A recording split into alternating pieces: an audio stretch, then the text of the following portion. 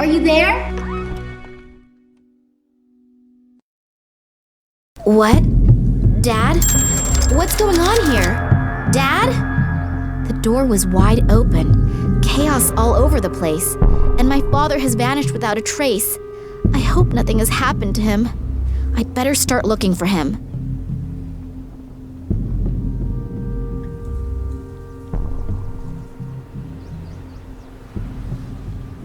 The phone in the office. Private conversations are strictly prohibited.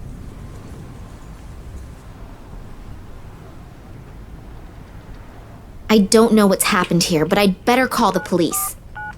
Berlin Police Department. Hello? Nina Kalinkov here.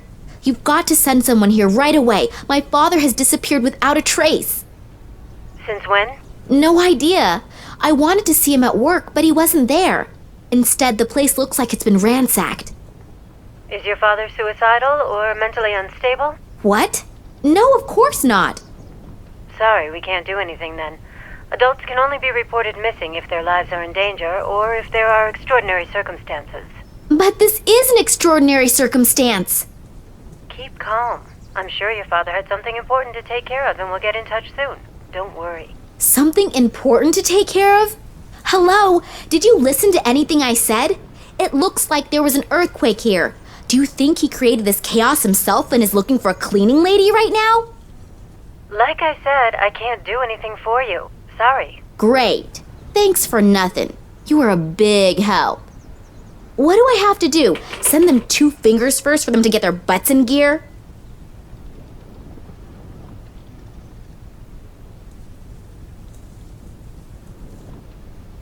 Looks like something has been embedded in that stone. It has a red-violet glow.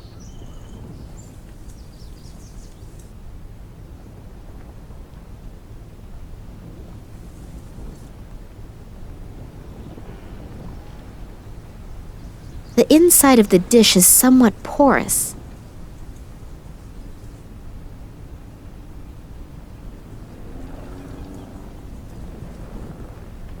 The frame and glass are totally shattered, and the photo has been torn in half.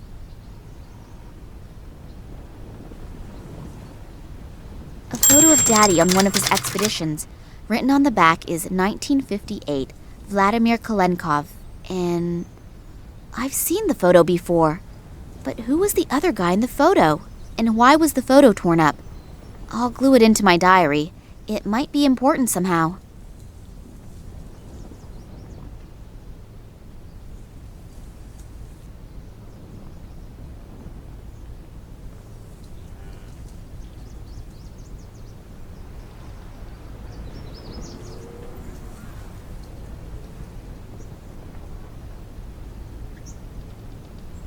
A glass flask.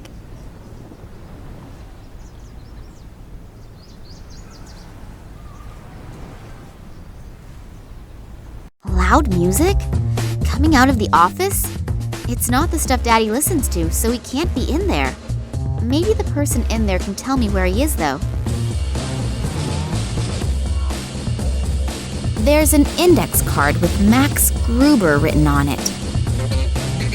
An aloe vera plant for skin after 40.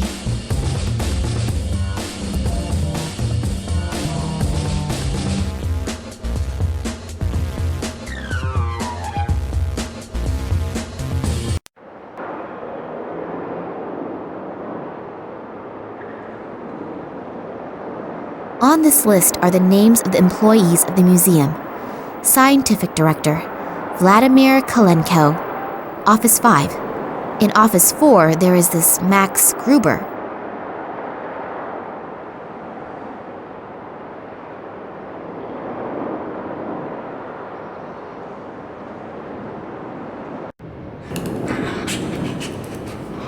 I hear noises coming from the statue. It looks like someone's in there.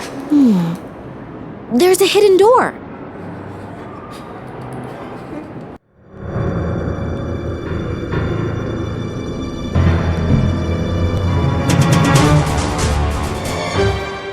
Eddie, what are you doing in here? Miss Nina, are they still here? Still here? Who? They came. I couldn't see, but suddenly I knew that they were there, and I went into a panic. I had to hide. And then I saw them. They looked like they were floating, but they were just blurs. And the air was vibrating. They didn't speak, but these voices in my head, hundreds of voices. Eddie, have you been drinking again? No, I haven't been drinking, I swear. Well, at least not a lot. But they were really there. I could see them, I could feel them. I wasn't imagining things, believe me. Those black capes, with those bony fingers. I'll never forget it. It's okay, Eddie. Just come out of there and calm down. The poor guy's nerves are shot. I should talk to him after he's calmed down a bit.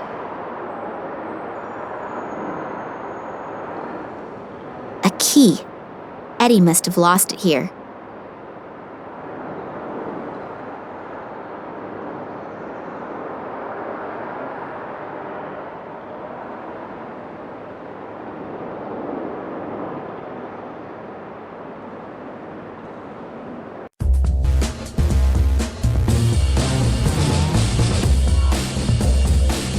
What luck! The key fits. The fuses are all numbered. I expect that the numbers stand for the separate rooms in the museum. I'll just turn Max Gruber's blaring music down to a bearable level. And I didn't save! What a mess. Redoing all of that work is gonna take hours. Mr. Gruber, please, let me in. I need to talk to you. What? Hold on just a sec. Hello, you're Nina Kolenkov, right? Yeah, how did you know that? Your father told me about you. I'm so happy to finally meet you. Were you wanting to have a look over your father's shoulder while he's working? I wanted to see him, but when I got here, the door to the museum was standing wide open, and his office was in total chaos. Oh yeah, Eddie was crouching, completely terrified inside the reproduction of the Tyrannosaurus Rex, and was stammering something about floating creatures.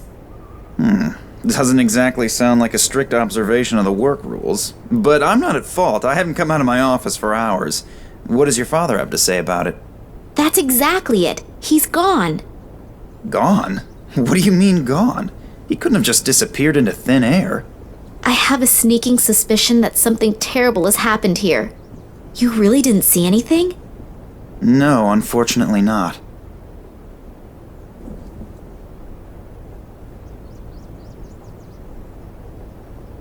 My father's room looks like it's been rummaged through. Do you know what my father was working on last? Not exactly.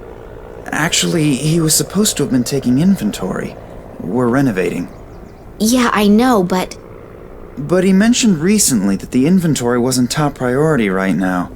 Something came up that he wanted to tend to first. You don't happen to know what that was, do you? No, like I said, I was stressed out too.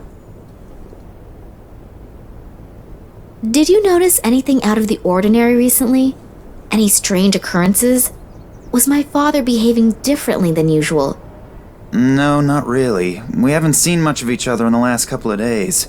I was under a lot of stress and he seemed like he had a lot to do too. Darn. Maybe you should get the police involved. The whole thing sounds a bit unsettling. Yeah, I already tried, but they don't seem to be interested in my father's disappearance. The caretaker was totally out of his mind, stammering something about men in black robes and strange voices. Eddie? Well, you know, he's a really great guy, but... But he likes to hit the bottle, I know. But I've never seen him like that before. He seemed like something had really scared him. Well, if someone really was here, then Eddie might have seen something, and combine his lively imagination with a bottle of whiskey. Yeah, but I think I'll go ahead and talk to him as soon as he's gotten a hold of himself again anyway. He's the only one who might be able to help me.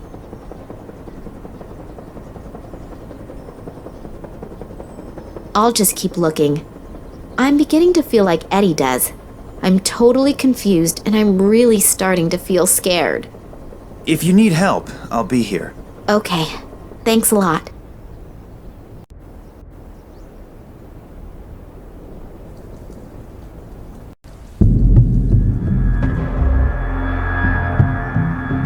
you and what are you doing here? I could ask you the same thing. Detective Kansky. I'm leading the investigation here, and who are you? Me? Nina Kalinkov. I called you. Well, well. So I hear your father disappeared. Yeah, I arrived here and wanted to see my father. He said he'd still be at the museum, and when I got here, the door to the museum was ajar and it looked like a bomb had hit his office. I'm really worried. Thanks for coming.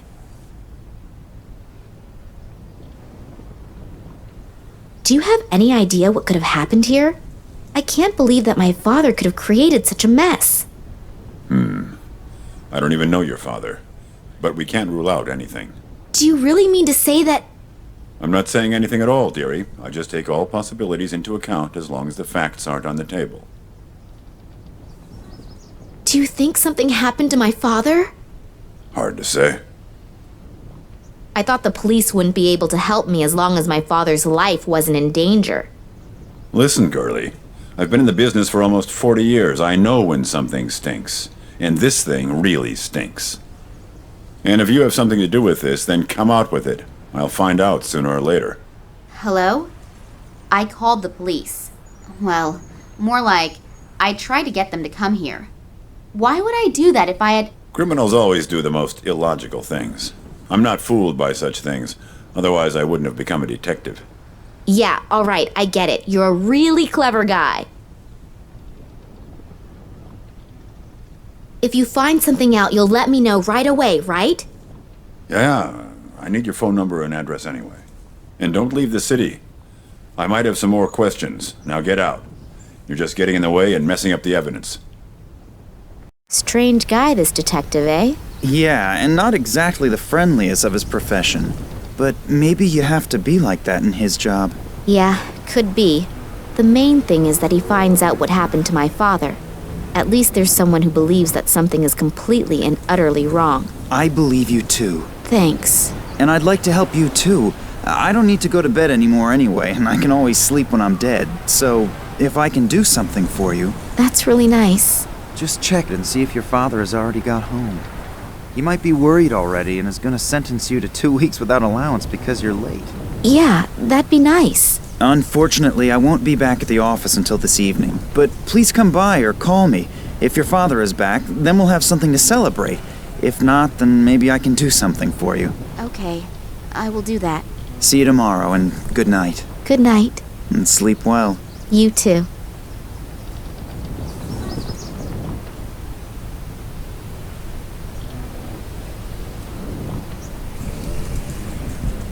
This must have broken off one of the lights at the construction site.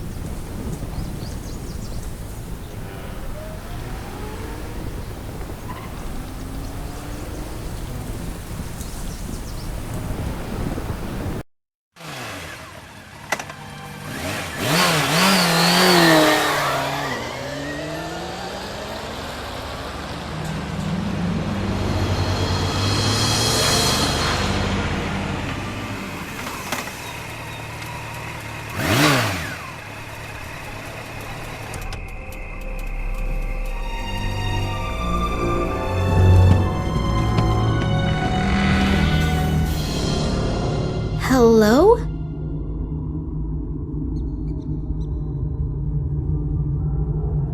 Dad? Are you home?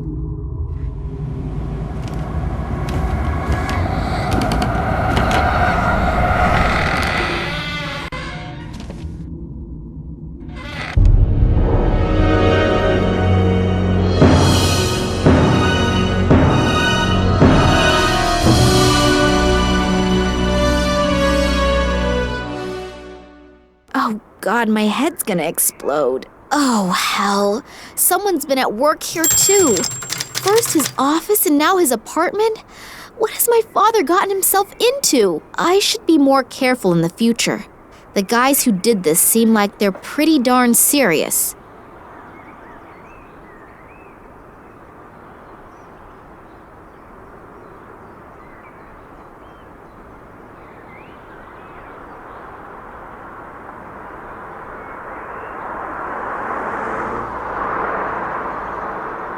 A pencil. browned and equally exciting in all other regards. Yummy, cold pizza with stinky tuna fish. Why am I doing this? The smell alone could probably peel the paint off the walls. But then again, beggars can't be choosers. Salt, also known as white gold in the Middle Ages. There's a dentist's appointment on one and a shopping list on the other. I can't read the third one, and the fourth one is empty. These don't get me anywhere. Dad's old shortwave radio. The antenna is broken off and there's no tape cassette inside. I doubt I'll hear anything other than a steady static hiss. Password protected. Think, Nina, think.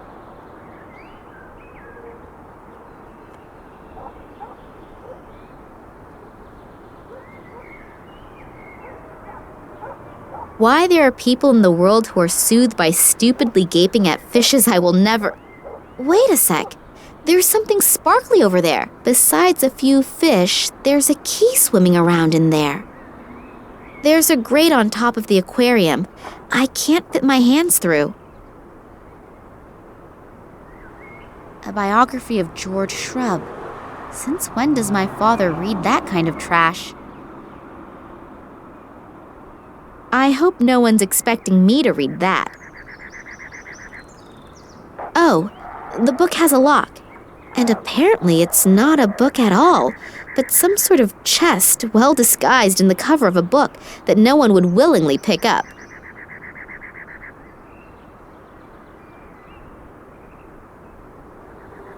This thing is ready for the junkyard, and the headphones are missing too.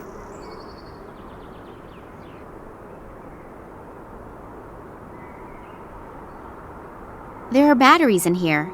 Maybe they still work. I'll leave the portable cassette player here, though. I don't want to schlep around any unnecessary junk.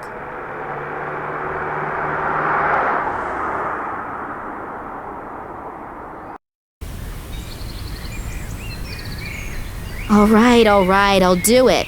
A single rubber glove and a bicycle spoke. Not exactly a spectacular profit.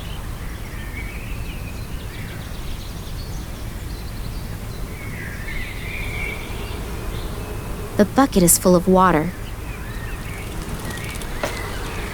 Oh, the handle just came off.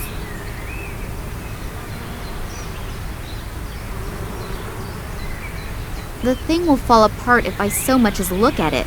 Aside from that, I do have my motorcycle. I can move more quickly with it. The only thing that could still be of use is the air pump.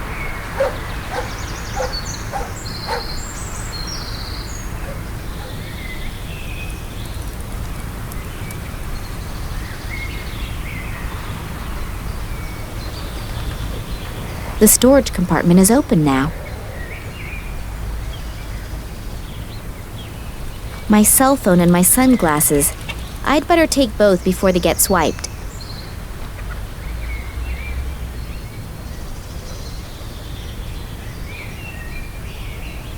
A box full of junk that is practically screaming that I'm going to find something inside that'll be useful to me at some point.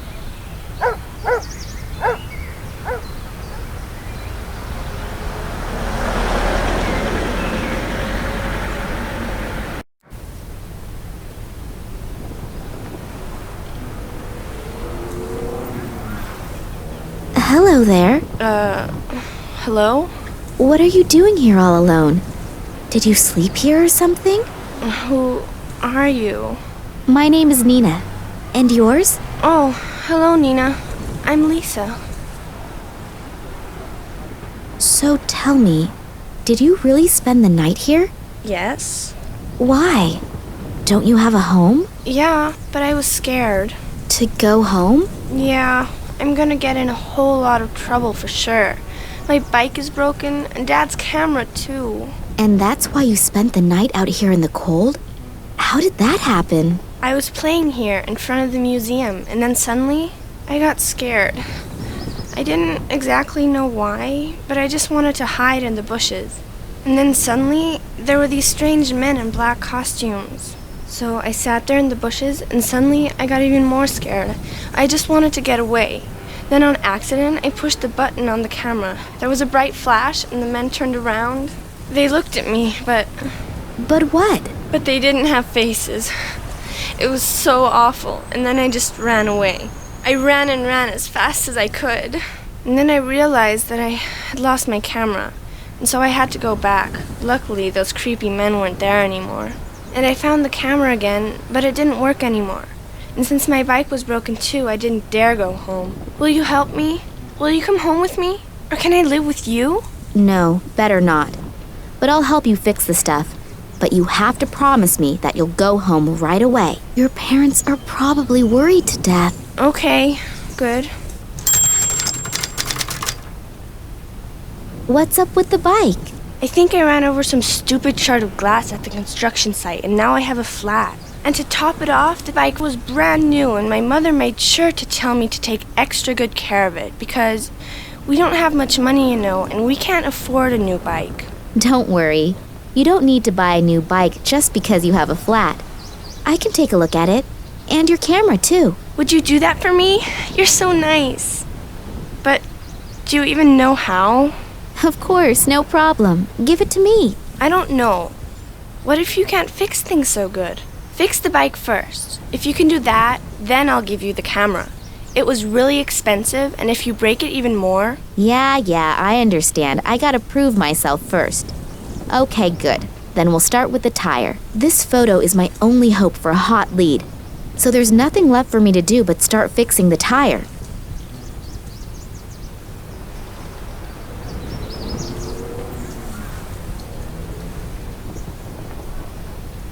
Show me your camera. Fix my bike first. You're really stubborn.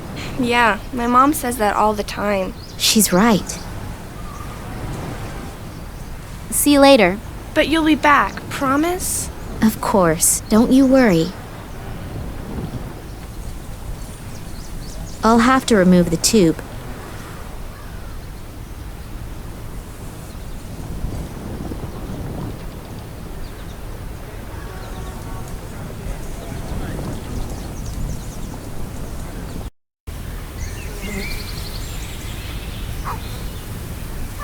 The tube is definitely busted.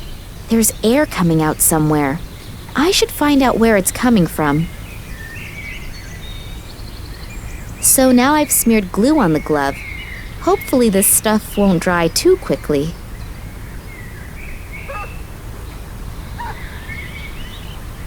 I'll hold the tube under water and see where the bubbles come out. So I found the hole and marked the spot. Hopefully the glove will withstand the pressure. I can't think of a better alternative right now.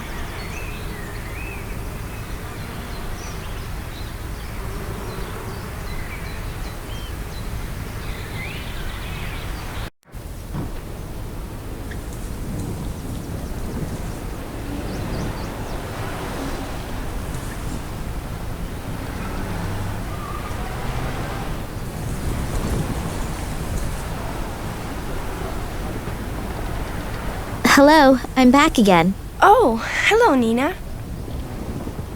I patched the hole in the tube. I never would have thought it. Excuse me?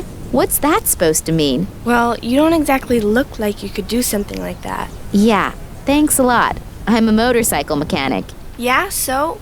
You still don't look like you could fix a bike. I'll just take that as a compliment. And now that I've proved myself worthy, I can fix your camera too. Yeah, that'd be great. Here, take it.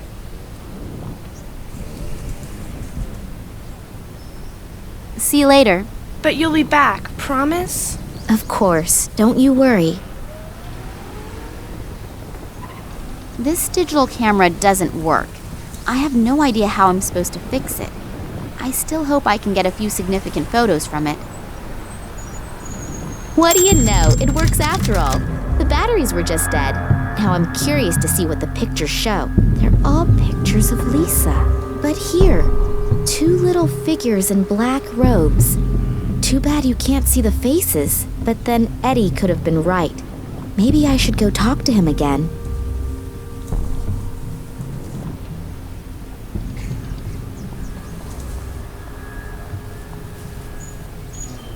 Here, I fixed your camera. Really? Cool, you really did it. You're great, thanks. Don't mention it. Here, just for that, I'll give you my lucky charm. It's a little magnet in the shape of a hamster. We hang it on our microwave at home, but I think you should have it. Oh, thanks a lot. Now get going. Your parents are probably worried sick about you. Unfortunately, I can relate to that all too well right now.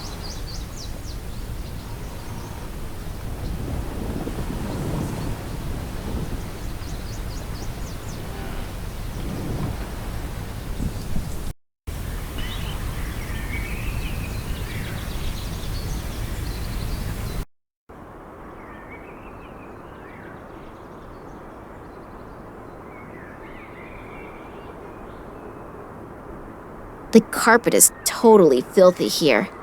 I should really give my father a new one for Christmas.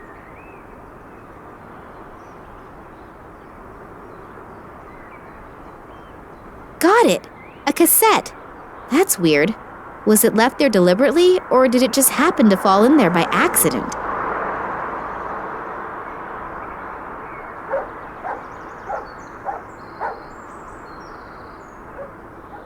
The first and last on the car, a fourth of the openings in the entrance to the underworld, and finally, the guardians of my work. What? What's that? Some kind of code? Dad, sometimes you are just off your rocker.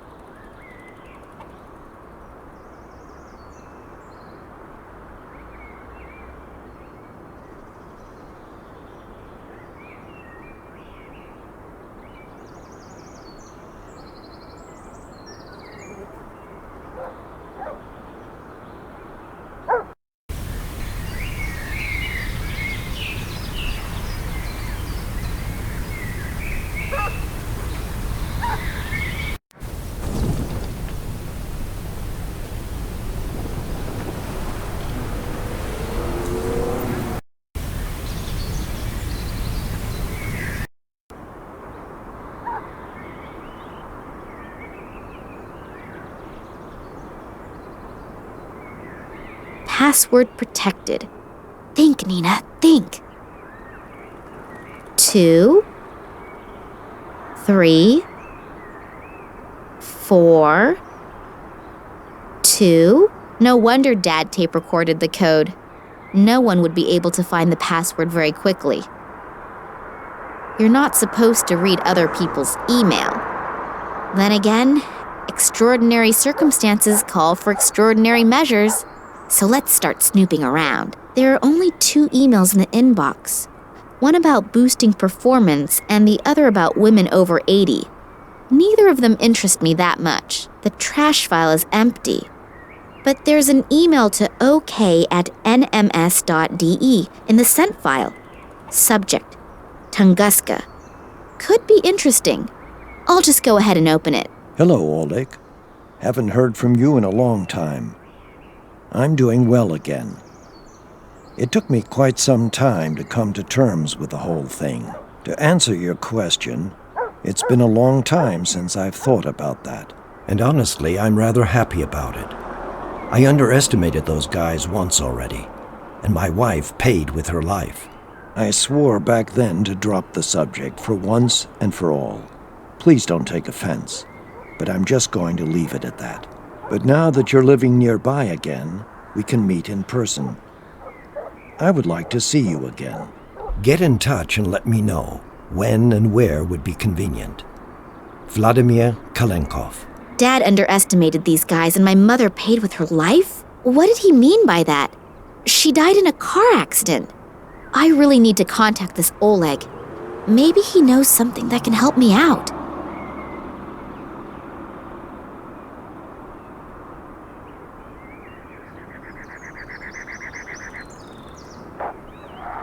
I'll try to draw the key up the side of the glass using the magnet. Got it. My father's address book. That could help me out. And a little note attached to a ribbon. There's a number on this note. LA60AK19AL. Under that, there's a description of the diadem that was probably robbed from an Oriental princess about 200 years ago. Originally, the 3 largest gemstones in the world had been incorporated into this diadem. On the left, an emerald. On the right, a ruby.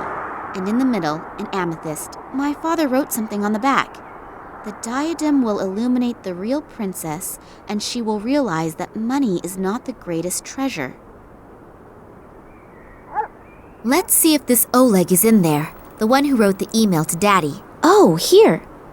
Oleg Kambursky. He even lives close by. Maybe I should just pay him a little visit.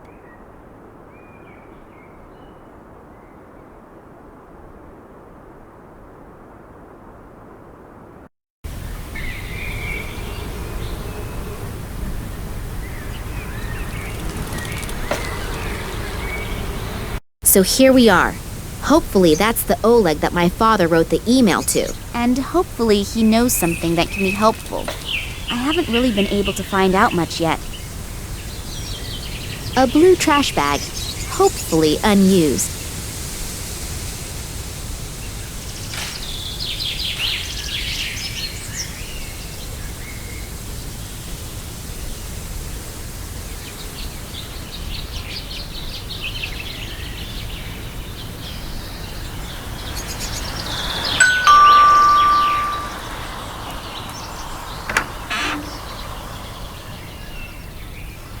Good afternoon. Good afternoon. Are you Oleg Kambursky? Yeah. Why? I'm Nina Kalinkov. Yeah? And? Yeah, okay. You know my father, Vladimir Kalinkov, and I thought you... I don't know any Vladimir Kalinkov, and now, if you'll excuse me, please. Ooh, that wasn't very successful. I hope for the biggest break in the search for my father, and that guy doesn't even let me speak. Did I say something wrong? Or exactly the right thing?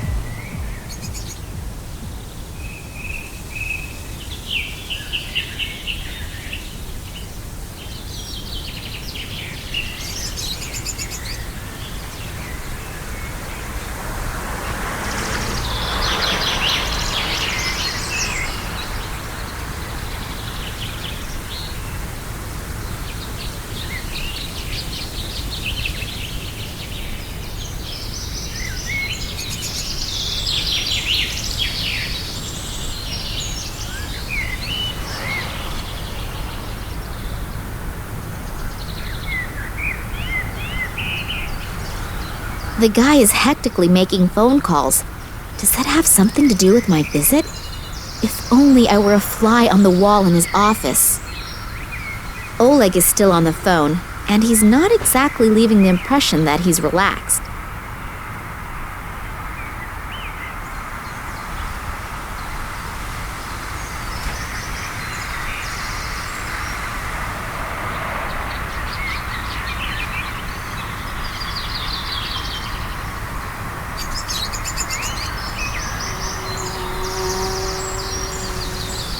Cats. Little hairy beasts that just sleep and eat.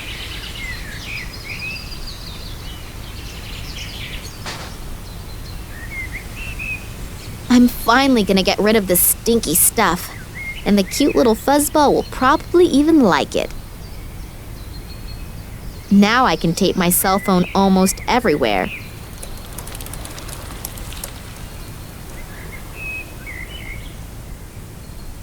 The cell phone's camera function is on, a rare example of the European roaming dictaphone. Now I just need to somehow lure the cat into the kitchen.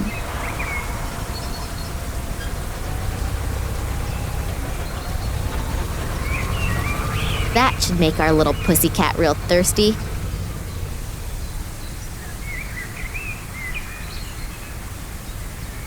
Wonderful, it worked! Oleg is still on the phone, and the cat will be drinking for a while, and hopefully recording the conversation. I love it when a plan comes together.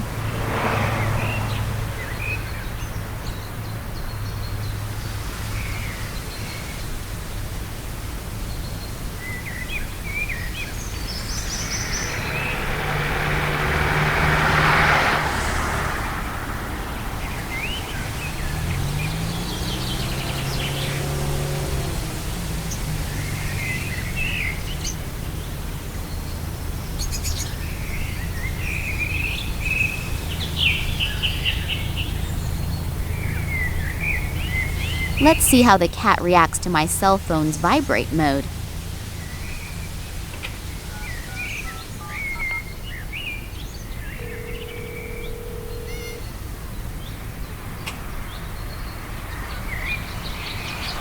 Oh, great.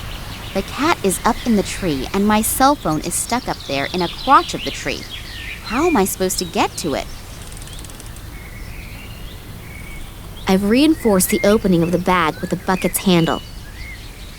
Just a little more tape around it. Yeah, that should do it.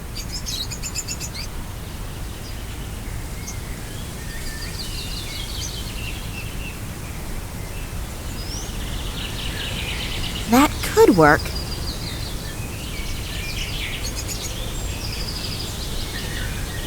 Wonderful. Let's see if the recording of Oleg's phone conversation gets me anywhere. Kalenkov isn't here anymore. No, Tunguska wasn't mentioned, but there wasn't any opportunity to either. Yeah, I just think someone urgently needs to take care of the matter. All right, so you'll call back then. Bye. Well, that wasn't very productive. Okay, so this is what we have. Someone should be tending to some kind of matter. I hope the matter isn't me. Besides that, something about Tunguska. There was also something in the mail for Oleg. Maybe I should ask Max about that later.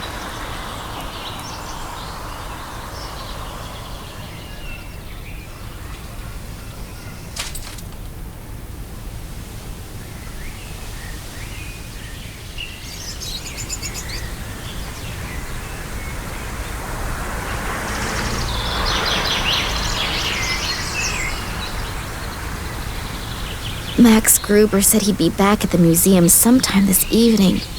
I should use the time to get some shut-eye. If my feminine intuition doesn't fail me, I could regret it if I don't.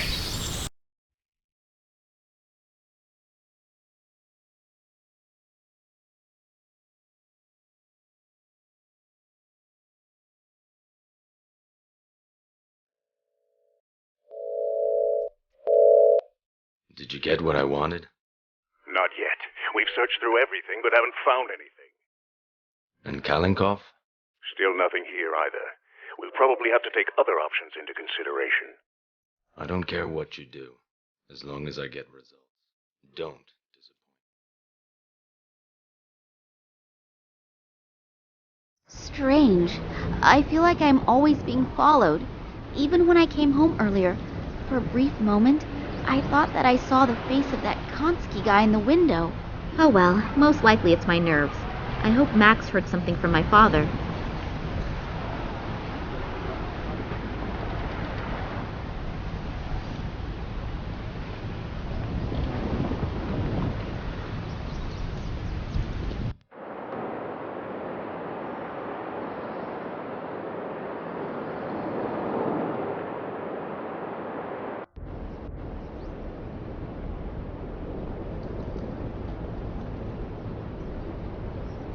Hello? Can I interrupt for a moment? You're not interrupting. On the contrary. Have you heard from your father? No, unfortunately not. And last night I was attacked. Attacked? Are you hurt? No, nothing to worry about. But it must be because of something important. Do you really have no idea what it could be? No, He's been under a lot of stress in the last few days, but that's happened before. Looking back, there are plenty of ways to interpret it, but especially conspicuous? No, not really. That's a shame. Yesterday evening you offered me your help.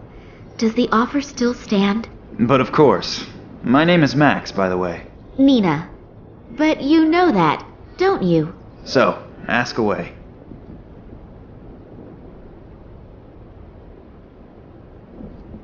In the last few hours, I've heard the name Tunguska several times. Do you know anything about it? Do you mean that Tunguska catastrophe from 1908? Yes, could be. At the beginning of the last century, something exploded there. The destruction must have been enormous, but even today nobody really knows what happened back then. Your father once took part in an expedition to Tunguska, but you probably know that, don't you? We never really spoke much about what he used to do. After my mother's death, he never wanted to speak about his work in Russia anymore. Oh, I didn't know. I'm sorry. That's okay. It was a long time ago. She was killed in a traffic accident. Shortly after that, we came to Germany. I think my father simply wanted to leave all of that behind him. And your father never spoke about his work in Russia? Didn't you ever ask him? No. He asked me never to ask him again, and I kept my word, despite being very interested at times. Well, I know a little more about it. In 1908, an unidentified object went down over the Siberian taiga. A huge area was completely destroyed by the shockwave and a wall of fire. The shepherds who lived there, the so-called evenk, were either hurled through the air or burnt. There were hardly any survivors to witness anything. Several expeditions were started to find out the cause of this catastrophe, but despite all their efforts, no clues or any evidence was found that was at all helpful. And in time, several fantastic theories arose, from a meteorite colliding with Earth, to the appearance of an unknown type of energy, to the explosion of a spaceship. And off the top of my head, that is about everything that I can tell you on the subject. But somewhere in the archive I still have a few articles over the Tunguska phenomenon lying around. Shall I go and get them? Yes, that would be sweet of you. Oleg spoke about it, and I read one of my father's mails to him. There was also something about it in there. Maybe it will bring me a little further. Okay, I just have to get a few small things done here, and then I'll have a look around the archive. Thank you very much. Yesterday evening, Eddie was mumbling something about people in black robes. I didn't take him very seriously at first, because his description was, let's say, a little strange. But I spoke to a little girl today who saw something similar last night. She even took a photo of the men in black robes. Unfortunately, there is not very much to see, but I'll certainly speak to Eddie about it again. Do you know where I can find him? No, I have no idea. I haven't seen him all day. He's probably crept away somewhere quiet to think about it all. You mean he's drinking again? Yes, I'm afraid so. Unless... Unless what? Oh, nothing. Nothing? Come on out with it, tell me. Well, if those strange men in black noticed that he was watching them... You mean they came back? I don't know. At the moment, I have no idea what is actually happening here. Well, this is something we have in common. I found this piece of paper amongst my father's records. Does it tell you anything? LA 60 AK19 AL? That sounds like one of our exhibits. What about it?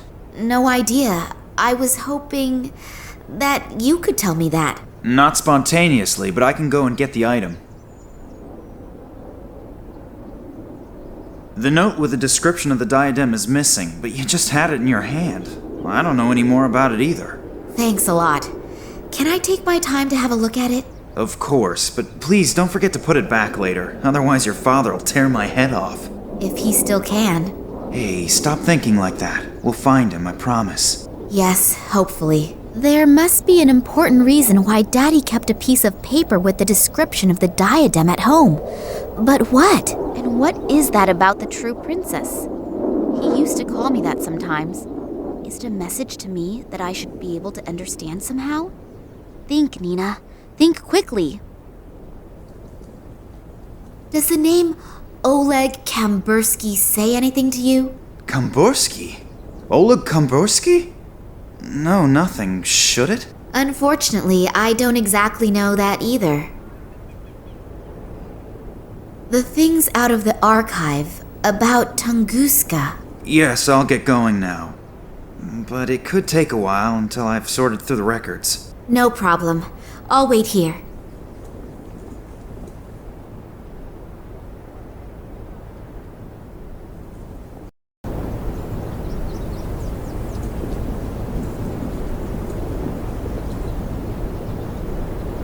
Looks kind of threatening.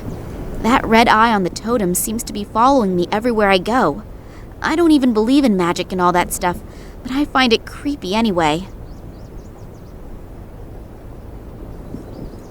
So the spoke has now broken off, but that eye now can no longer look at me in that evil way. I can only hope that Max doesn't notice. On the outside, it seems totally normal, but on the inside, it's ice cold. Let's see what we find here. The label is illegible, but judging from the skull and the other symbols, it must be extremely corrosive. Plaster of Paris. The text says to add water and vegetable oil and mix to achieve the desired consistency.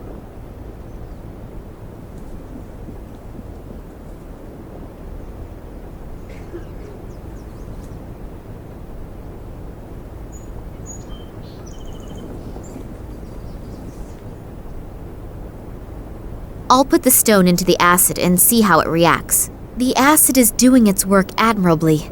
The stone is beginning to corrode.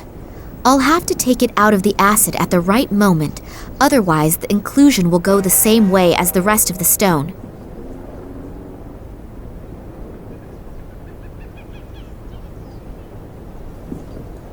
I'll squeeze a bit of this oily, slimy liquid into the bowl.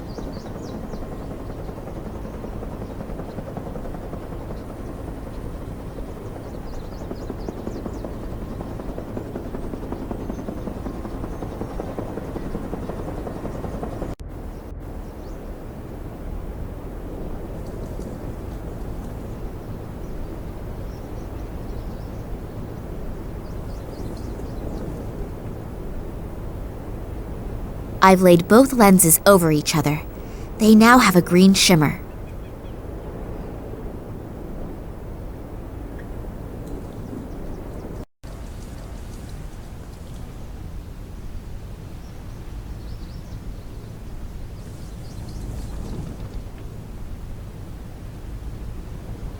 Oops! Maybe I shouldn't have opened the valve that far. A load of water has come out.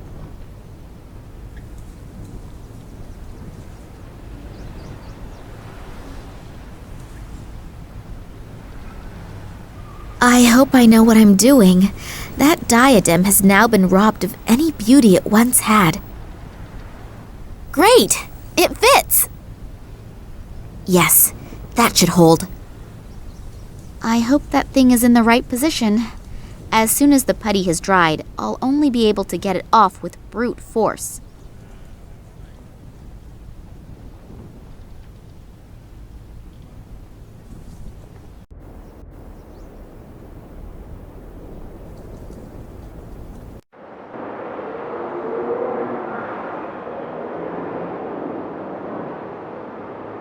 Whether I'll get any brighter? Wow, it works!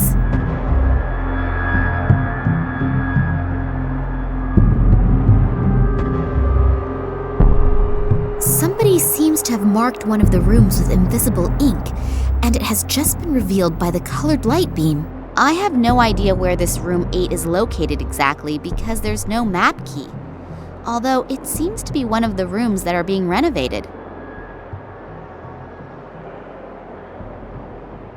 Wow, not bad. I only go away for a few minutes and you transform the museum into a light show. Oh, I'm sorry, but... That's okay. But what is all this stuff and what does it mean? I don't exactly know either. But if this riddle really comes from my father, then he must have had an extremely good reason for the whole effort. Have you found anything out yet? I'm still working on it. And you? Is there anything new on the subject of Tunguska? Not a lot. Here, I found these 2 articles. The light beam has changed the color of the escape plan on the wall. A room with the number 8 seems to be highlighted. Is that one of the rooms that is currently being renovated? Yes, and they've been renovating it for ages. The complete substance of this house is unfortunately no longer the best, and the workers are having a lot of problems completing the job. Was there anything special in that room? Well, no, not really. All of the exhibits from that room are currently stored in my office. Are you looking for something specific? If only I knew. We can go straight to my office. Maybe you'll find something there to help you out. Come on into my office and we'll have a look at the exhibits from room 8. Have a look around. All these things are out of the room that's being renovated.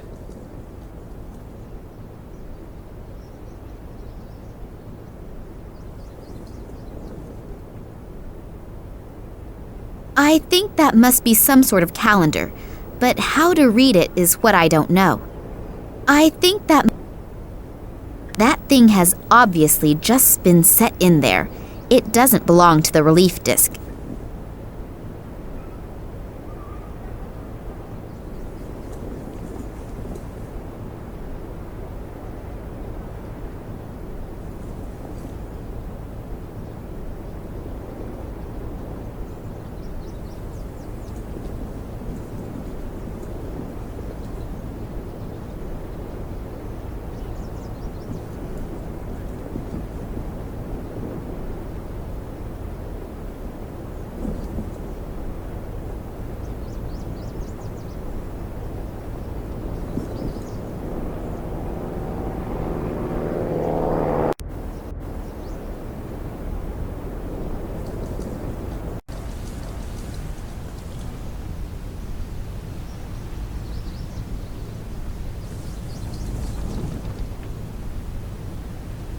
The coin seems to complete the set. The note says, "And the prince said to the princess, whether vertical, horizontal, or in both main diagonals, make sure that there is never a repeat within a line." Does that have something to do with the coins?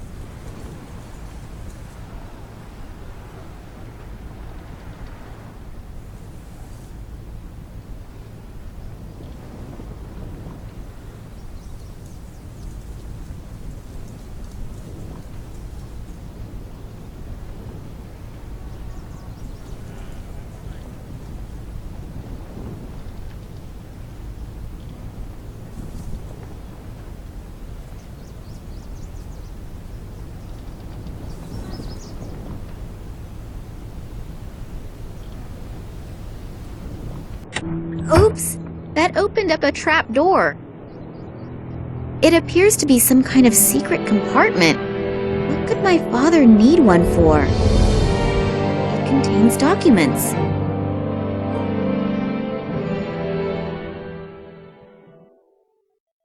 It has to do with my father's research expeditions. It's written here that in 1958, he was the leader of a secret expedition into the Tunguska region. Apparently, after the 1958 expedition, someone in the highest position tried to keep the results secret. It has to do with some strange plant growth. Daddy wanted to continue his research, but all further investigations were prohibited. Then apparently, he did travel to the region again himself, only in the company of a certain Manuel Perez and a local guide. That was in 1977. If I understand this correctly, a lot went wrong on this expedition. Something awful happened to Perez, and both of them were arrested. My father has not been able to find out what exactly happened to him that night, and Perez disappeared without a trace from that time forward. Daddy writes later that here at the latest, he should have realized that human life is always more important than research. What does he mean? Maybe I should ask Max. He'd be able to help me with all the formulae and explain the scientific expressions. And this is a letter from some society in Ireland. But these are just empty pages? I definitely need help. Maybe Max knows something about it all. Sorry, I still don't have anything. But how that is connected with my father's disappearance, I don't yet know. But I have found some of his records in a secret compartment. They describe a secret expedition and some very strange events and... Hey, slow down. I can't follow you that quickly. The best thing to do would be to come with me to my father's office. I'll show you the records, and then we should perhaps have a look at his filing cabinet. Okay, let's go. I told you that I didn't want to see you here again. Believe me, it really would have been better if you had kept out of it. Now I have no other choice but to... Ola Kambersky? Looks like I came just in time. Are you okay? Yes, I think so. What did the detective want from us anyway? Did he want to shoot us? Well, he probably doesn't have his weapon trained on you just for the fun of it. We should get away from here before this guy wakes up. I'm sorry that I was so unfriendly when we first met. For some time now, I've had the feeling that I'm being pursued, and my nerves are shot right now. Of course I know your father. To be precise, I have known him for a very long time, and I know him very well. I was with him on one of his expeditions back then. We were in the Tunguska region back then, together with the Cuban Manuel Perez, an Irish biologist whose name I can't recall at the moment, and some assistants. I don't want to get into details regarding the events of the past, but for some reason, someone appears to be very interested right now. I have the feeling that not only your father, but I as well am in danger, and possibly all members of that past expedition still living. Of course, I can't prove it, but if I'm not mistaken, the Russian Secret Service, FSB, could be behind it. They already tried back then to prevent us, and your father in particular, from undertaking further expeditions. You know about your mother? My mother? Why? What does she have to do with anything? You know that she died in an accident? Yes, but... It is rather questionable whether it really was an accident. You were in the car as well. I was driving behind you when the car suddenly crashed through a bridge railing and plunged into a river. I was barely able to get you out of there. But when I tried to save your mother, 2 of my fingers were torn off. Therefore... Daddy never told me anything about that. I'm certain he tried not to burden you with that as well. The 2 of us have already reproached ourselves enough. But enough about the past. Now we have to find your father again.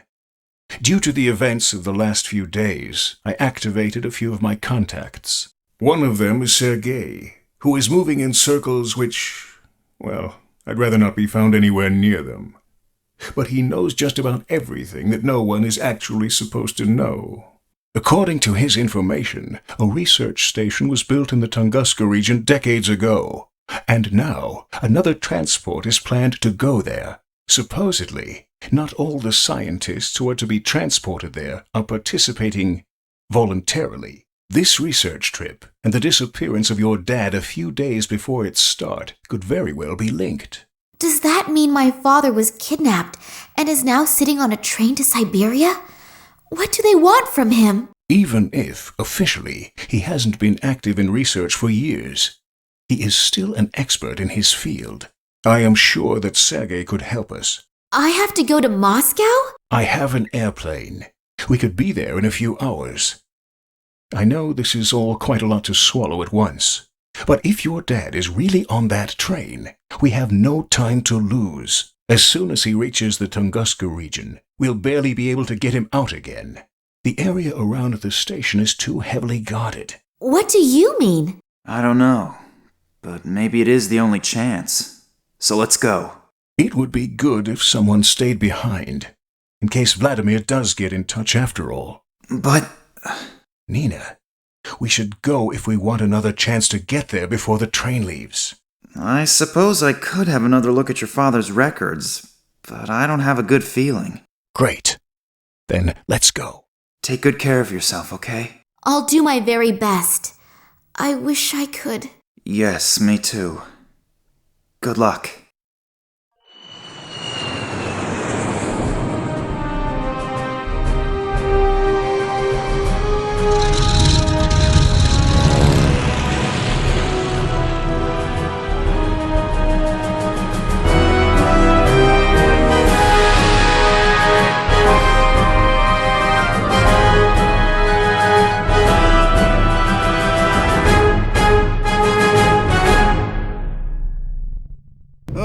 Oleg didn't tell me you were such a beauty. If I had known that, my price would have gone down. Yes, I'm happy to see you too. You can help me in the search for my father? Sergei can do a lot of things. Some say Sergei can do everything. But Sergei is martyr, so let's just stick with Sergei can do almost everything. Yes. Modesty honors you. What can I do for you? I thought you knew that. Sure. But Sergei needs all the information again firsthand. And looking at your mouth and your moving lips. Are you going to help me or just gawk? How does the saying go? One hand washes the other. Okay. So, my father has disappeared. I only wanted to meet him in the museum where he worked. And as I arrived... Yeah. Sergei knows that. Then what do you want to know? What did your father do in the last few weeks? What was he working on? Who was he working for? Oh, quite honestly, I have no idea. I have never really spoken to my father to any extent about his work. He tends to hold hour-long lectures about scientific things, and after a few minutes, I tend to fall half asleep. Then at some time, we agreed to leave the subject of work out of our conversations. Not good. Really not good. Yes, I know, but it doesn't matter now anyway. But again, I really don't know what it was, or for who he has been working for recently. Besides his work for the museum, he still held lectures and prepared reports, but I can't be any more exact than that. All I know is that in the last few days he seemed a bit unconcentrated, as if he was especially concerned with something. But what that was? That gets us nowhere. A couple of birdies told me in the last few days that another train is leaving for the 퉁구스카 region today. It has to do with some kind of scientific experiments. What kind exactly, I don't know. But it's not important now. In any case, a few old friends have been reactivated. Old friends? Reactivated? Scientists and people who know the area who were in the 퉁구스카 region in the past, they were, well, asked to cooperate. Some came voluntarily. Others had to be persuaded. Ah, I understand. Good. Be that as it may, your father may be with them. Is he in danger? If he doesn't do anything stupid, he won't have any problems normally. But how are we going to get him out? We aren't going to get him out at all. But as I've already said, Sergei can do almost everything. An old acquaintance is standing at the side entrance of the train station. He'll take you in and give you a pass and a uniform. As soon as you're on board the train, you should be able to find enough time to look around.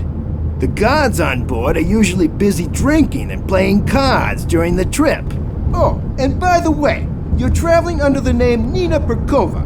Your last name could give you away if your father is actually on board. So I get in the train, eliminate all the guards, and free my father. Alone?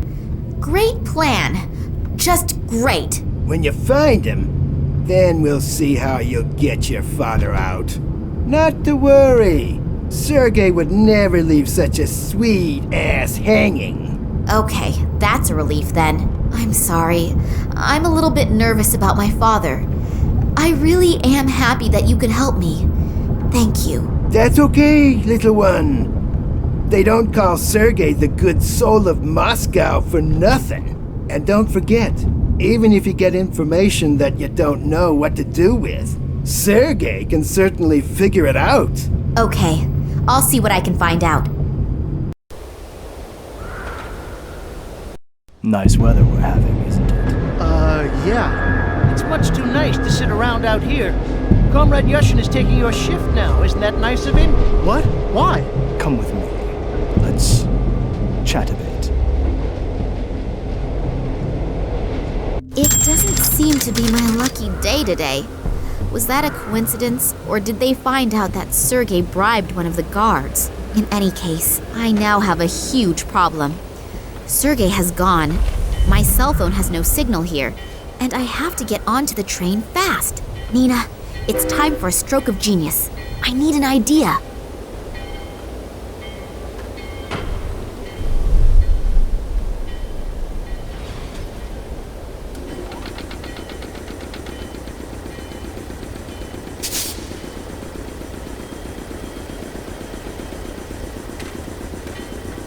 Dirt and refuse, known among experts as junk. Well, let's rummage around in the garbage, shall we? Great! A rusted nut and an unidentifiable iron something. It's the small things in life that bring happiness.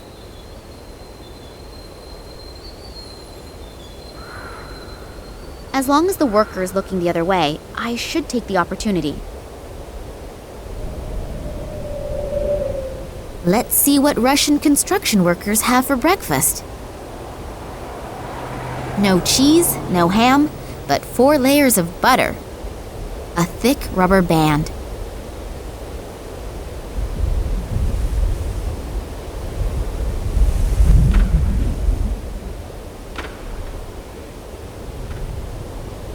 He's making a furious impression. Fun on the job usually looks different.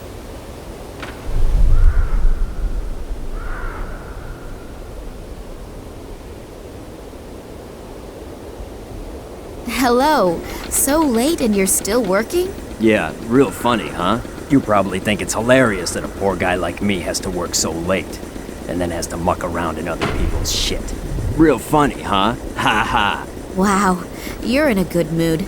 I wasn't having a laugh at your cost, honestly. Sorry. I guess I'm a little irritable. Today's actually supposed to be my day off. Yeah, and now I have to work overtime just because this bunch of soldiers doesn't know how to flush the toilet. You hopefully aren't one of them, are you? No way, don't worry. Good. When I catch the person who dumped this shit on my lap, he's going to be sick just thinking of the word toilet. Yeah, look, could we change the subject, please? My graphic imagination is very well developed, and my stomach is remembering what it had for lunch. Having to work on your day off is, of course, really bitter. That would piss me off, too. Excuse me, a slip of the tongue. Did you already have some plans?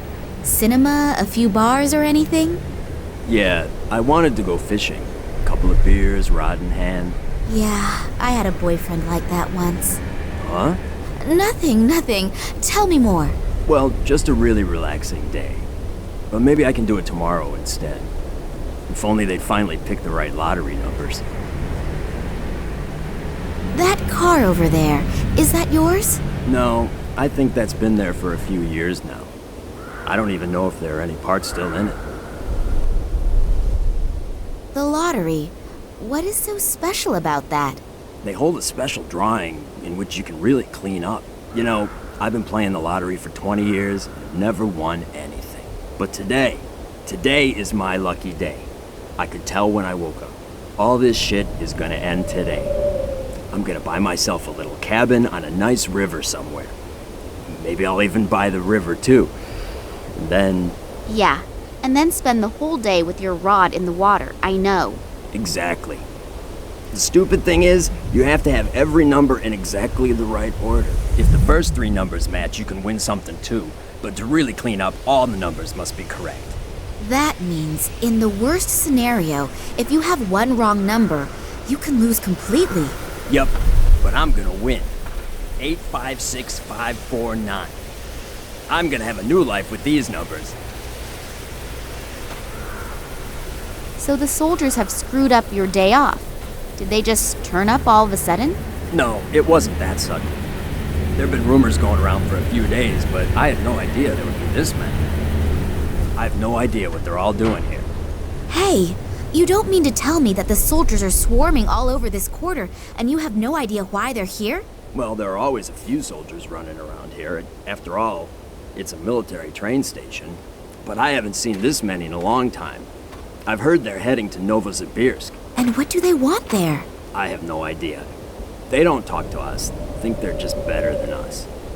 Most of them don't have an original idea in their head anyway. They merely follow their orders. Someone told me there are also scientists with them. And a little while ago I saw large cages. I have no idea what they're planning. Cages? Yes. Apparently there are some prisoners on the train. Maybe that's why. Cages for prisoners? Are they keeping my father like a wild animal? I urgently have to get on that train and get him out. I'd better get going then. Me too.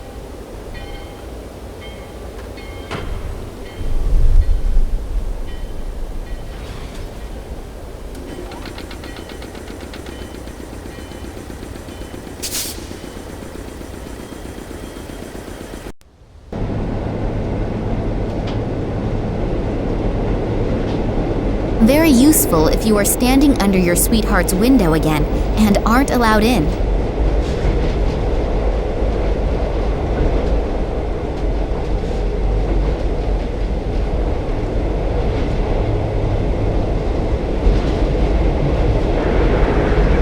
If all of these cigarette butts are from today and all from the same watchman, then he should apply to one of those record-breaking shows on TV. Here are the numbers of the special draw. 356549. One single wrong number. The sewage worker will be kicking himself in the ass all day long. Let's see if some charming words will get me into the station. Hello, you wonderful man. Oh, hello. All alone are you out here? Can I enjoy your company for a while? I don't care. Uh-oh, that'll be a hard one to crack. You smoke quite a lot, don't you? Yeah, I know it's unhealthy. But I simply can't give it up. I've tried everything. That's why I'm glad I get to sit outside. At least here I can smoke. Want one? Yes, please. It'll be good for my nerves. Isn't smoking forbidden inside the station? Absolutely no smoking. They probably have stuff stored in there that could raise half of Moscow to the ground. Oh? What things? No idea. And to be honest, I don't really want to know. Sometimes, ignorance is bliss. Very wise words. Can I borrow your newspaper for a few minutes? What? No way. The nurse is finally just about to turn the doctor around. Pardon? Don't tell me you've never heard of the Siberian Saga. No, I have to pass on that. What is it?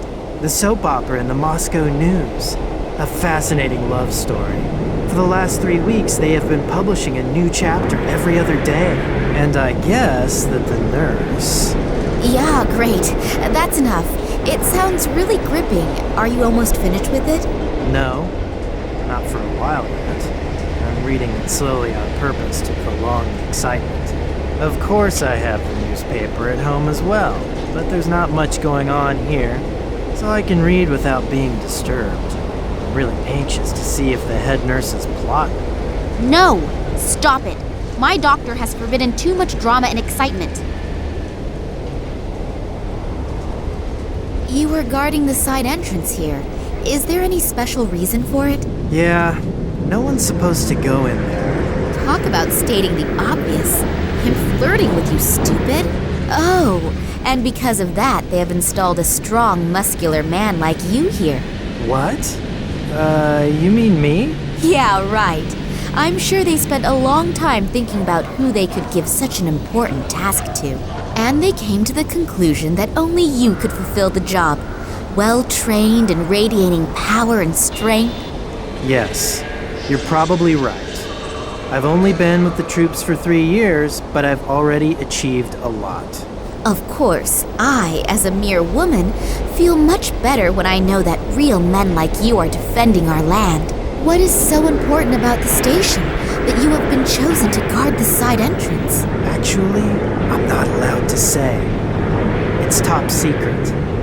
But I guess it has to do with some Secret Service thing.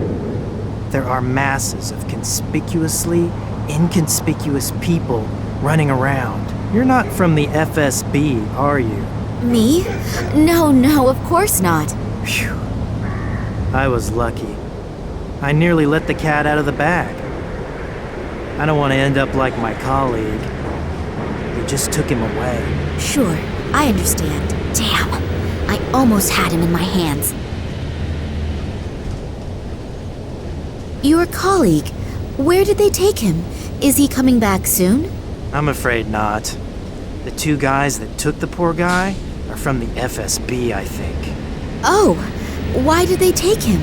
No idea. But it's better not to ask questions. The wrong one at the wrong time, and it could be your last question. As soon as they have you in their grip, it's not easy to get out again. If you get out at all. Thanks a lot for the information. My pleasure. See you soon.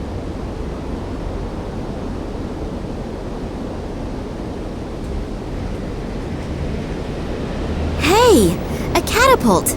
We used to shoot at tin cans with these when we were children.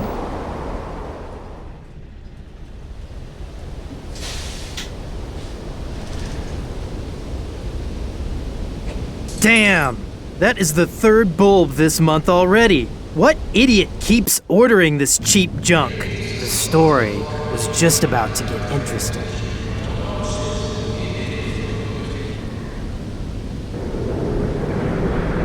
This this newspaper here? Yeah? Can I have it? I guess so. The light bulb just exploded on me. It was really old anyway, and it'll be weeks for sure before anyone replaces it.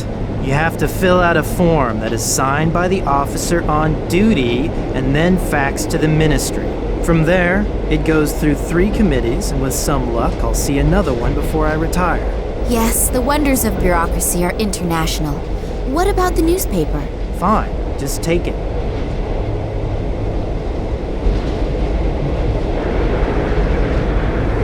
One small manipulation of the lottery results and the big win is perfect. Only short term, but isn't short-term happiness better than none at all? A slushy serialized novel and a slightly manipulated lottery result. It can be that easy to make 2 men happy at the same time.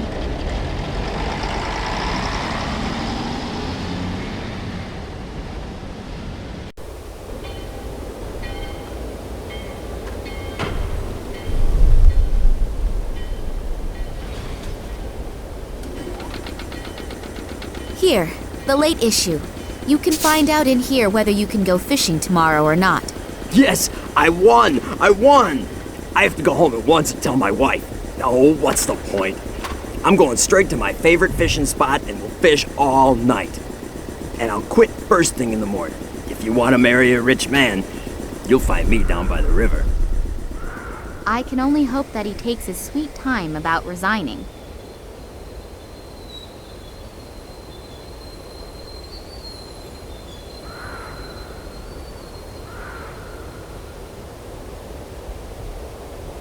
I'll try to support this wreck with these bricks.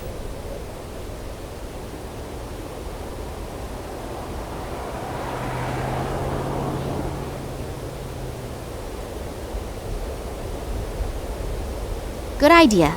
I can use the butter for lubrication.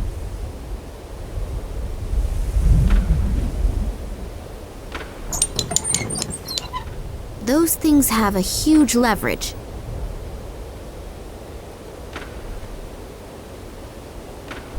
The barrier is to stop people falling into the open sewer. It would make more sense to run one around the whole sewer.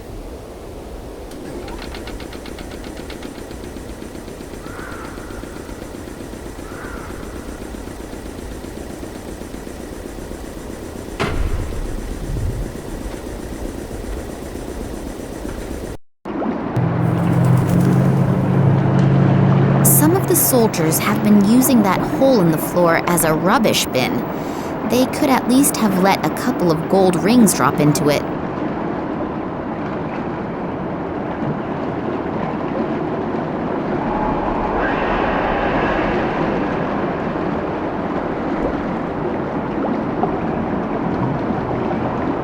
The box seems to be dry. One of the sewage workers probably dropped it here.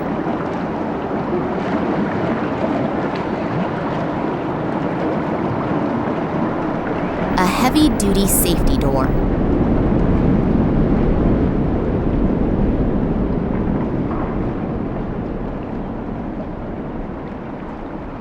The door is open a bit, but it seems to have wedged itself against something.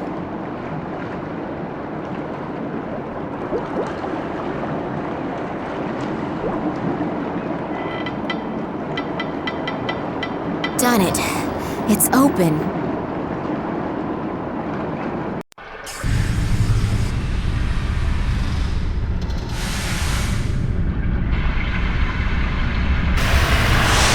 Bars are too long and would probably get wedged in the shaft, so I can't use them as rungs for the ladder.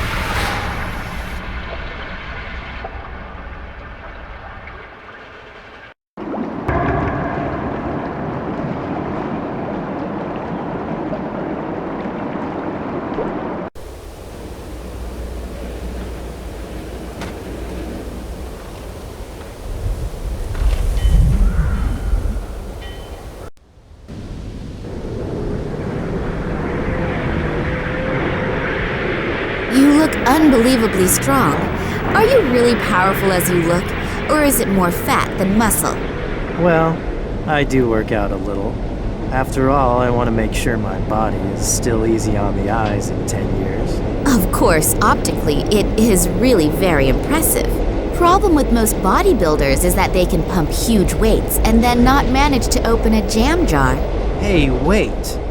Show me the jam jar first. Oh, have I insulted somebody's honor?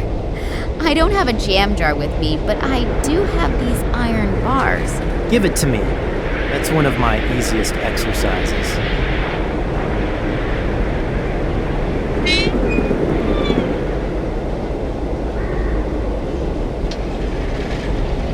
Wow, I'm really impressed.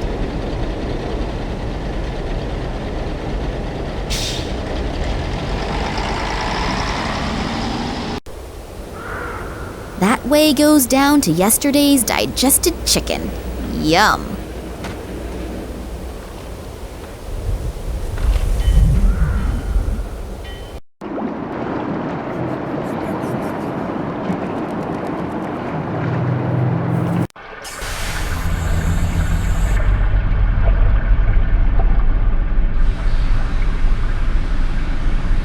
If I stand on the very edge of the rungs, they should hold my weight.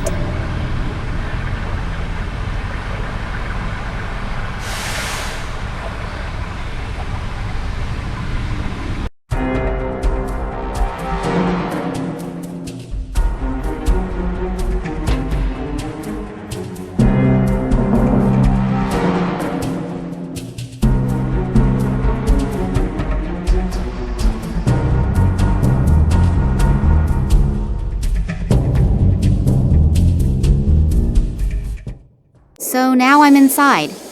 Now the only question is where my father could be, and how I can look around without being caught by a soldier.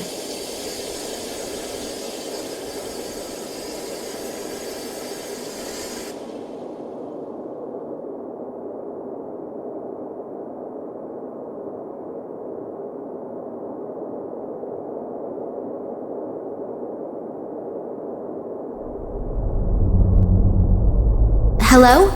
Are you all right in there? What? Yeah. You always do that? What? You know, peep on strangers in the bathroom. I'm not peeping. What then? You were making some really strange noises. I just wanted to see if everything was all right. It sounded somehow sick. Are you from the FSB? Is that how I look? No idea. I can't see you. Well, no, I'm not. Why does everyone here ask me if I'm from the FSB? Well, they're running around all over here, and I don't want any trouble. Who does? Why? Do you have anything to fear? I will if the train's supposed to leave, but doesn't. You see, I dropped the key in the toilet. Unpleasant. I wish you successful fishing. Very funny. My problem is also your problem. How come? Because I'm the train driver, and it's the key to the train. Oh, don't you have a spare key? No, that's why I'm afraid to come out of here. I can't tell anyone that the train can't go anywhere because the train driver lost his own key in the toilet. No, better not. Please don't give me up.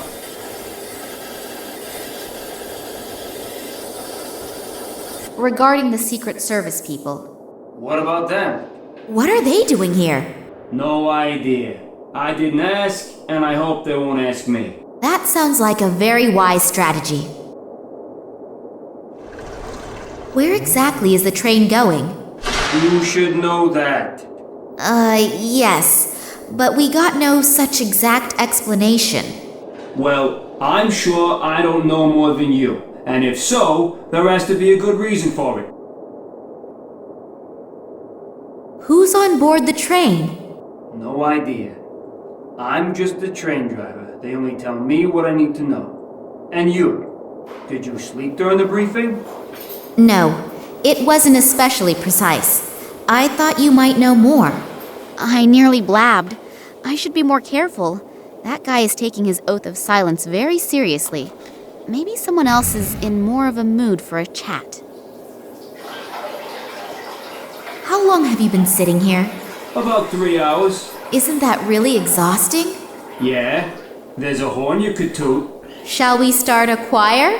Very funny. Now I just have to make sure I get a handle on my stomach again. What's coming out just isn't normal. It's true. Sitting on the toilet is like real life. You have to be able to let go. But now is really the time to change the subject. Will you be all right without me? Sure, I have to.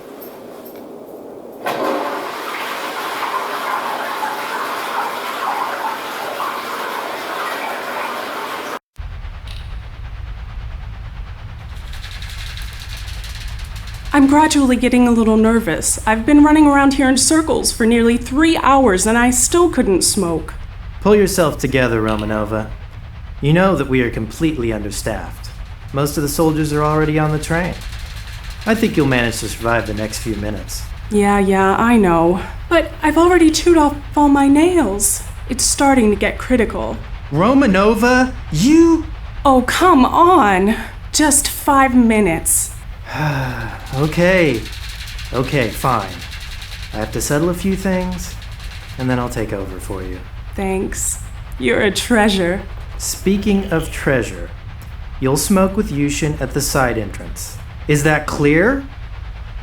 Otherwise, you'll flirt with one of your comrades, and then you'll be gone for ages.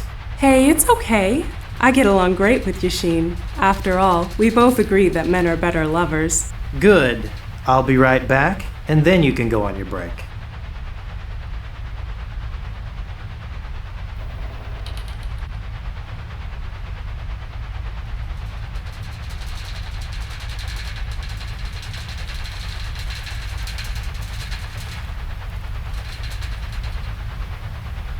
Are you out of your mind? I work my ass off for you so that I can set aside 5 minutes and relieve you so you can take your break? And this is the thanks I get? But Oh, this will have consequences, I swear to you. You know why there's absolutely no smoking here, but this has consequences. There will definitely be consequences. Hopefully, she won't get into too much trouble.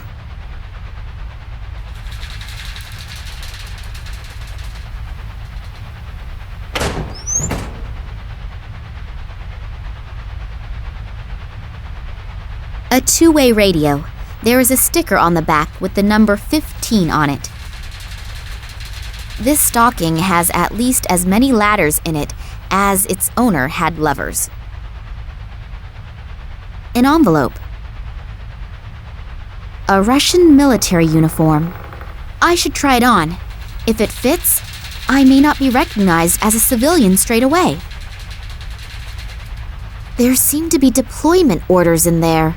Obviously, throughout the whole train journey, the highest state of alarm has been ordered.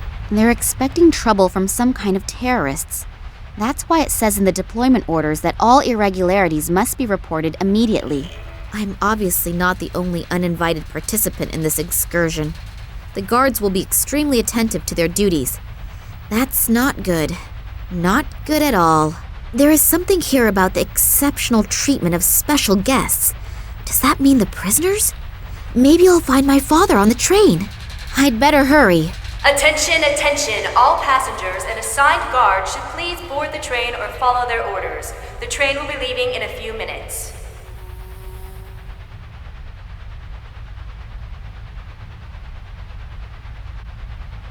A 5-digit combination lock. I can forget cracking it just by trying random numbers.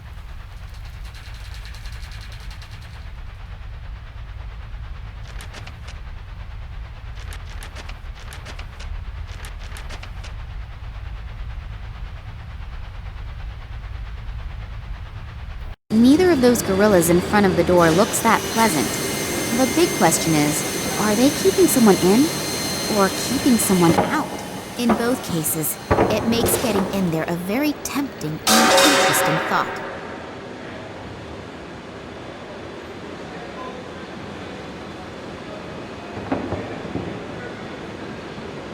Hello. Get out of my face. Hello. If you don't get out of here, you could end up like the guy in there. And believe me, you don't want that. So beat it!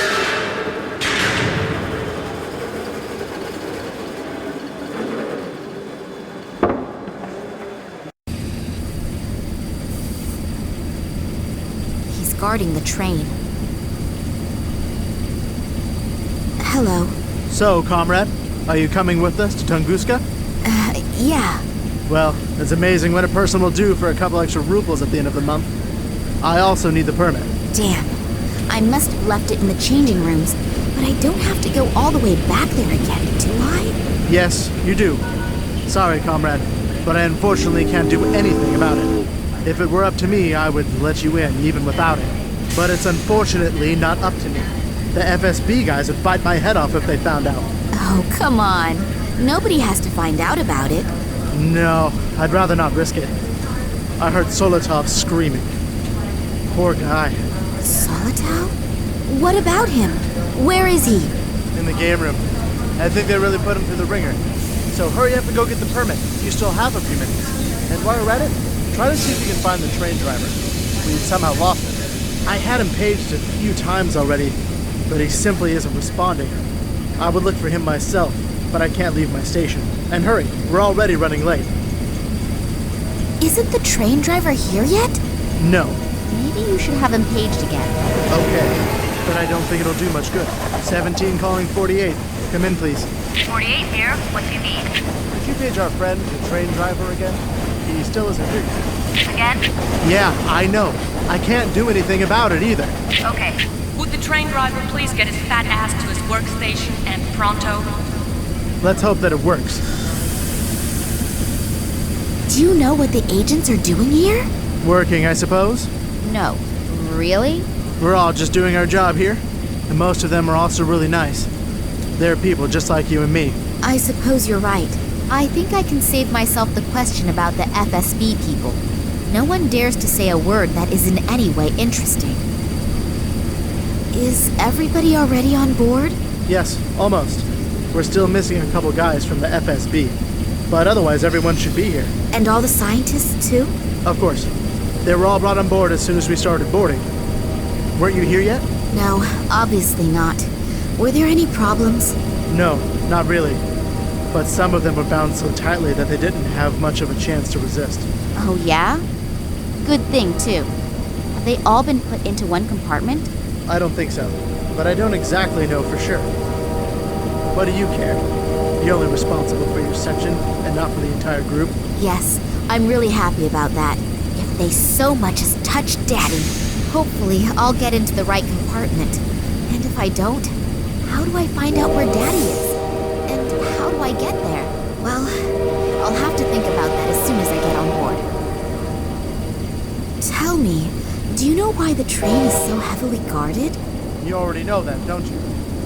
They explained it to us several times, even if I don't really believe everything.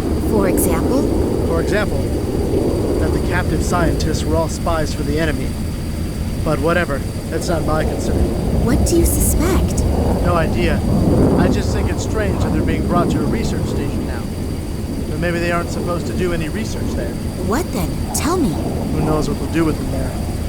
But let's change the subject, because I'd rather not think about it. No, neither do I. Then I'll begin the search. Good luck.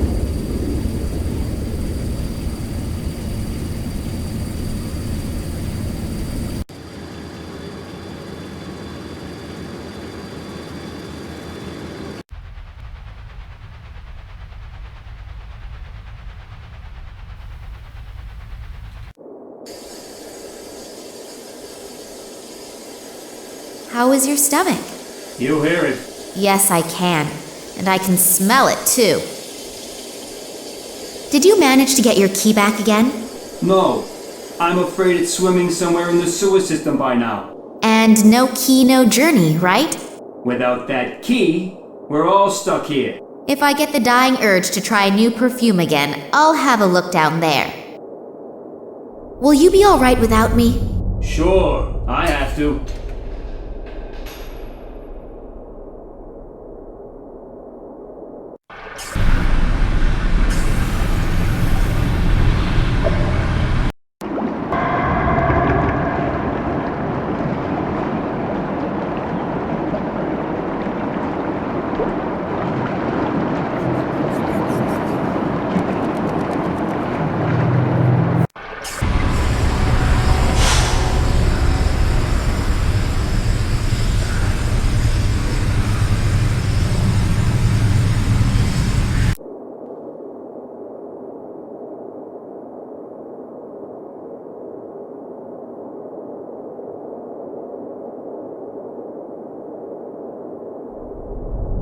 After my excursion into the sewer, I'd prefer a shower.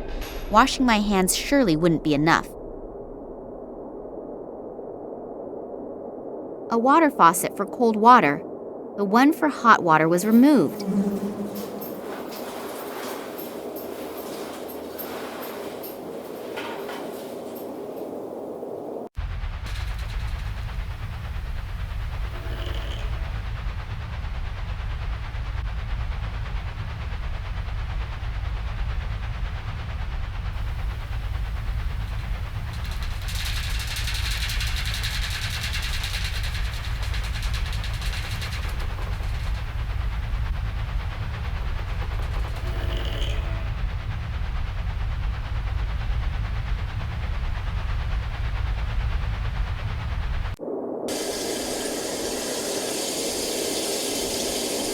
And this holy place is where a man can still be a man and pee, standing up.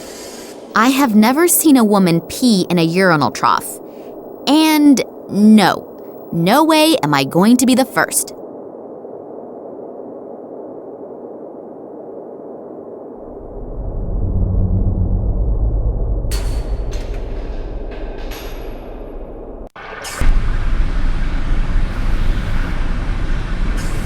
There is a small key in it.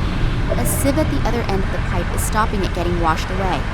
The sieve is probably there to stop rubbish getting into the pipe system.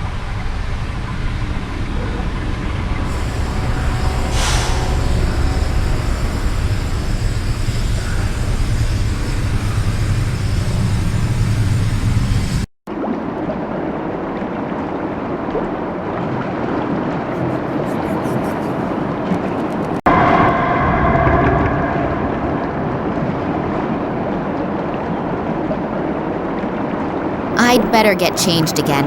The guard on the side entrance would start asking all sorts of questions if he suddenly saw me in uniform.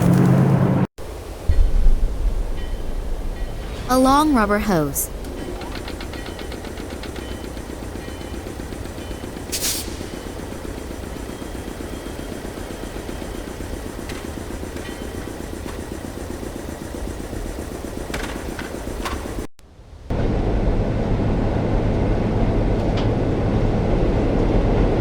The guy who took over the job of Sergei's contact man looks extremely well trained.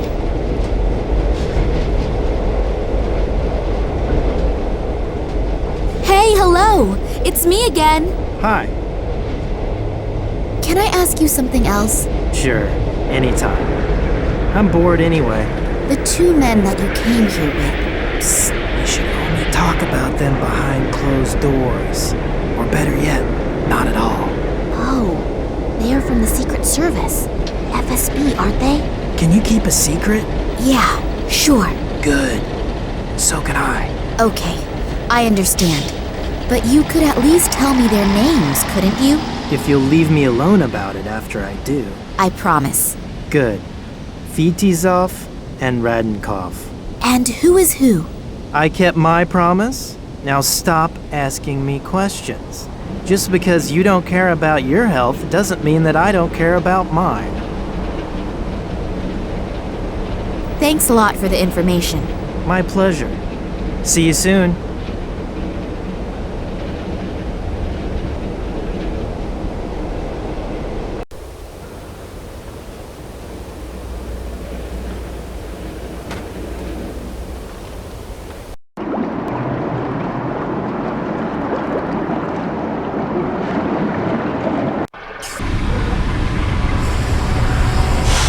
I better put the uniform on again.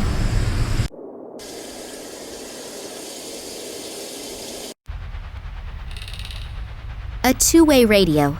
There is a sticker on the back with the number 15 on it. Okay, action. This is number 15. Calling number 48. Come in, please. Central here, what is it? Headquarters. Please page both agents Fedosov and Radenkov. They should report immediately to the guard on duty in the freight compartment at the rear end of the train. Okay. Next time, I should think beforehand about what to say. It seems it worked out anyway.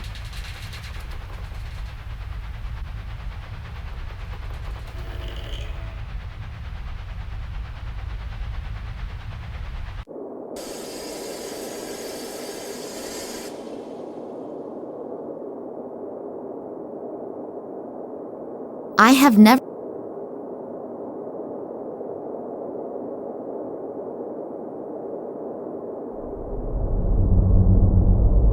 Water, flow.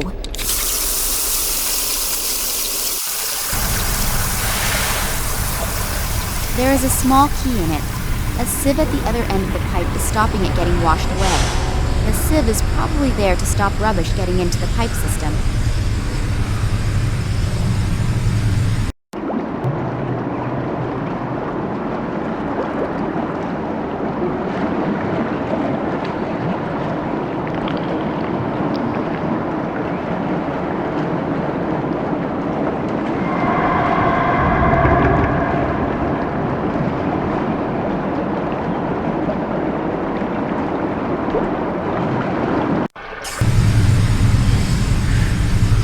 A valve.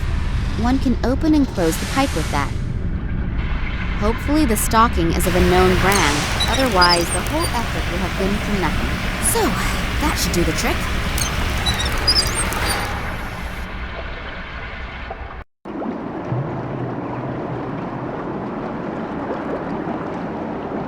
The key is wriggling in the net. The rest inside, I'll just try to ignore.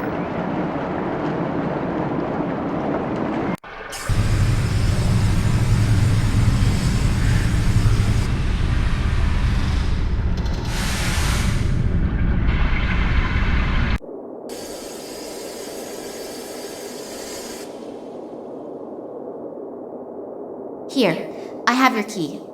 There are also several other things inside the stocking. You'll have to get the key out yourself, though. You're a dear. No, really. You really saved my ass. Give me another 2 minutes, then I'm finished here and we can finally go. And my reward? Reward? You saved my ass. Isn't the feeling of having done something good enough for you? Yes, of course.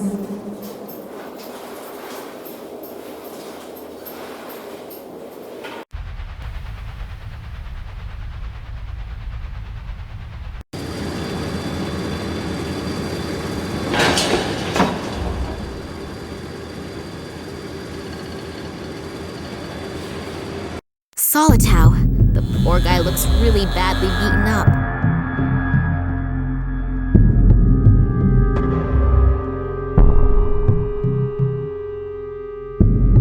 He's still breathing, but several bones appear to be broken. Also, bad burning on his torso. It looks like he has been tortured with electric shocks. He's got nothing on him, but maybe I can use his dog tags. Those are Solitow's dog tags. Rank Private First Class, service number 31545.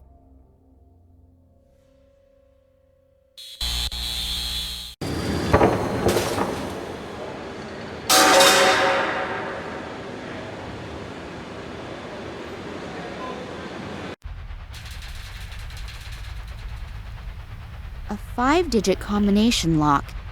I can forget cracking it just by trying random numbers. 3, 1, 5, 4, 5. And will the lock open now? Hey, easy when you know the right combination. There's something in it, an entry card. That must be the one that I should have got from Solitow. My new name is already on it, Nina Perkova. My traveling permit. I could get used to my new name, Nina Perkova, but never to the photo.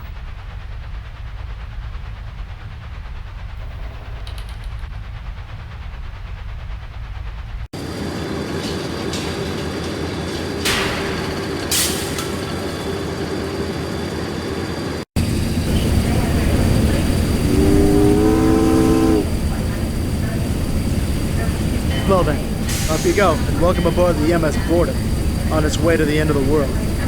Damn! The train is leaving! What am I going to do now? I still haven't found any clues telling whether my father is on board or not. On the other hand, if I don't continue the search, I'll never find out. And I don't have any real alternative either, do I? Let's hope that will turn out right.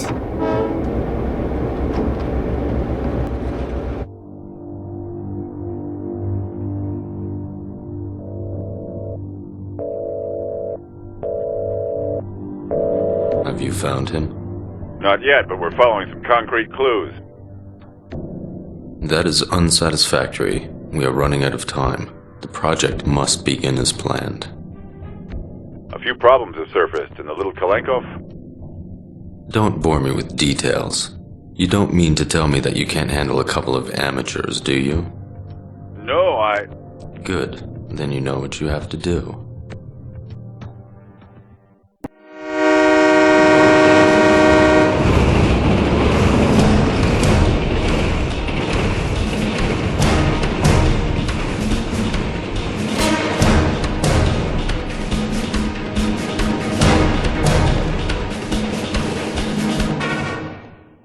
He talked himself to sleep, a talent that too few people have. Just in time, too. That senseless twaddle was driving me around the bend. People who tell you all about their digestive problems are not the most pleasant folk to share a conversation with.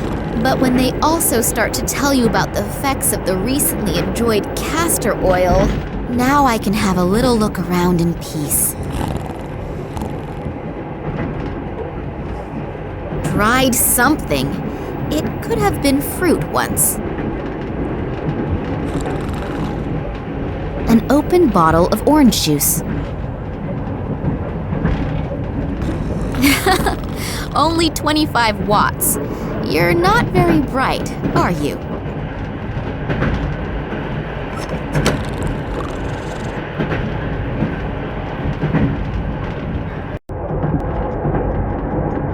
Acacia honey. Sweet and with a mild aroma. I should know.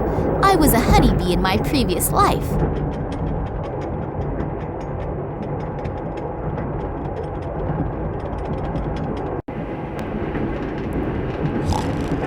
Oh, there are the first scientists already. Maybe I can get some information here.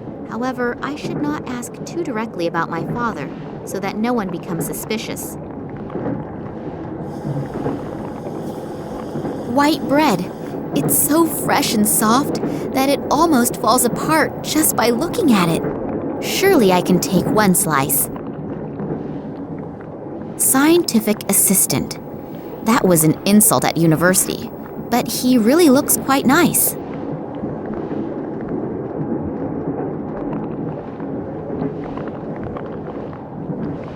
Hello. May I interrupt for a moment? Psst. Not so loud. Dr. Lesniak is working and is really concentrating. We really shouldn't disturb him. Plus, he's in a pretty bad mood. What happened? Why is the doctor in such a bad mood? He's under a lot of stress. We are working on a test series, and Professor Sidorkin wants results as quickly as possible. I understand. And this Professor Sidorkin gets very angry if he doesn't get results quick enough? Well, he's okay. But Dr. Lesniak is unbelievably ambitious and naturally tries to finish as soon as possible. And when the doctor is stressed out and doesn't have bread and jam, he can become quite unpleasant. Bread and jam? Yes, it sounds strange, I know. But he apparently needs it to reduce his stress. Other people beat the heck out of a sandbag. He eats bread and jam. Well, we all have our own ways and means to deal with difficult situations. And if he gets bread and jam, he gets a bit more sociable? Yes, it helps. Unfortunately, he accidentally dropped his glass jar on the train platform. And there's no jam here on the train. I've looked everywhere. I'll be on my way then. If I find any jam, I'll let you know. That would be great. Working with him when he is in such a bad mood is really not a pleasure.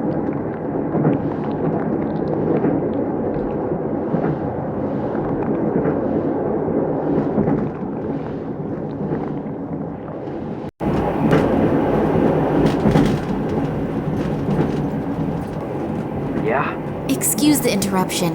Can I speak to you for a moment? As long as Dr. Lesniak doesn't have a successful breakthrough in his experiments, no. But... the train can blow up for all I care. I don't want to be disturbed. It's really... No! 100-watt bulb. That's a bit of healthy competition for the sun.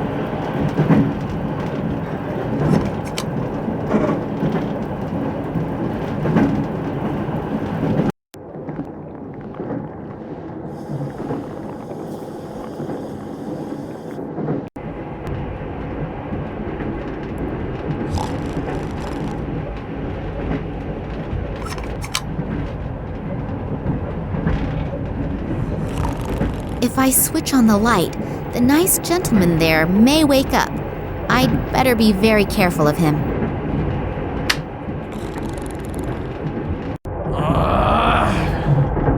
Which dumbass turned the light on? If I find out, I'll probably get another 15 years in the slammer. Oh well, he'll definitely calm down soon. At least, I hope he will.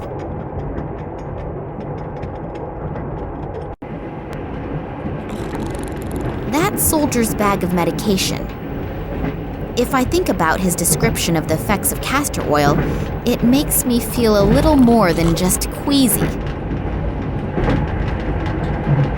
So, I've got the bottle of castor oil. His dirty books and his smelly underwear I will very generously leave where it is.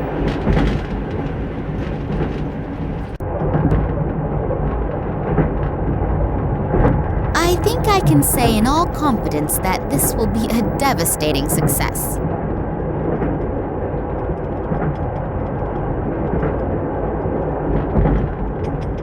In you go.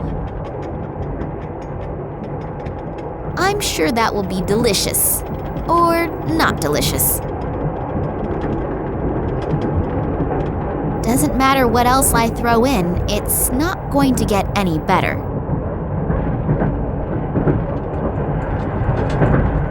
I have just realized that I haven't eaten for ages. I should be careful that I don't inadvertently bite into that.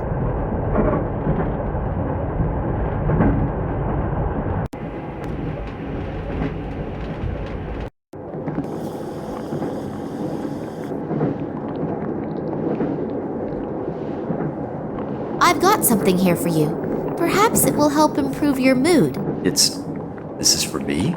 Yes, you do like bread and jam, don't you? I made it myself, just for you. Thank you very, very much. Delicious. But I must have devoured the bread too greedily. My stomach definitely feels a little strange.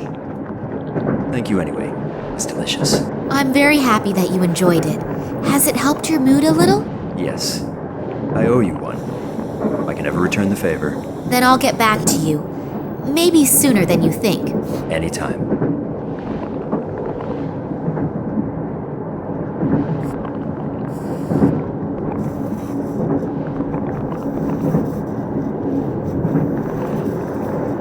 Phew, that was close.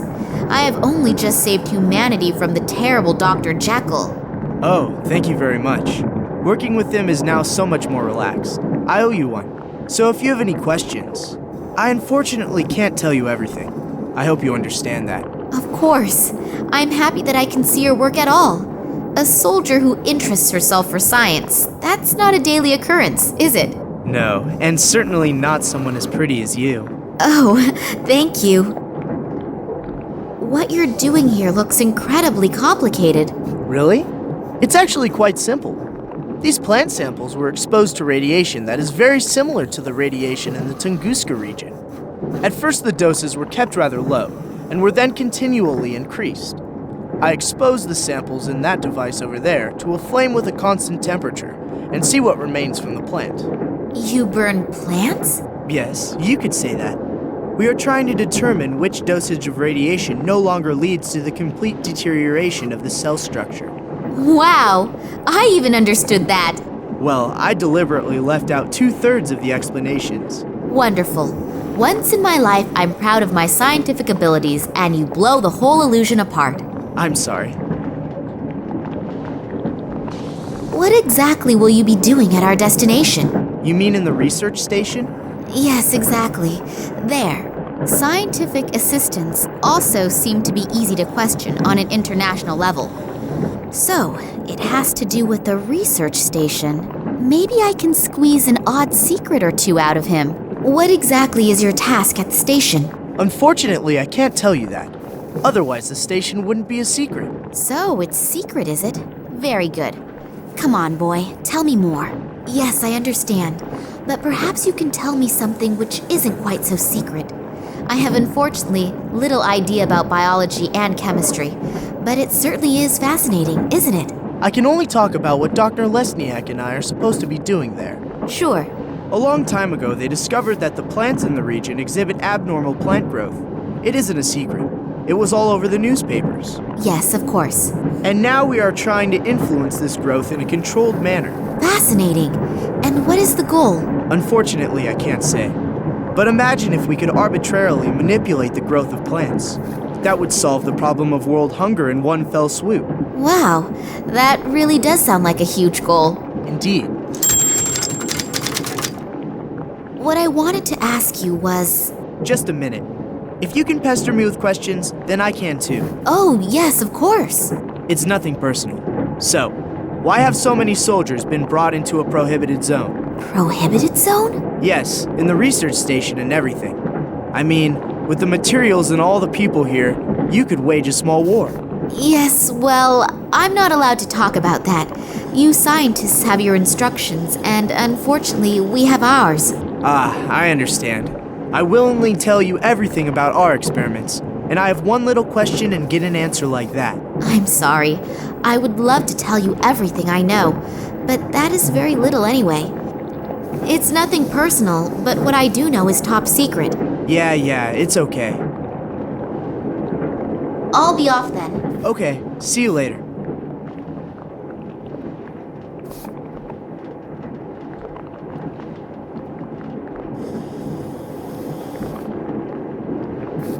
Hello. Are the good mood and the ability to concentrate back in gear? Yep, I'm doing much better. I know that this obsession with bread and jam doesn't exactly speak well for a reputable scientist. It's just one of my quirks. I simply need it now and then. Yeah, it's okay. We all have our weaknesses. Also, when some have a huge screw loose.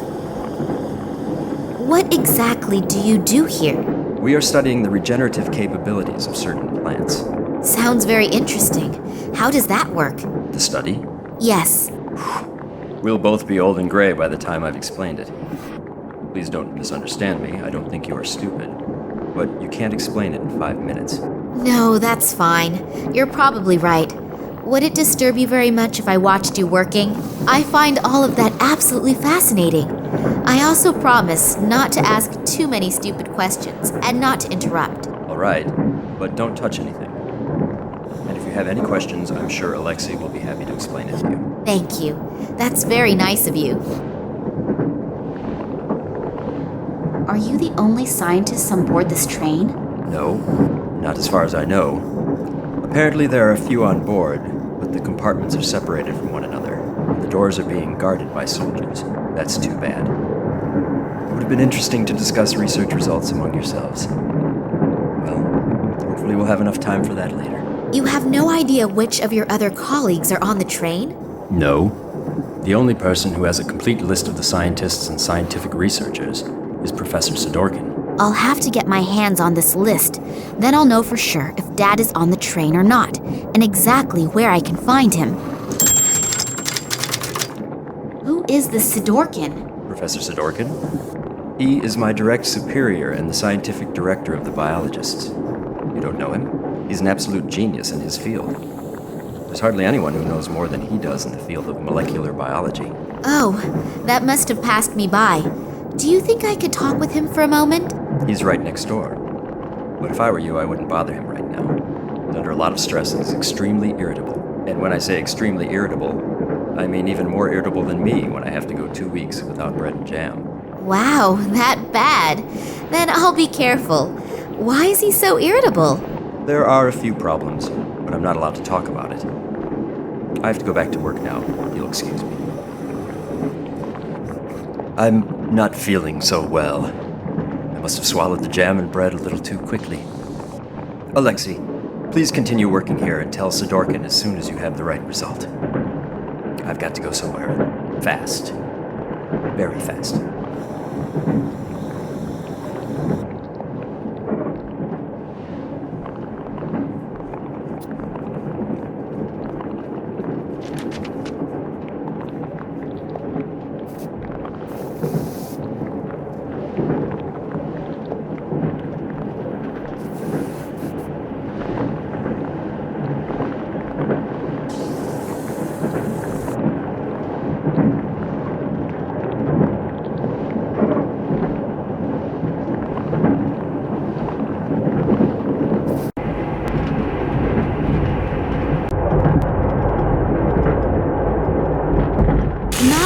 water goes into the bottle, but it's better than nothing.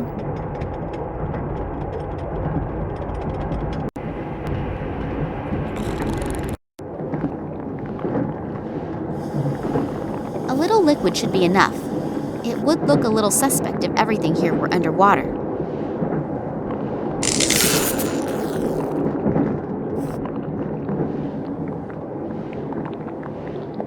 Damn, why do the fuses have to choose to blow now? I have to go replace the fuses. Could you watch to make sure no one touches anything? Sure, no problem. Thanks. I'll take very special care that nobody touches a thing in here, apart from my good self.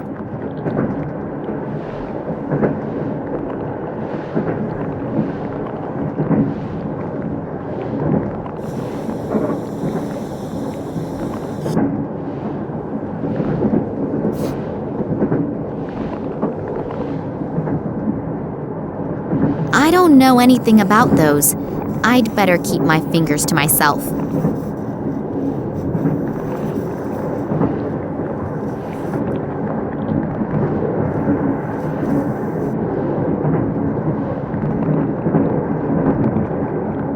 I'll take the sample out of the glass.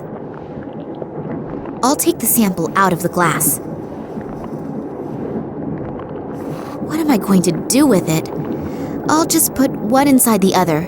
I can't think of anything else spontaneously.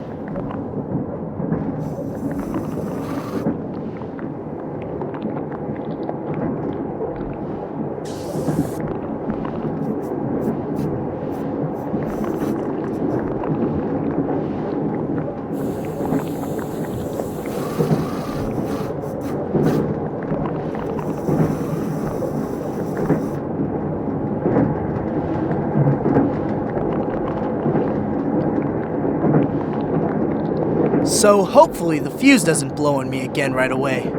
And in the meantime, I really doubt if I will ever get any surprising results here. What? That can't be! Really? The sample didn't burn up completely? You can see that with the naked eye! I don't even need to do an analysis! I have to tell Dr. Lesniak! And maybe even Professor Sidorkin! This could actually be the big breakthrough! And I had almost stopped believing it would ever happen! And you are absolutely sure that all the test conditions were controlled and complied with? I always took random samples and rechecked everything. And I would put my hand into the fire to confirm Alexei's competence. I've worked with him for many years now. So you performed the experiments. Did you notice anything different? What kind of difference? We have to check everything exactly. If the results are correct, it's a sensation. But if we register it as a sensation, and we've made a mistake, then the most we'll get afterward is a job in a natural history museum. So go through everything again slowly. We should look at the analysis together. I only hope that we didn't miss anything.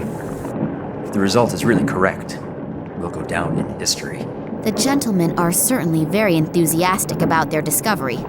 I should use this chance to have a look around Sidorkin's office. There won't be much time until this Sidorkin comes back. I'll have a look around his desk first. Maybe I'll find the passenger list at least. The documents are entitled Security Risks and Acute Threats to the Tunguska Project. I'll have a look at that, please. If I understand this correctly, in the last few years, several attacks have been carried out on official and secret research facilities. Documents were partly destroyed, but the culprits also do not seem to shy away from bomb attacks and arson either. Eyewitnesses report seeing men in black robes. It has not been possible for the authorities to capture any of the perpetrators. Then the Secret Service, FSB, was entrusted with this matter, but has not been able to produce any solid results in their investigations. The assumption that this is the work of political terrorists could not be confirmed. That the attacks are being carried out by a religiously motivated sect is also being considered. I wonder if they are the same men in black robes that Eddie apparently saw and was babbling about. If all that's true, then Daddy has got bigger problems than I feared.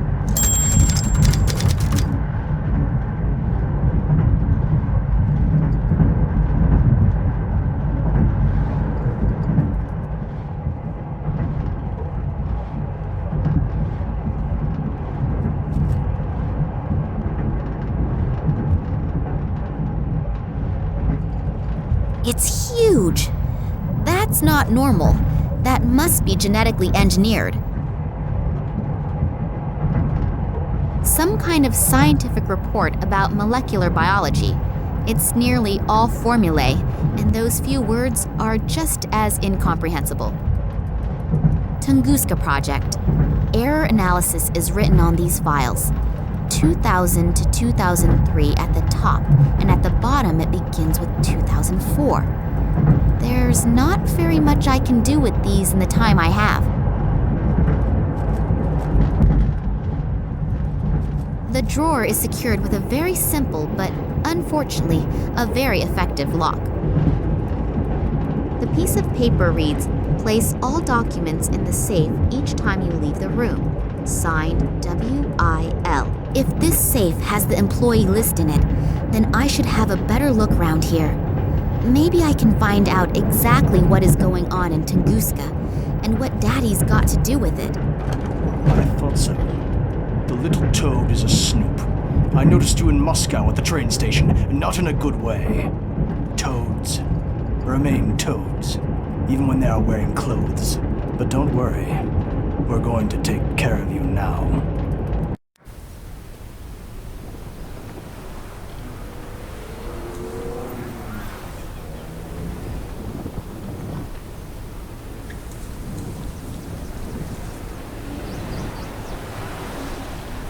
What is Kansky doing here in the middle of the night?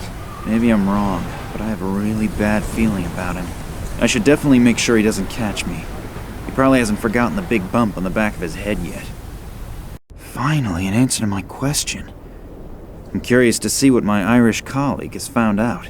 Hi, Max. It took a little while, but the information you wanted wasn't so easy to get. It was a good thing you sent me the original letter.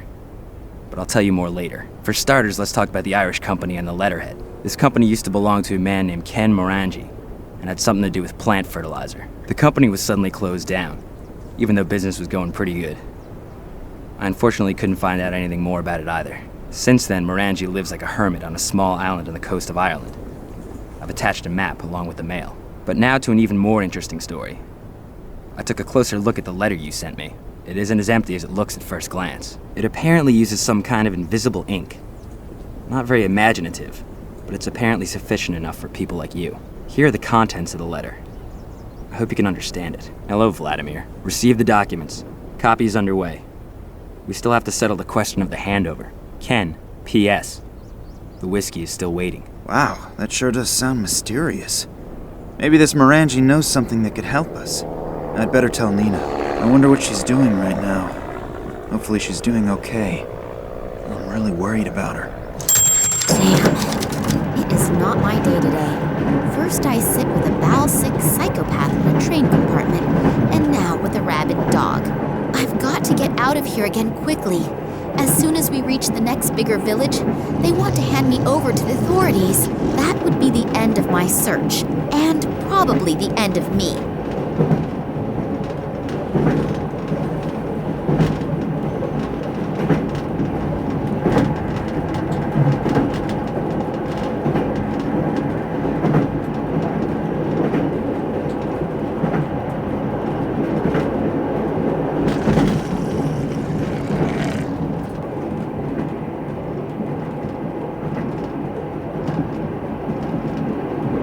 There are a lot of pieces of meat in the box.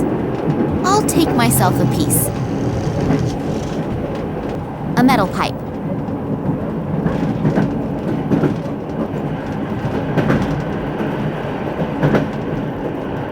I can't open the flap, it's stuck. Oh, brother, there must be harder things to do.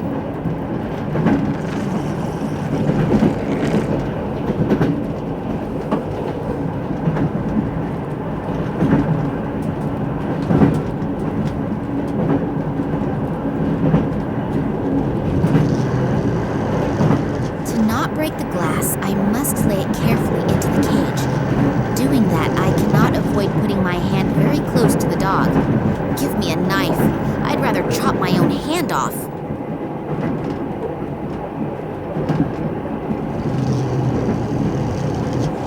So, he should be busy for a while.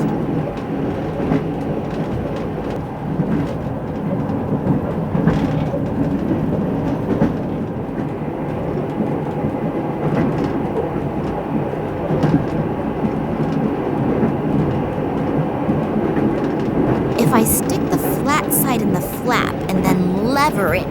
Open. There is a vacuum cleaner bag in there. I'll take it out. Do I have to rummage around in that? Yes, I suppose I probably do.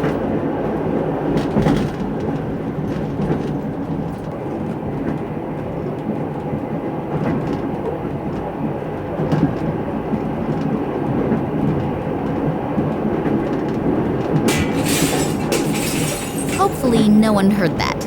Otherwise, my problems are about to increase.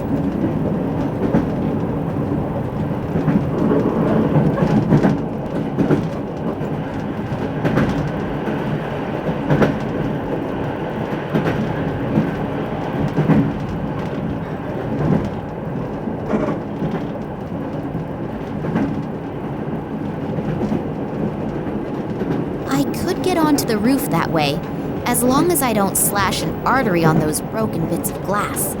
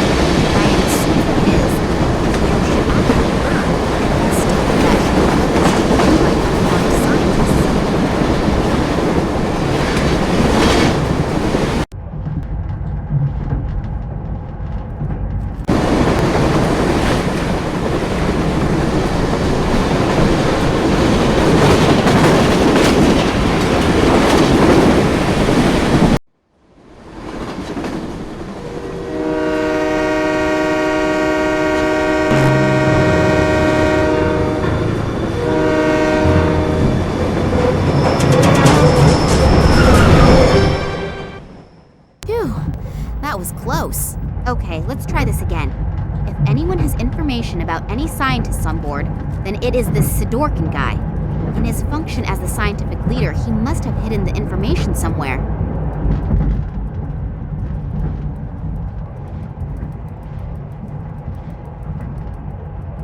Open. A statue.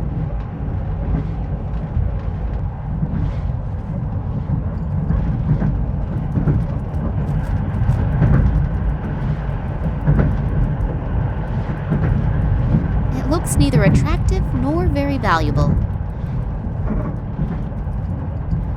The statue has clicked into position. Oh, I can turn the statue, but I can't pick it up. It seems to be anchored to the plinth. I thought Comrade Lenin went out of fashion years ago.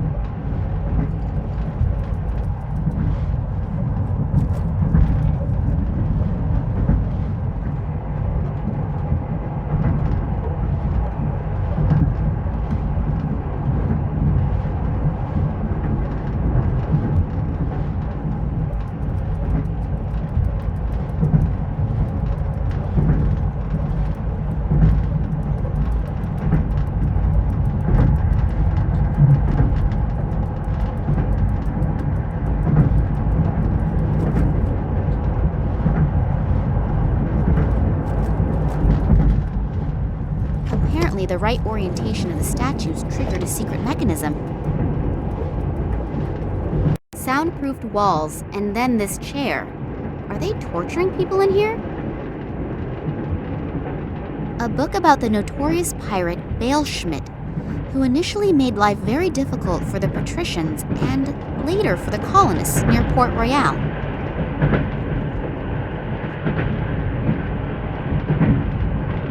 Pretty. There are restraints for hands and feet mounted onto this chair. Has someone been kept prisoner here?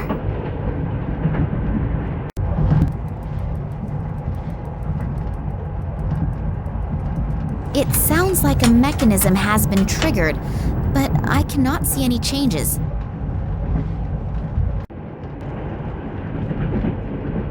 The mechanism in the bookshelf has opened the flap, but there is nothing in there. Strange. Very, very strange.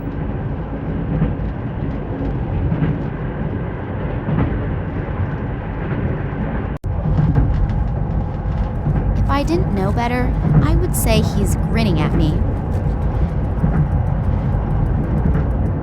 I'll take the skull with me, but I won't walk carrying a complete human skeleton.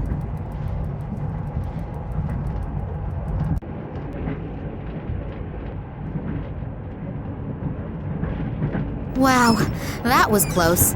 I managed to survive an assassination attempt in my father's apartment and the guys from the Secret Service, only to be almost killed by a picture. Life can be strange, can't it? What sort of strange lock is that? If I understand this correctly, I should try turning all the lights off.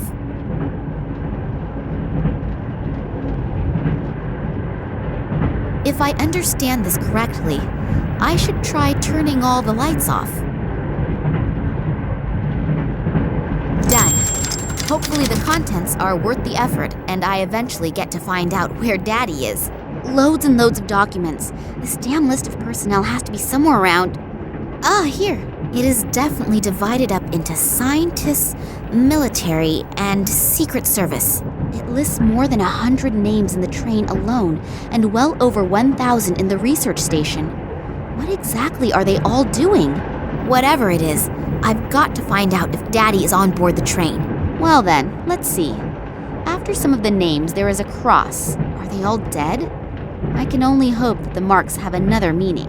Daddy's not on the list, though. Not on the train, and not at the research station either. Does that calm me down or worry me? At least they haven't dragged him off to Russia, but therefore my only good lead has cooled right down. I'll have to look at the other documents. Who knows? It might help a little further. Here is a file with the title Tunguska Project. I ought to have a look at that. A whole load of formulae and loads of scientific stuff. I'll be old before I understand that. What? What's that? There is something written here about a Kalenkov report. It really does seem to be from Daddy. He proved in 1976 that the object found in the Tunguska region is of alien origin. On the strength of this report, the government gave the green light to the extension of the research station to carry out experiments on the fragment without any public interference. These experiments led to the discovery that it was possible to influence the behavior of animals when certain radiation fields are modified by the fragment. After that, the Tunguska project was called into life to improve the technology. Then there are pages and pages of test results. They must have done thousands of experiments on animals. Only, what is the goal? What are they promising themselves? Does it have any military use?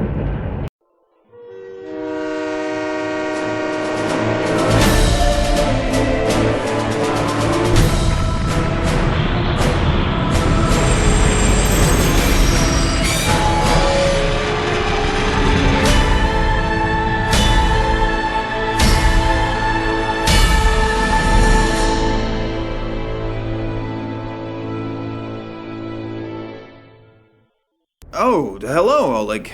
I hope you have good news. What? And Nina? Is she okay? Damn it, how could that have happened? I thought you were gonna keep an eye on her. No, I don't want to calm down. I made that mistake once already, and the result... Yeah, okay. Where exactly? Okay, I'm on my way. So, if Sergei's information is correct, then this would have to be the military hospital where they brought Nina. I hope Nina is alright. How could a complete train derail? They think it was an attack, but for now we should not care about that. You have to get Nina out of there. Who, me? Yes. Alone you have a better chance of not being discovered. It was a miracle that we got this far without problems. I mean, I gave the research station an extra wide berth. But this close to it, I almost counted on being caught by the military. Okay. And so now, how do I get in there? Start thinking. Great. But thanks a lot anyway for the lift here. Without you, I would never have found it. No problem. It was a pleasure. You were pretty worried about Nina, weren't you? Yes. Hopefully nothing has happened to her. You really like her, don't you? Yes. Nothing that wonderful has ever happened to me before. Hey, wake up, boy. You can dream after you get Nina out of there. Yes, you're right. So, let's move. We don't have a lot of time. I'll wait here in case you need help somehow. Oh, don't forget, Nina has been traveling under the name of Pacora, and probably has been admitted under that name. And now, good luck. Thanks. I will probably need it too.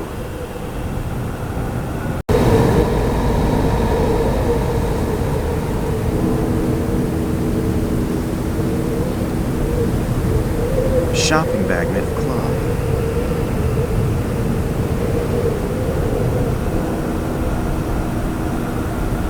There are small red berries hanging on that bush. My doctor always said I should eat more fruit. Well, maybe picking more fruit is a good start. An intercom system. I always thought that such deserted regions didn't have electricity.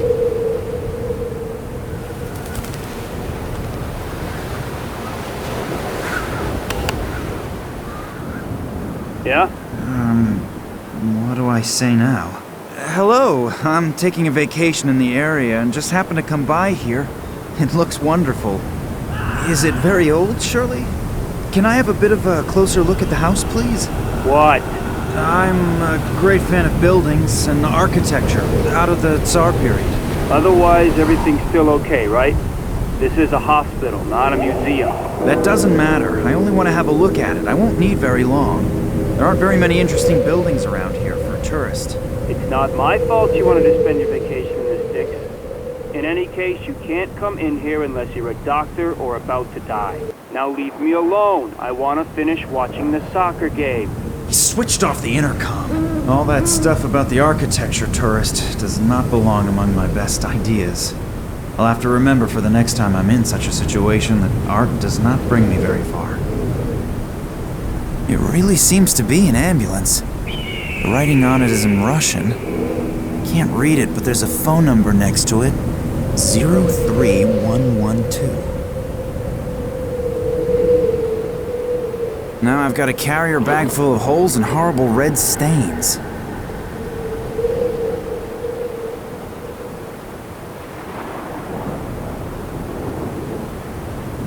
Here, tie this around the hand with the missing fingers. Maybe we can fool the medic into thinking you've only just lost them, if he doesn't look too closely.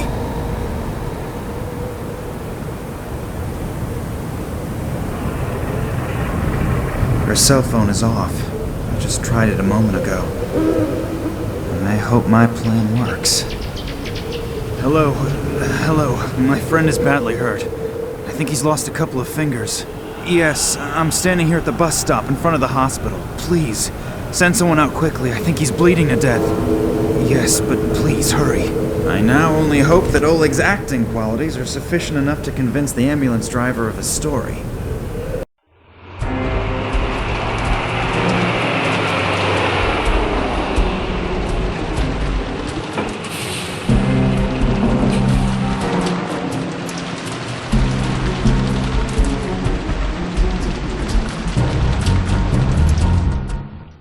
Well, now I'm in the courtyard. Now I just have to find Nina.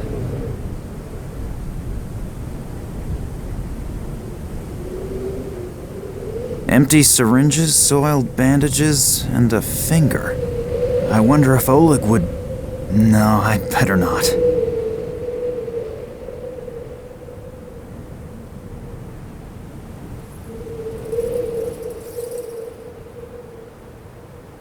The lamp illuminates the cellar entrance.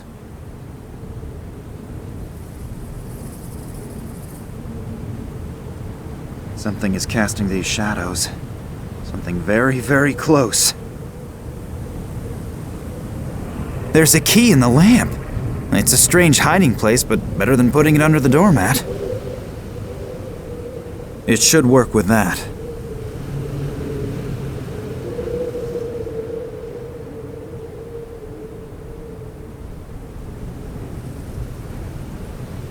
It fits. And into the lion's den. Hopefully no one's in the cellar.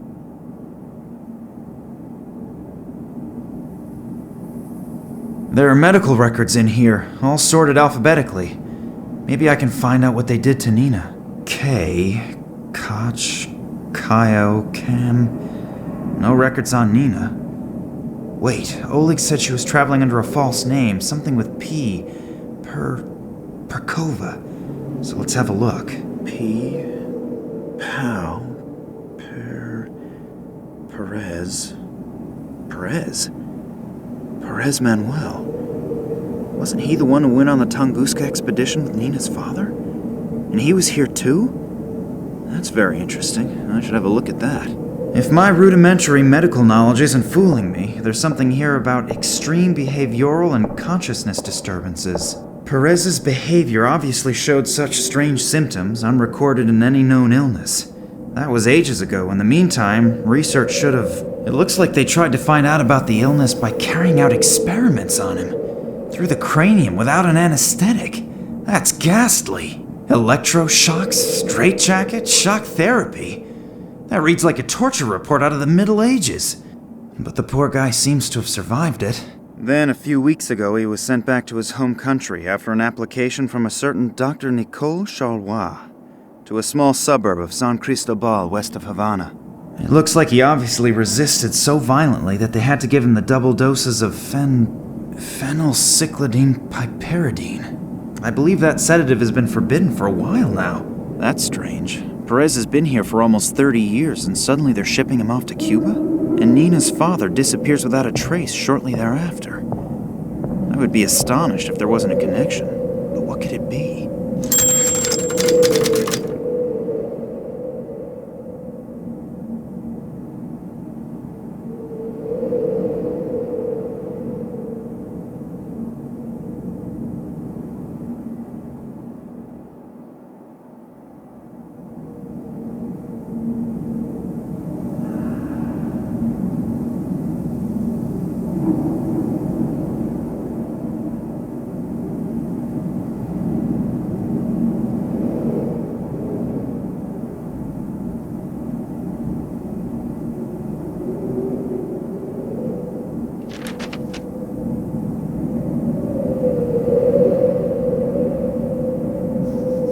Quite honestly, I find the things ridiculous.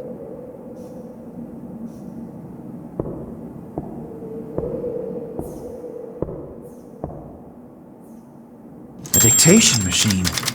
Maybe there's a recording of Nina on it.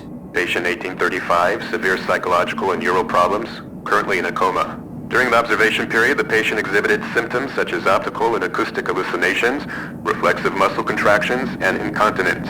Patient also exhibited psychogenic reactions, temporary amnesia, partial facial paralysis, and spots in front of the eyes. Damage to the temporal lobe caused by external influences, fracture of the right wrist, various contusions, and hematomas in the area of the head and arms. Apart from some of the external injuries, the patient exhibits similar symptoms as the other patients. The report must be completed as soon as possible and faxed to Moscow. Damn, the batteries are running right down.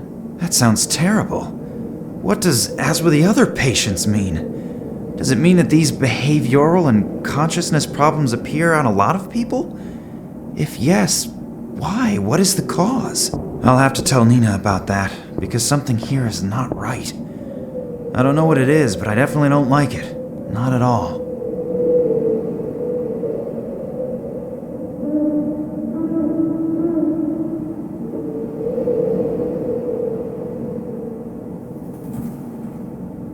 There's a whole load of medicines and chemical stuff in it.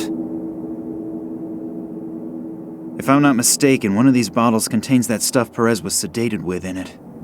I still can't identify the rest.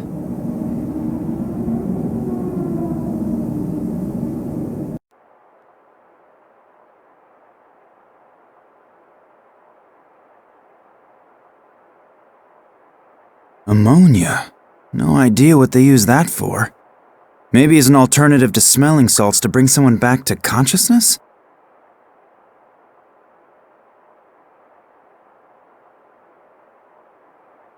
My doctor always uses a thing like that to listen to my lungs rattle.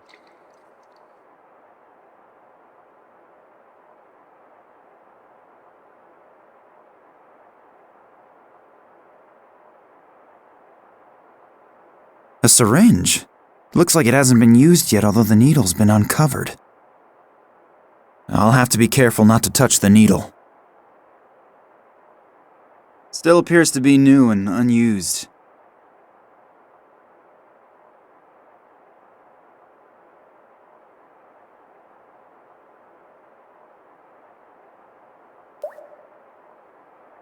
I can hear voices. As long as I don't know what to expect on the other side, I'm not touching this door.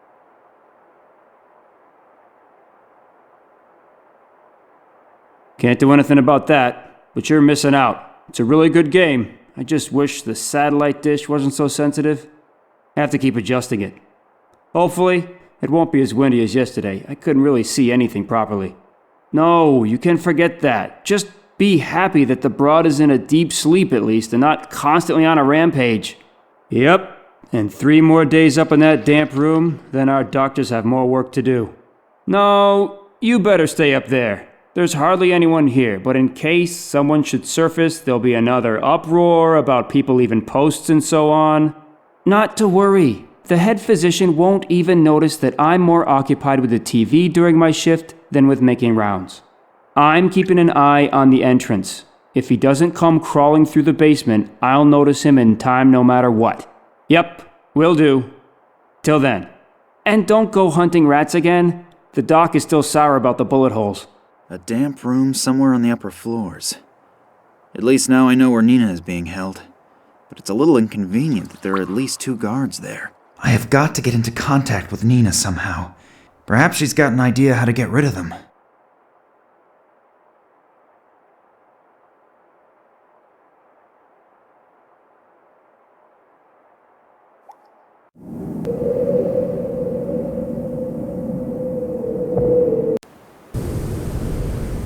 It seems to be a sewage pipe. It runs into the top floor.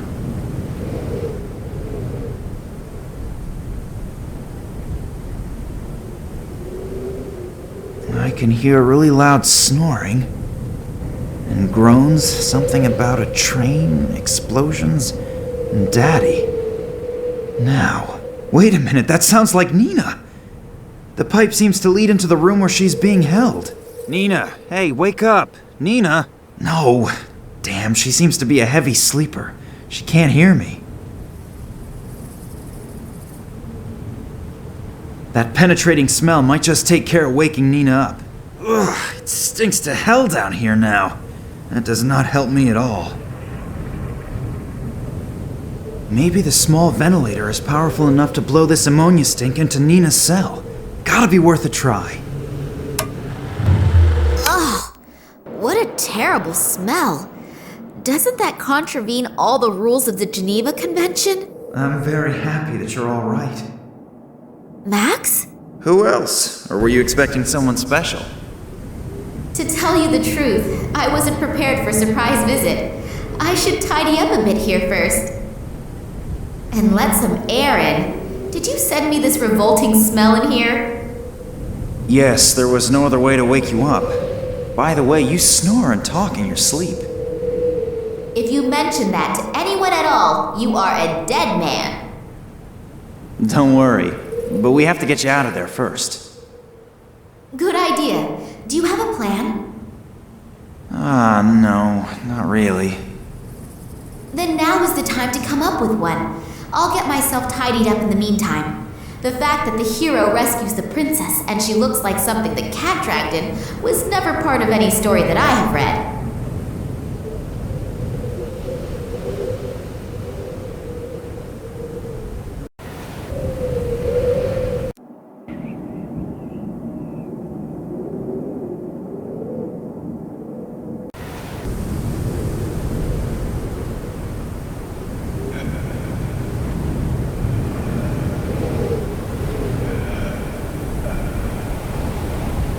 Damn it! The stupid satellite dish needs adjusting again.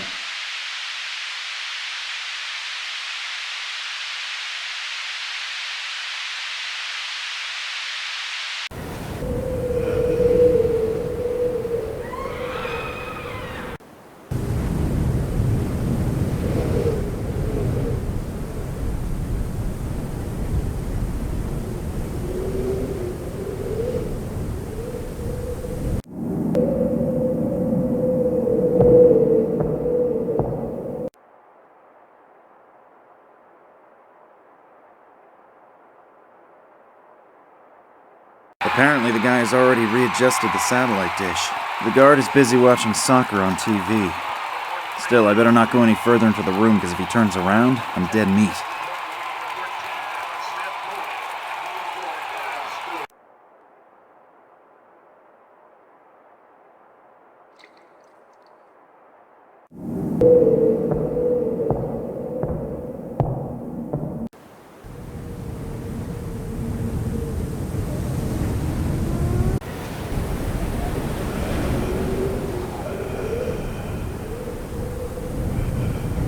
People should be working, not watching TV. Damn it! The stupid satellite dish needs adjusting again.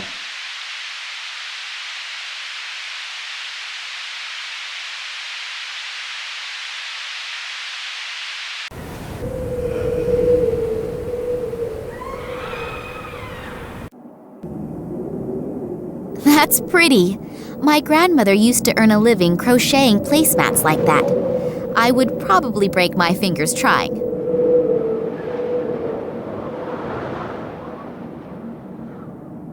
The sweet smell of decomposition is the only reminder of what was once in here, whatever that might have been.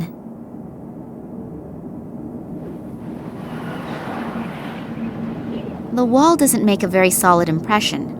However, getting out of here would probably take days. I don't really want to know what is scrabbling around in there. I'm not reaching in there.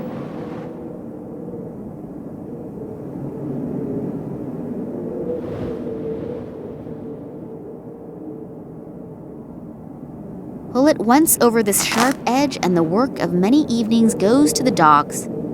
Ooh, if my grandmother would see that.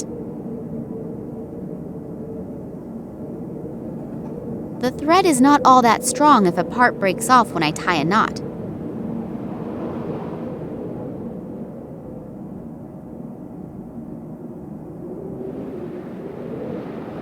The stone seems to have hit the bottom. Now I can exchange a few smaller objects with Max.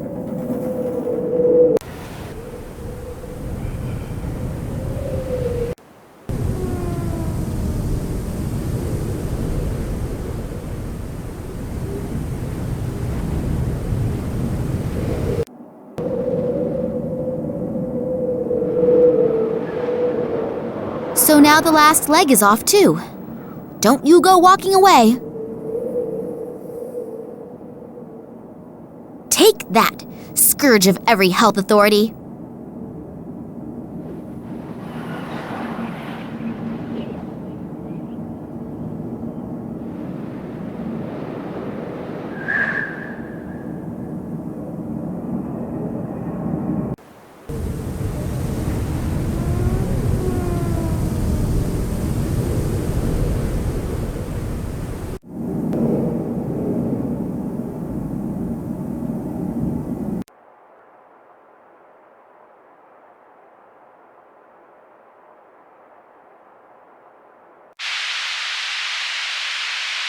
A heavy safety door. It only seems to open from one side.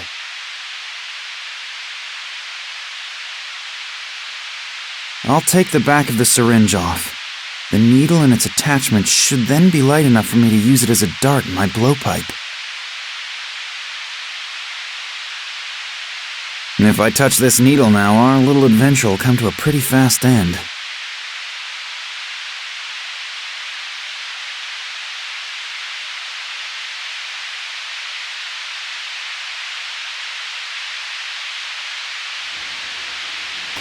Crap! How did that happen? guy is making a hell of a noise. I'll have to get him to shut up very quickly. I think that with such a hectic job, a little bit of peace won't hurt the guard.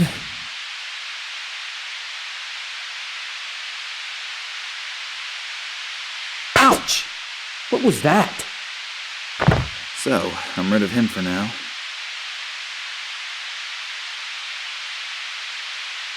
Either a live broadcast from the Antarctic, or the effects of adjusting the satellite dish.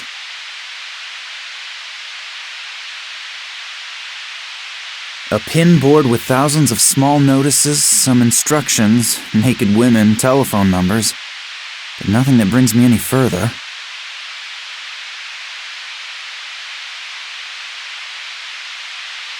I'll take the thumbtacks with me, but the bulletin board can stay where it is.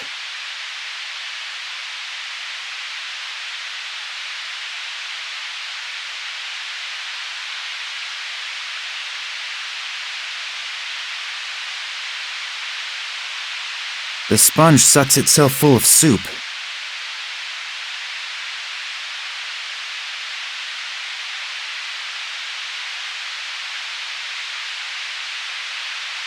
So, this is where the second guard is sitting. I almost landed in his lap. One more step and he'll notice me. I've got to think of something to distract him.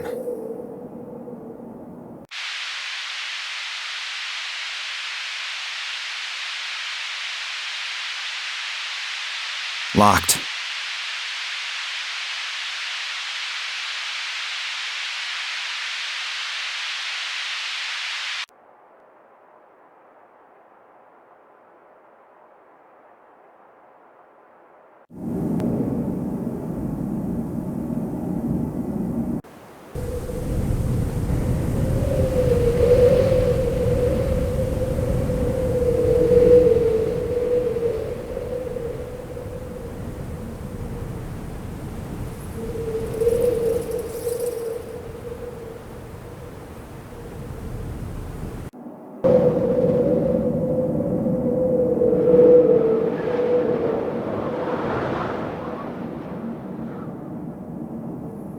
Looks like it could work as a trap. Stress on the could. Without any bait, the best trap in the world is useless. Whatever it is in there, if it is attracted to the smell, it'll grab its prey and disappear. It doesn't make much sense, really, does it? If it is really true that mice and rats like cheese, then this aromatic piece of foam rubber must be the perfect bait. The big game hunt can begin.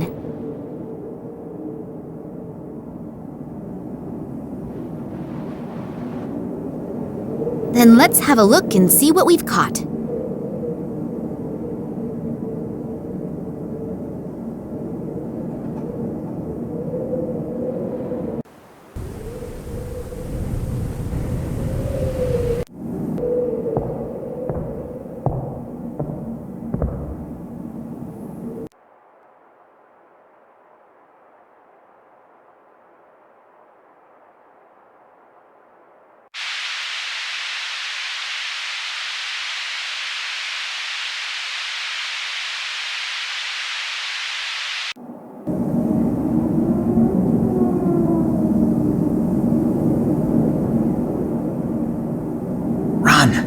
Run as fast as you can and keep the guard busy for as long as you can. Good luck. Just you wait, you little beast!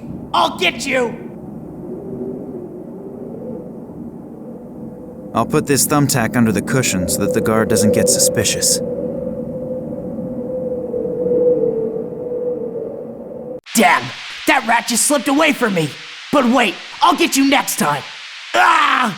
Spivak, you're a rat as well! But I'll get you too! All is quiet. I hope the dose was strong enough.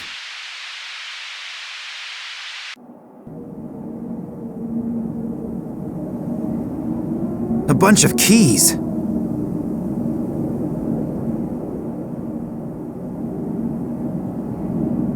I'm really happy to see you, and thanks for...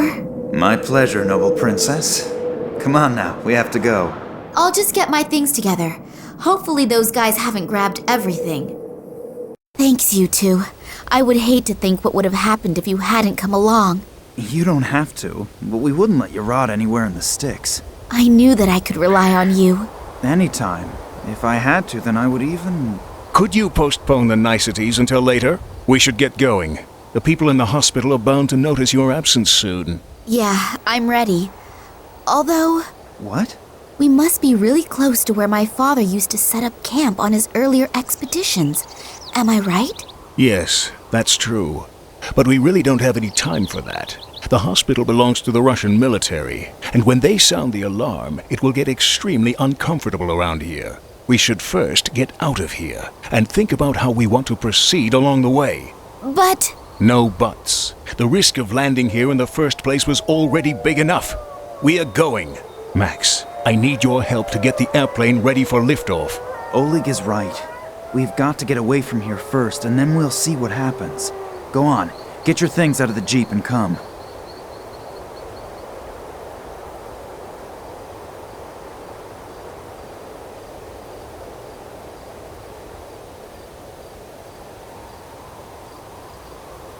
Attention! Attention!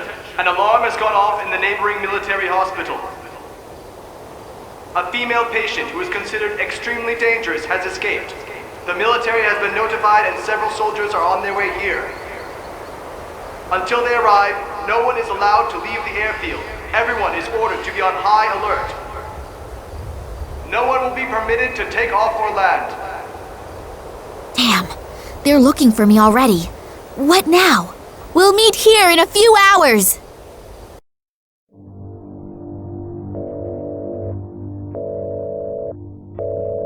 I hope you have good news. Unfortunately, no. Kalenkov is still missing. I'm waiting for the good news. Well, at least the others haven't found him yet either. We are running out of time. The preparations for the project are almost finished and everyone is waiting for you to finally find the missing piece of the puzzle. I'm doing my best. What should I do if... Concentrate on his past. Someone has to know about Kalenkov's research, and if he can't tell us his secret himself, then others will just have to do it for him. Hopefully Max and Oleg are all right. I suppose they weren't born yesterday. They'll get along with the soldiers somehow. And exactly how are we going to get away from here again, I don't yet know. We can brainstorm that later. In the meantime, I can try to find the camp from which my father started his expeditions. The thing is, where do I look? Apart from this tent, I have found no signs of human existence. Hopefully I can get some help here. It makes a very solid impression.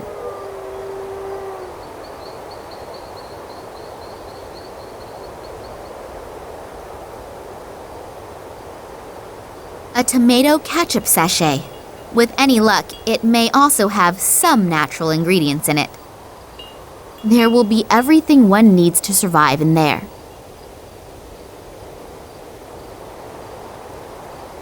First aid? Only first aid for alcoholics. 1 bottle of vodka and nothing else. No bandages, no painkillers.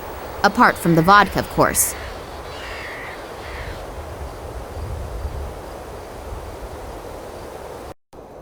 Sorry for simply barging in like this, but I'm looking for... Medicine. Parchment. Burns. What? Which parchment? And what kind of medicine? I don't understand. The old guy seems to be in a kind of semi-conscious state. I'm not at all sure if he can even hear me. Obviously, he needs some kind of medication. I'll take a look around.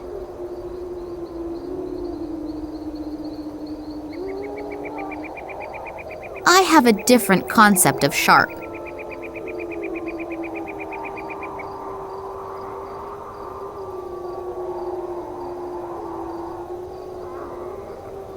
A simple tin cup.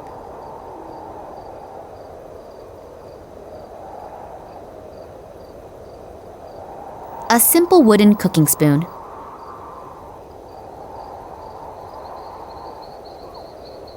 This grill is rather rusty.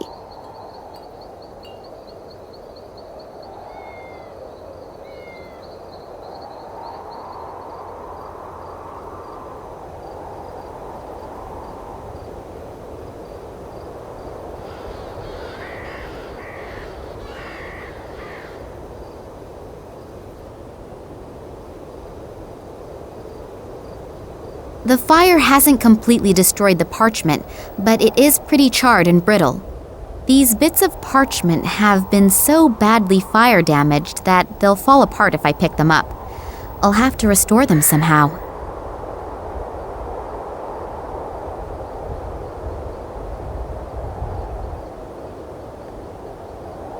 One of those things comprising of 3 billion threads. They all look as if they're about to fall apart. I'll be very careful that...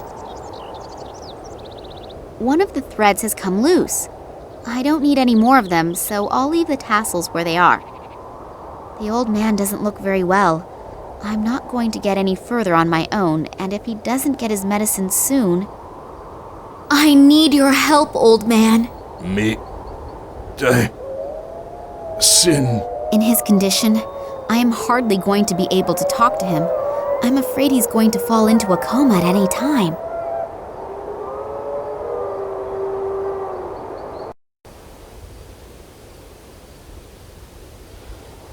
Too big, too heavy, and too useless.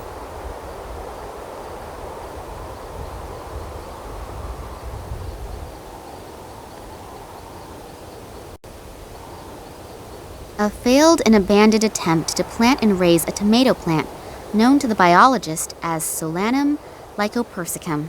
For others, love or paradise apple, a member of the nightshade family.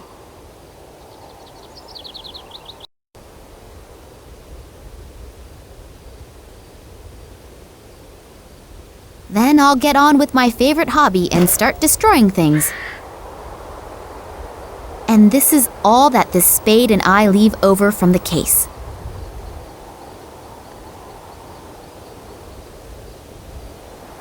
And this is all that this spade and I leave over from the case.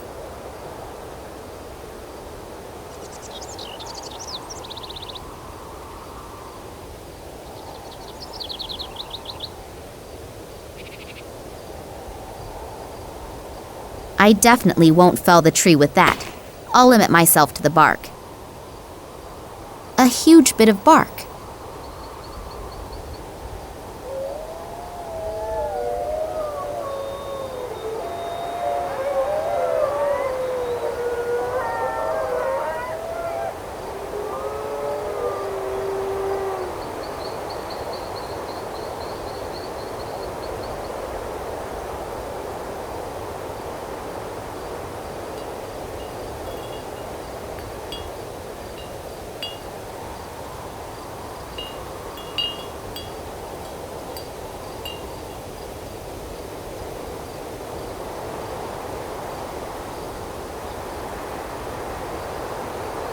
A small plug stuck in the barrel.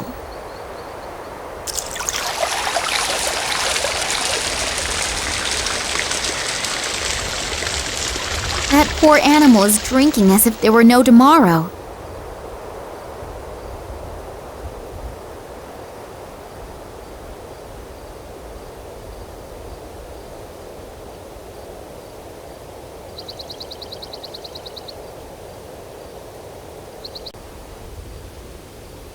Good idea. I'll take the cup and reach into the steam. After a few seconds, my arm is perfectly done and ready to serve.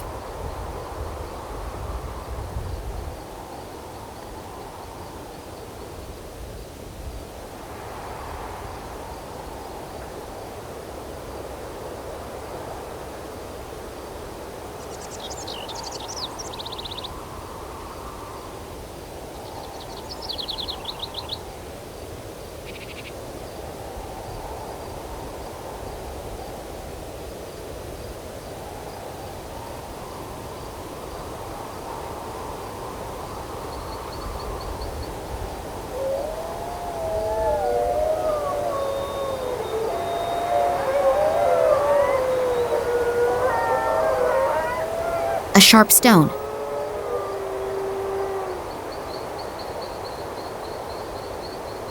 Not really the superlative in whetstones, but these scissors can't get any blunter. And how's that? It now cuts more than butter.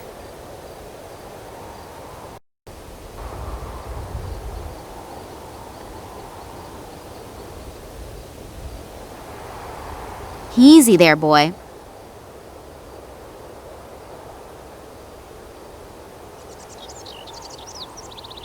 If I take the spoon, the hairs, and this thread, and I... Hey! It works!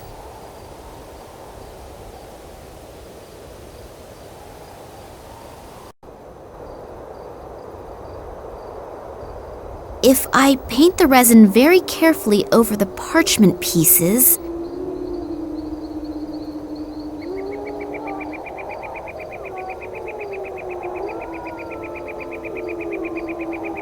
It worked! 5 parts of the source of life, 2 parts of root of tears, 1 part blood of the night, 3 parts drops of intoxication, to be taken shortly before it unites with the wind. What effect it is supposed to have isn't noted, just as much as how to get each ingredient.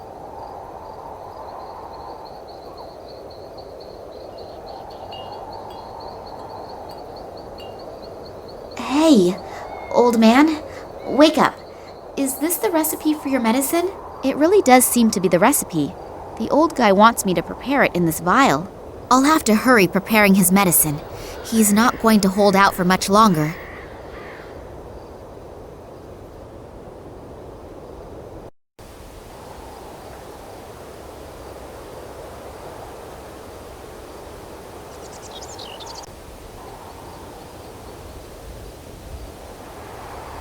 Siberian gentian leek. Seems to be the only plant that flowers around here. I know. They're under the protection of nature conservation laws. I'll be very careful.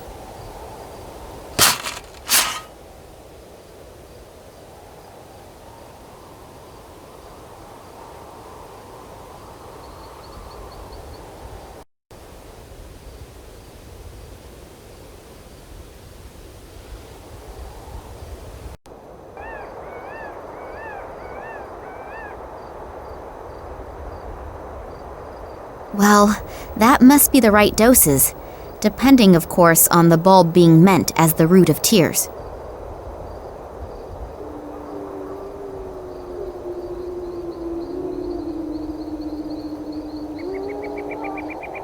A few drops of the intoxication. Ketchup is made of tomatoes. Tomatoes belong to the nightshade family. That could be the connection to the blood of the night reference. I'll try it.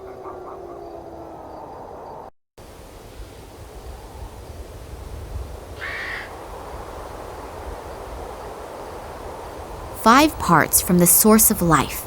Got it.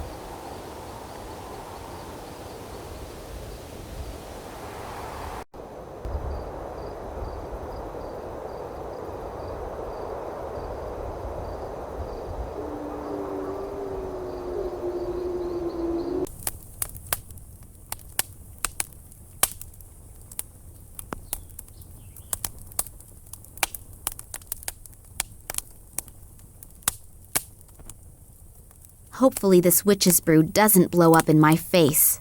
I have no idea when the stuff is ready, but before it all evaporates... Evaporate! That's it! To be taken before it unites with the wind. Then the medicine must be finished.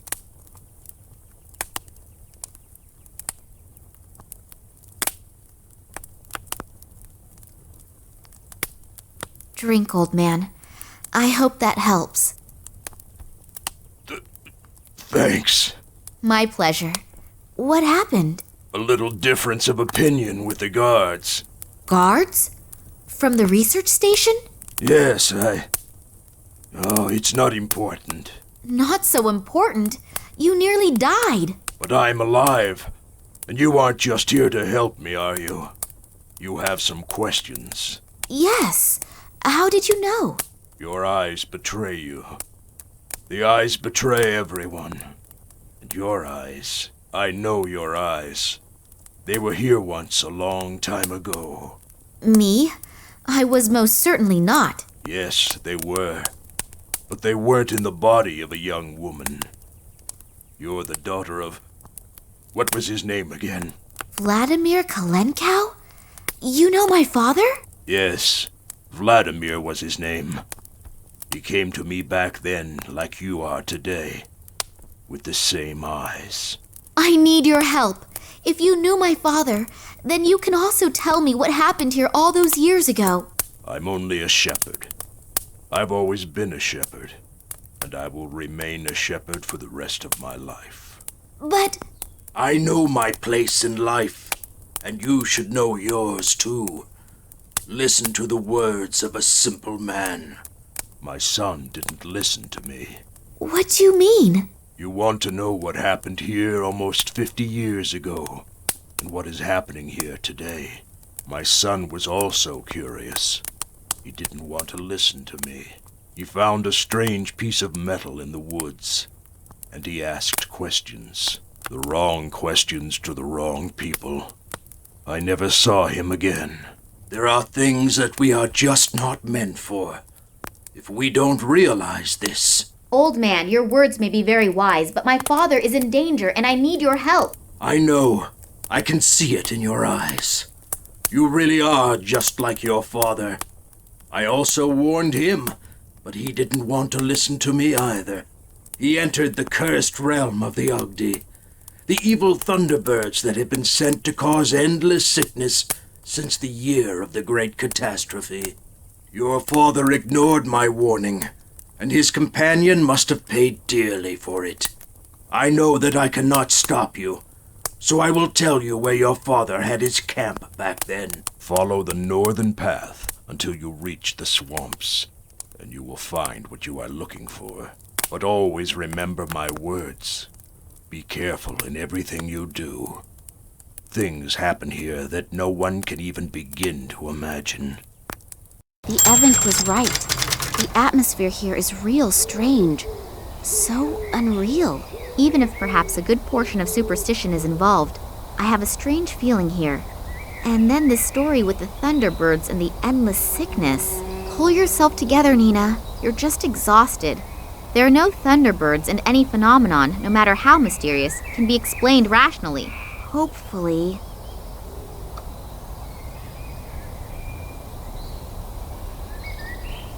That must be the site that the old man spoke of. My father started his expeditions from here. Maybe I'll find an explanation here of how the events of the past link with the kidnapping of my father.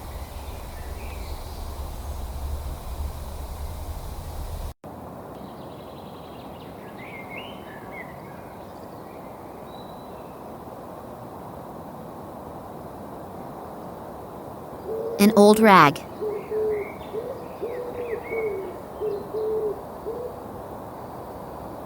An 8mm film projector. Considering its age and the fact that it's not professionally handled here, it is not in bad condition.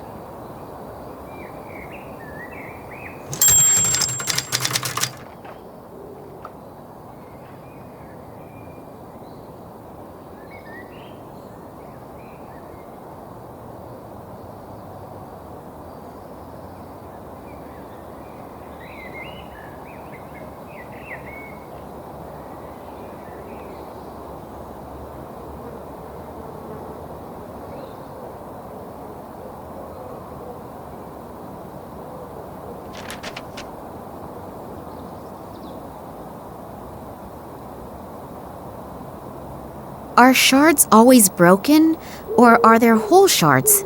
An interesting question. I'll have to ask my former philosophy professor.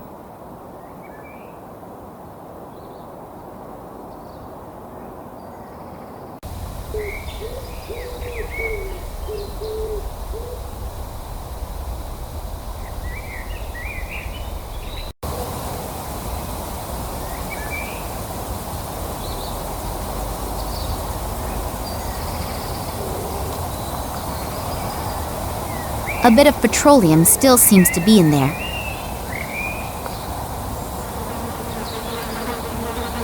It looks like a garden hose. Time has been gnawing away at it, but there don't seem to be any large cracks or holes in it.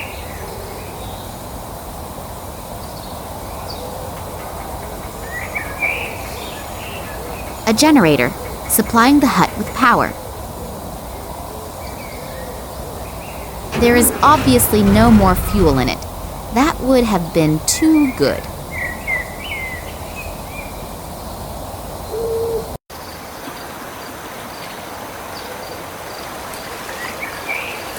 Wow, what a monster!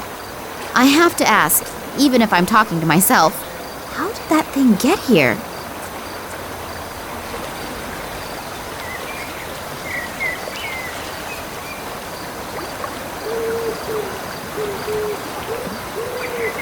There still seems to be a bit of diesel oil in there.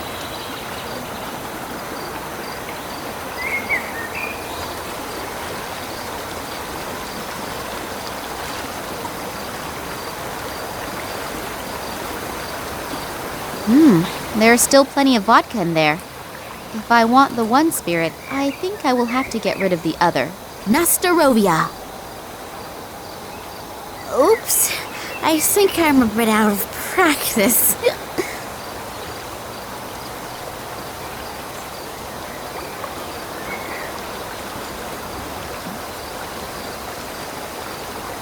This has been plundered. Everything that can be taken off and carried is gone. There are only 2 small nuts here, and I am having them.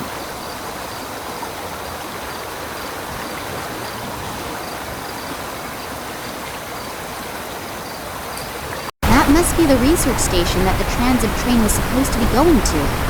Has it even arrived there at all? The research station is certainly impressive. It even has its own runway, and probably just as impressively secured.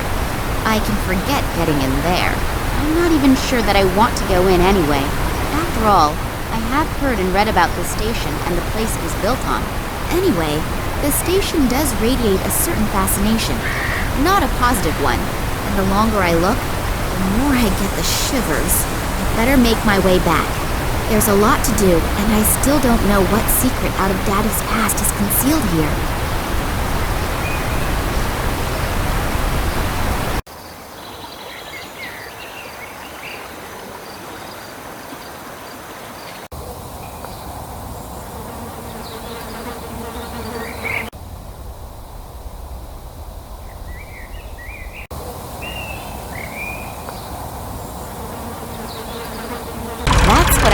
Quality craftsmanship. Over 50 years old, and it still works like it did when it came out of the factory.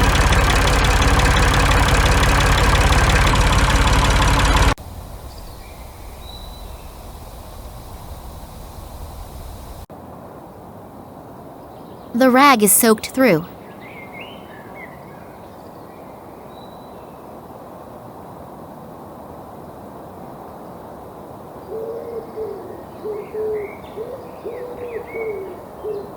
I'll light the lamp.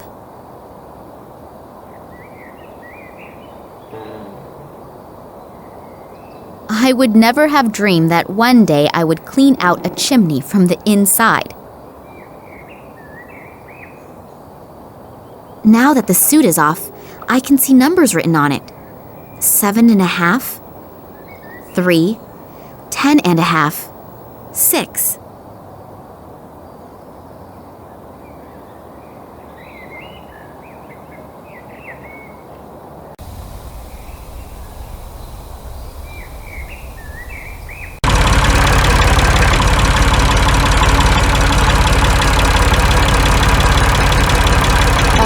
Both nuts close to the coils, but not too close, otherwise I'll be toast. As a result, they seem to have become magnetized.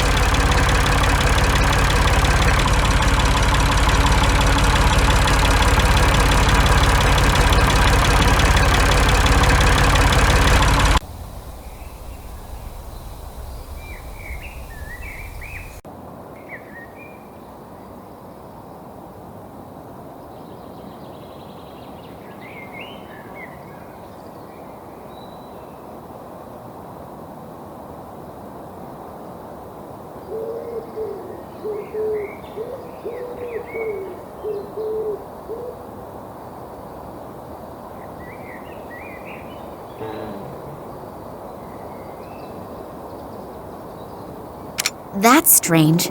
Obviously, the compass needle only moves when I press the button. I seem to have triggered a mechanism, but nothing has happened yet.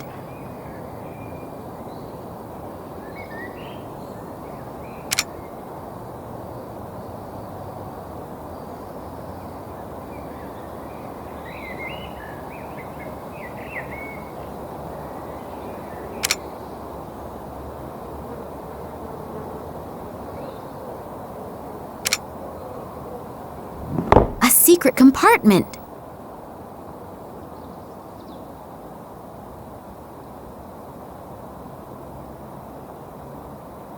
There are a few old documents and a roll of film in there. I'll have a look at the documents. Maybe my father left them there. Yes, indeed. He describes that the 1958 expedition apparently could not provide an explanation why the plant growth has changed so much here since the catastrophe of 1908. The discovery of a meteorite, hoped for by the government as a cause of the devastating explosion, also did not materialize. For this reason, neither my father in his function as the leader of the expedition, nor the biologist, Ken Morangi, could provide an unambiguous conclusion, which obviously was not regarded favorably by the authorities. Oh, and they are also briefly mentioning Oleg here, but apparently he was not that important. I guess I'd better not tell him that. Years later, in his function as a geologist at the Academy of Sciences in Moscow, my father examined a strange piece of metal that had been found in the Tunguska region. He then was able to prove its non-terrestrial origins, which breathed new life into the meteorite theory. However, upon further analysis, he and his colleague Manuel Perez discovered traces that indicated that the metal had been worked. When they wanted to publish their discovery in the Kalenkov Expert, it was completely, surprisingly, rejected, and they were forbidden any further examination of the rock. When my father continued to inquire about the happenings in the Tunguska region, he was dismissed from the Academy of Sciences. The last entries are from 1977. Obviously, he and Manuel Perez went to the Tunguska region on their own. They hoped to find additional fragments of that strange material so they could continue their studies. What the goal was and what happened isn't written down in here. In addition, I have this burning desire to know what is going on with this fragment. On the one hand, it's probably not of terrestrial origin, but on the other hand, it was processed. That would mean... The old Evank also said something about his son finding some metal fragment in the woods, and then suddenly disappearing. That would fit in with the fact that my father was even thrown out of the Academy of Sciences due to his analysis. I hope that I will find some more answers on that roll of film.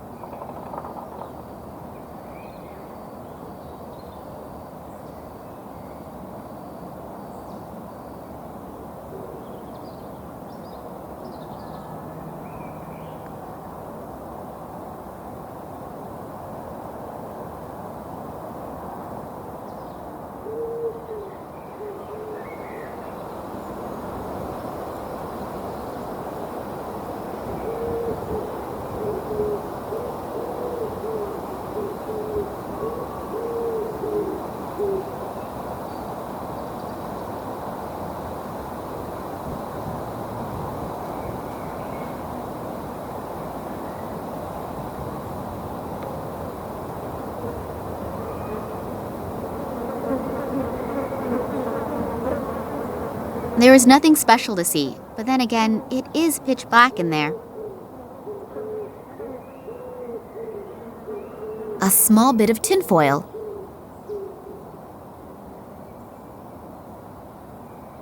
I've wrapped the tinfoil around the broken glass.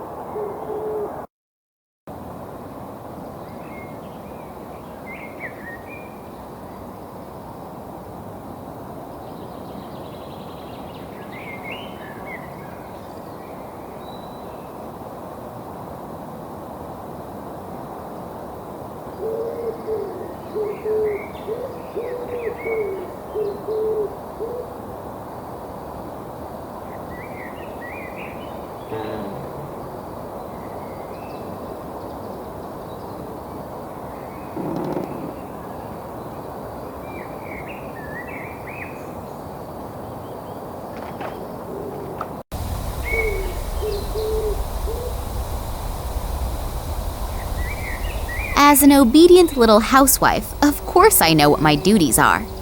There, finished. Shall I make dinner now as well?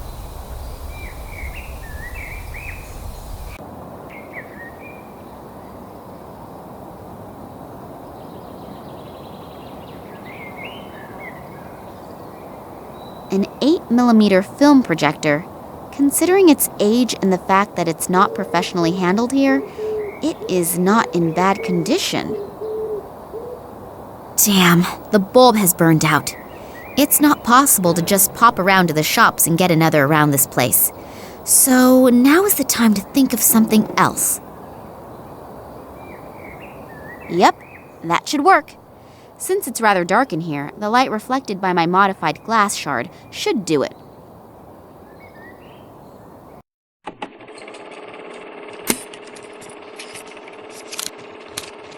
So, Manuel, the camera's rolling. Please excuse me for a moment. I'll be right back.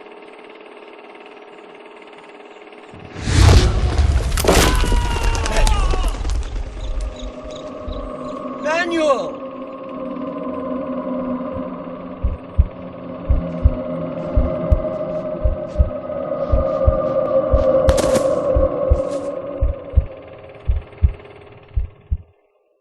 What was that?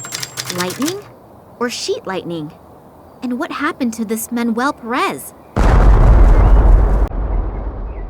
That sounded like an explosion. I should see what's going on.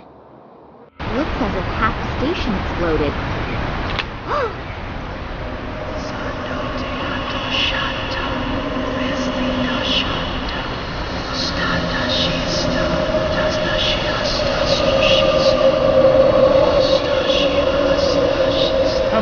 Come on! Move your asses! The intruders have to be around here somewhere. We'll get them. Spread out! Oh, my head. What was that? Feels like someone sifted through my thoughts. There's someone up there! Get them! Damn. I have to get away from here.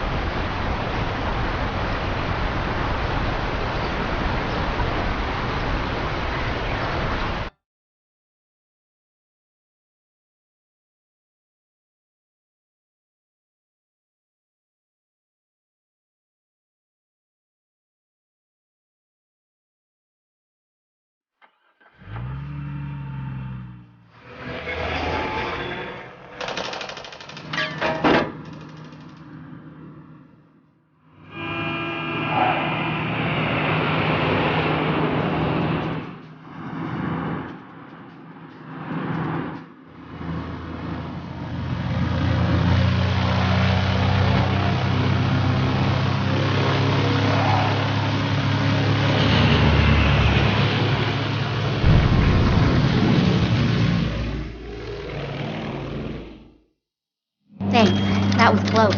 No problem. I told you that I would catch you if you were ever standing on the edge of a precipice. What happened? We just saw that some areas of the research station were in flames, and suddenly there were soldiers everywhere. I don't know much more either. Suddenly, two strange figures appeared in front of me out of nowhere. From the FSB? No, they weren't agents. I'm not really sure. This may sound kind of stupid, but I'm not even sure if they were human. What? I don't know how I should describe it. It was more like a feeling that I got from them. What did they want? Did they say anything? They didn't really speak. It was more like voices inside my head. It was as if they were looking for an answer. What kind of answer?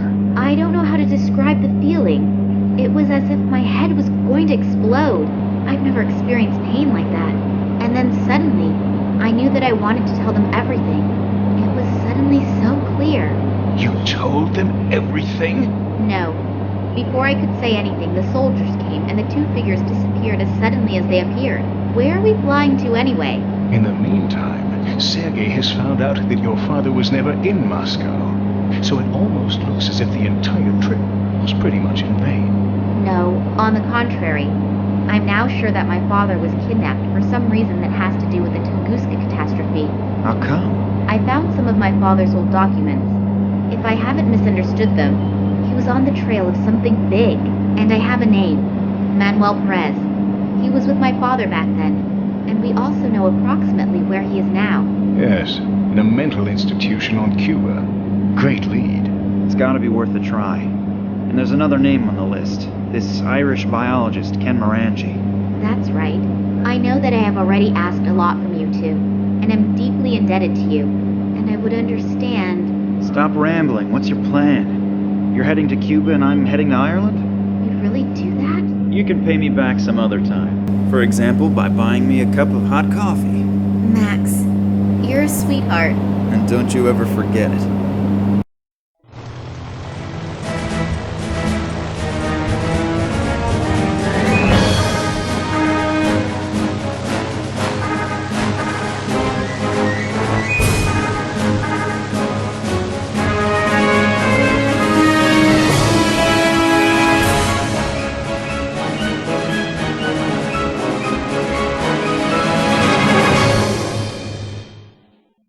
Oleg, I'm not usually like that, but what should I do? Besides you two, I don't have anyone who could help me. And if my father... It's okay. We enjoy helping you, honestly. So don't worry about us. Concentrate on your dad. Yeah, okay.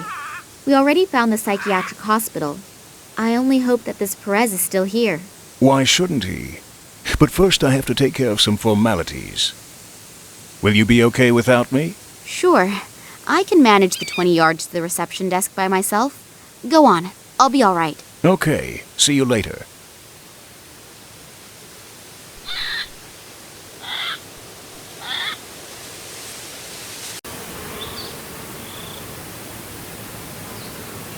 I wonder why such a small and remote psychiatric hospital needs a doorman, especially since there is no parking available here. Good afternoon. I'm looking for the sanatorium under the palms. Am I in the right place? Good afternoon to you, too. Yes, as far as the name is concerned, you're in the right place. As far as the name is concerned? Well, it's the same with institutions as it is with political parties. The name isn't always the main concern. How come? There are a bunch of palm trees here, aren't there? Sure, there are palm trees here. But let's leave it at that. I've already said too much. How can I help you? Oh, come on. What's going on here? What isn't right? Nothing. I mean everything. Oh, it doesn't matter. What do you want? That's a shame. I'm looking for a man named Manuel Perez. He's supposedly a patient here. Ah, yes, could be. I don't know the patients. Go to reception on the left side. I'm sure someone can help you there. And if I can offer you a word of advice, be careful. What? Why? Just because. You look like you could use the warning, but be that as it may, I have to go back to my painting. Good luck. You paint during your shift? Yeah, sure. If there's nothing to do, I paint a couple of pictures. Some of them are then hung up in the clinic. Is there really that little to do? What do you think? We don't exactly have concerts or events where thousands of people line up the night before. I've been working here for 2 years, and you are, if I haven't miscounted, you are the third visitor. Oh. What do you usually paint? Everything, really. Although, if I have to be honest, everything isn't necessarily a lot. At some point, you just run out of ideas when you can only paint from one position. So far, I've painted lots of palm trees, blades of grass, and even butterflies in various positions. I'm starting to get sick of it. I paint extra slow, you know. I used to paint a picture in 30 minutes. Now I take 30 hours, just to postpone the problem of choosing the next subject for the picture. Well, then I wish you... What should I wish for? Wish that we have a thunderstorm. Maybe some of the palm trees will fall down, and then I would have something new to paint. Okay. Then I wish you have a thunderstorm. Thanks. And if you happen to run across a great idea, then please let me know. A little while ago, you said that something wasn't right with this institution. Me? No, I never said that. But... The weather is beautiful today, isn't it? Yes, it's gorgeous. I understand. I'll leave you alone with your muse now. Thanks. I'm still waiting for the kiss. From me or from the muse? Both.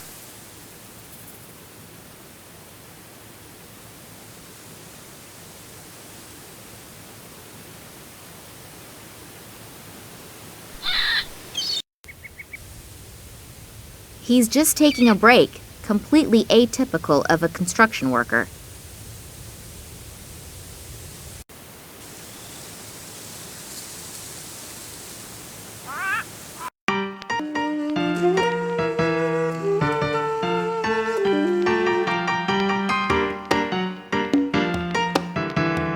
No wonder that many men harbor fantasies about nurses. Good afternoon. Hello? I'm looking for a man named Perez. Manuel Perez. He's supposed to be a patient here. May I speak with him? Perez? Yeah, he's here. And who are you? I am Nina Castro. I think it would be better if I did not tell the whole world my name. As long as I don't know who's behind my father's kidnapping, it's better to be too careful than not enough. Sorry, you can't come in here without a special permit. But it's really important. Important? It's really important for me to keep my job and my health. And naturally my incomparable good looks. That's what's really important. I'm not asking you to release him. I just want to talk to him for a second. Listen up, darling. Now that Mr. Gartuso has the say and Nicole Charleroi was put in charge, we all have to really watch ourselves. Massimo Gartuso? The American billionaire with a gigantic mobile phone company? That's the one. And in Cuba the saying goes, whoever pays decides what's for dinner. Is there anything else I can do for you? The music sure is loud. Yeah, great, isn't it? I just got the disc and I've been listening to it non-stop for the last 3 days. It really keeps me going. It even makes it fun to clean. Actually, I wanted to be a dancer, but the market in this region is pretty saturated. So I had to invent a new discipline, rhythmic cleaning. I clean to the exact beat of the music. It also helps fight fatigue. I came up with it a few weeks ago and have been perfecting my technique ever since. We'll see. Maybe if politics doesn't pan out, I can maybe offer a few courses for housewives. I think the demand for it is probably pretty high. Yeah, I bet it is. Massimo Gartuso has bought himself a mental asylum in a sleepy town in Cuba. Don't you find that a bit strange? I have my own theories, but I'd rather keep them to myself. Come on, it could be really important. Nothing is so important that a person could end up like. Yes? Nothing. Don't you think rhythmic cleaning would be a great business concept? There are so many weird things happening here that I don't know where I should start being astonished. I have the feeling that it has to do with something real big. Unfortunately, my feelings do not tell me what that is. Are you afraid of your boss? Me? Why should I? I just had the impression. It's misleading. It's definitely misleading. She does want to talk. All I have to do is tickle her a little bit. The boss isn't even here, so you have nothing to worry about. Yeah, that's also what Pedro thought, but then... And then? Nothing. Leave me alone. This Nicole Charleroi is pressuring the workers to such a degree that they are almost shitting their pants from fear. I hope I won't have to clash with her on top of everything else. You said something about if politics doesn't pan out. You're a politician? Not yet, and I stress the word yet. There is an election in 2 weeks and I want to run. As a politician? Yeah, sure. Anything against it? No, of course not. So you think you have a good chance? Yes, I think so. I am staggeringly gorgeous, and I have already, let's just say, convinced 20% of the voters. Oh. But I don't want to be just one of many. I want to be the next female mayor. Unfortunately, I still need some more votes for that, but I'll get them. Only I knew how to get them. Oh, you want to jump straight to being the mayor. How modest. What's your election platform? Platform? No one reads it anyway. The only problem is that I just have 2 weeks and I'm still behind 120 men. Yeah, that's cutting it close. Maybe you should try getting a platform after all. Oh, it's much too expensive and no one is interested anyway. I just have to be able to convince more people all at once and my qualifications is all. Yeah, well, do you have a better idea? I'll think about it. If I think of something, I'll let you know. Then I'll leave you to your hip swing again.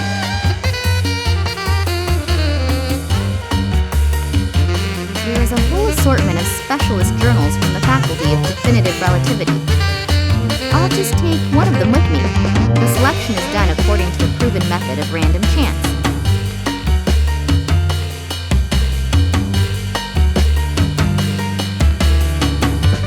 Only the staff is allowed in here.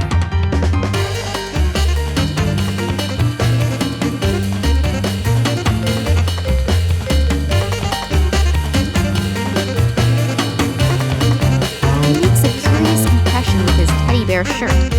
I don't know why, but he really scares me. It's a nice house of cards you're building there. Yeah. And now be quiet or the thing will fall again. This institution gives a somewhat, well, strange impression. Was it always like that? Could you tell me a bit about it? Maybe you've noted something in particular. Sure I can. But I won't. Otherwise I'll end up like... Oh, doesn't matter. No, it does matter. Otherwise you'll end up like who? Just like people who ask too many questions. Can I borrow the copier for a second? Sure. Bring down my house of cards, steal my glory, my pride, my last bit of self-respect. The spark of hope in my dreary routine, the little bit... Yeah, okay. I'll just wait until you're finished. Nicole Charleroi. She's the director of the institute here, right? Is she here? No, I don't think so. Whew. Don't scare me like that again. Are you afraid of her? Me? No, of course not. Shay was also never afraid.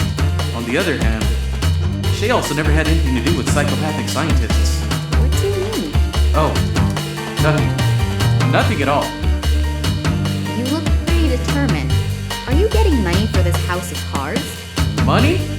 No, not money. Glory. I'll be like my ancestors and go down in history. As a house of cards builder? Yes. Shay started the same way. Che Guevara? No. Chevrolet. Okay, I understand. I'm going. Okay. I have to hurry anyway before the earthquake starts again. Earthquake? Yeah, every afternoon. Just before I finish the tallest house of cards in the world, an earthquake comes and ruins everything again. But this time, I'll make it. Watch out that your house of cards doesn't fall down. Yeah, make sure you don't bring down my house of cards. They must have 4 to 5 diopters. The owner must be as blind as a bat and be bumping into everything at the moment.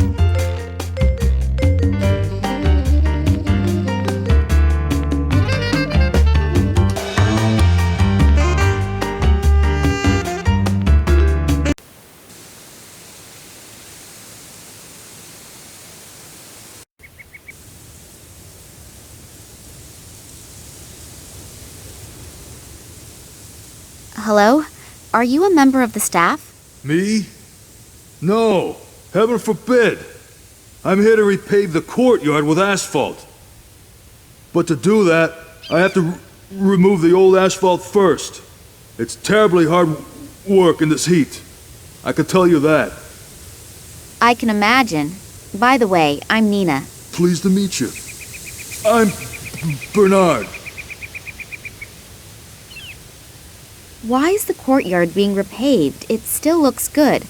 I've seen streets at home that look much worse. No idea. You're right, though. It really isn't worthwhile for just a couple of patients. Whatever. I don't really care. Who hired you? Some Italian-American, Massimo Gattuso or something like that.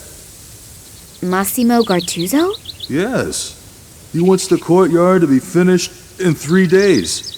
It's completely unrealistic. But you don't know why this courtyard is supposed to be repaved? No. Strange. How come someone like Massimo Gattuso has the rear yard of a net house in a Cuban hick town surfaced with asphalt?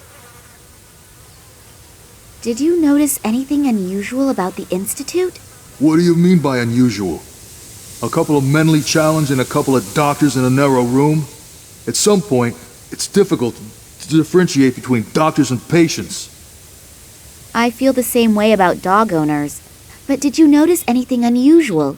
Apart from the fact that one of them is always screaming, screeching, or makes strange noises, truth be told, the Institute scares me a little. Can you describe it a little more? I don't know exactly. I just don't like it here. As soon as it gets dark, I make sure that I leave. And there isn't enough money in the world to get me to go in there. Someone like him admitting just like that he is afraid without having a real reason for it? I should be cautious if I want to continue looking around here. Regarding your break... Are you gonna deny me my break? Oh no, of course not. Good. It's short enough as it is. The old lady will start smoking again soon, and then my work starts again. What do you mean? The cook. As soon as I see black coming out of the chimney back there again, I have to go back to work. Smoke as a signal to get back to work? That somehow seems familiar to me. Don't you have a watch? Nah, I don't need one. The old lady is accurate down to the last second. Does the name Nicole Charleroi mean anything to you? Not really. She's supposed to be the boss here. You must know her. Oh, her. Oh, God. Keep her away from me. That bad? Worse. She seems nice at first, but she's something between a Valkyrie and a battle axe. Charming. You asked me. Am I supposed to lie to you? No. Have you gotten to know her? Believe me, it only takes a few seconds, and that's enough for me. Do you know a man named Manuel Perez? Who's that? One of the people inside. A patient? Yes. No idea. I haven't had any contact with them. It's prohibited by the management. You have a bit of a stutter.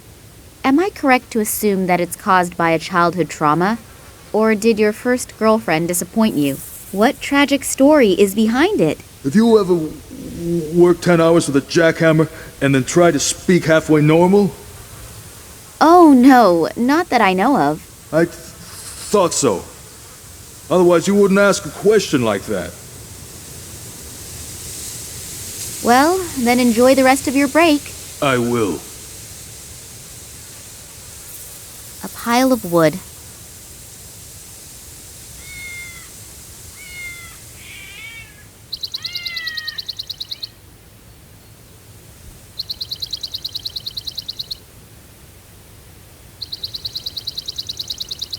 The writing says, "Caution.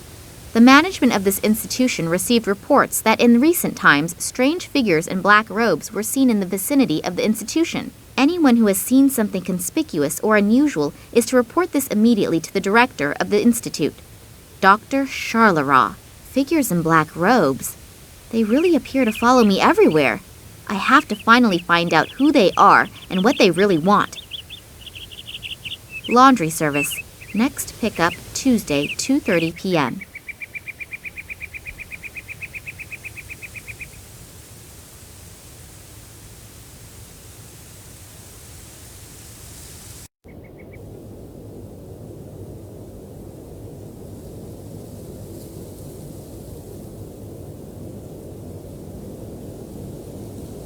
The food appears to have been tasty.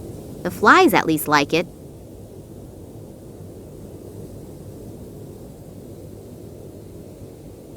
A braided onion rope.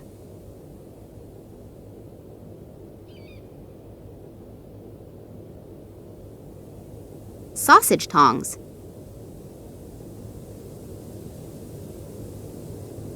A soup ladle.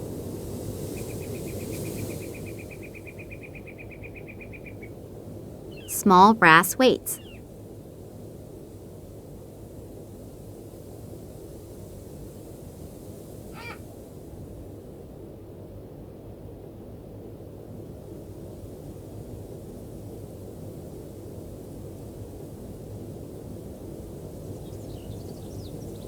A long pointed meat fork.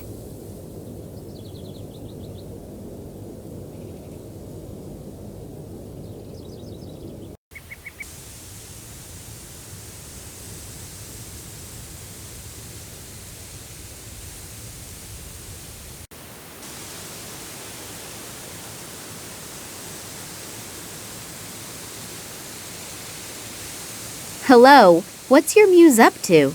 Something that all women do, taking her time. The woman in charge. What is she really like? Miss Charleroi? No idea. I don't have any contact with her. She greets me when she arrives in the morning. I usually don't see her at night because she often stays in the institute until really late. Any peculiarities? Like I said, I almost never see her. Nurse Sabrina, what do you think of her? If I would tell you, You would say I was sexist. Yes, her assets are apparently very apparent. And otherwise? Otherwise, I unfortunately don't know her very well. Women of her caliber don't mess around with average-looking gatekeepers. You just have to convince her of your qualities. And those would be? Well, Yeah, thanks for the chat. Could you perhaps paint a portrait of Nurse Sabrina? Yeah, I guess so. Just a second. I've run out of black. I can't paint without black. Okay, I'll take care of it. How long do you need? Probably half a day. You have 30 minutes. There's no way. I need at least 3 hours. Agreed. You have 1 hour. It's no wonder that contemporary painters have never been able to equal the masters, if the artists are constantly rushed like this. Oh, one more thing. I can barely see Nurse Sabrina from here. She moves so gracefully, but she is also unbelievably fast. If she were to slow down a bit for a while... I'm going to see if I can at least temporarily control the woman's hyperactivity somewhat. Then you could start painting the portrait? Like I said, I can only paint Nurse Sabrina if I have black paint and a subject that isn't constantly jumping around. I'll leave you alone with your muse now. Thanks. I'm still waiting for the kiss. From me or from the muse? Both.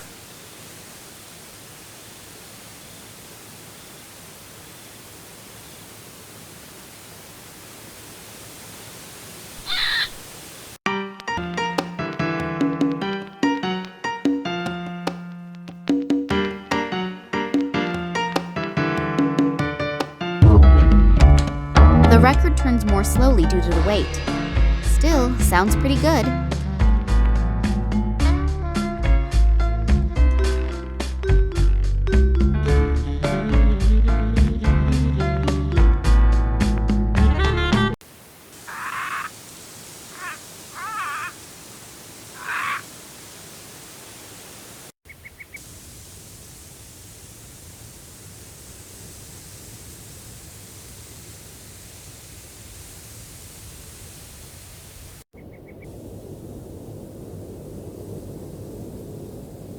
I'll pile the pieces of wood like I would have learned in the Girl Scouts, had I joined them.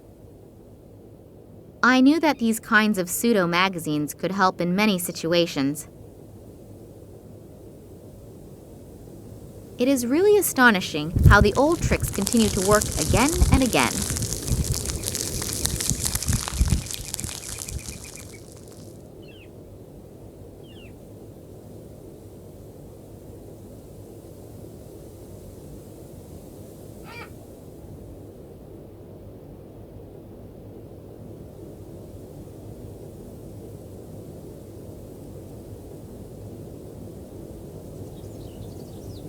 I can't even walk across hot coals, let alone reach into burning fires. The fire is burning cheerfully.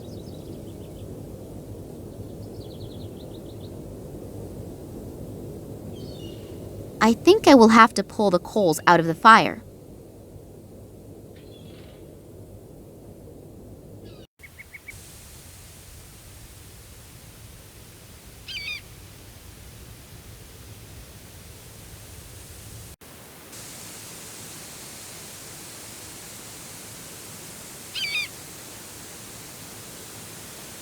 I didn't find any black paint.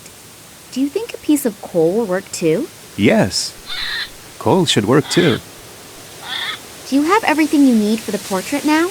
Yes, I think so. She's a little hard to see from here, but I'll try.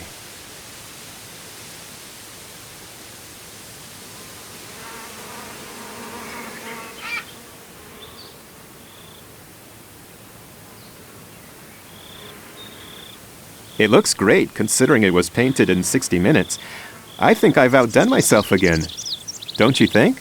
Yes, it's really nice. And her best features are emphasized perfectly. Thanks a lot. You're welcome.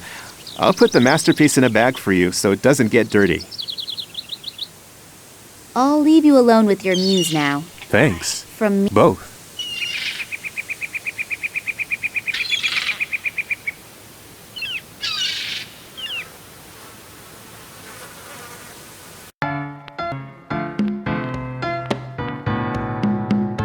Look at this. What do you think?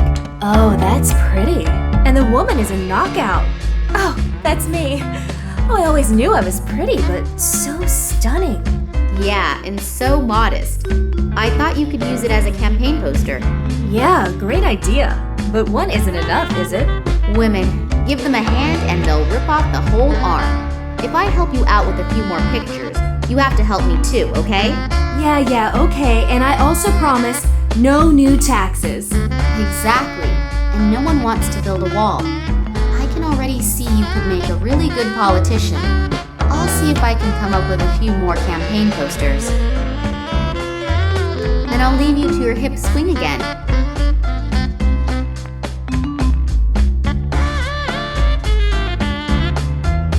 In order to get to there, I would have to go through the House of Cards, and then there would be a slaughter here.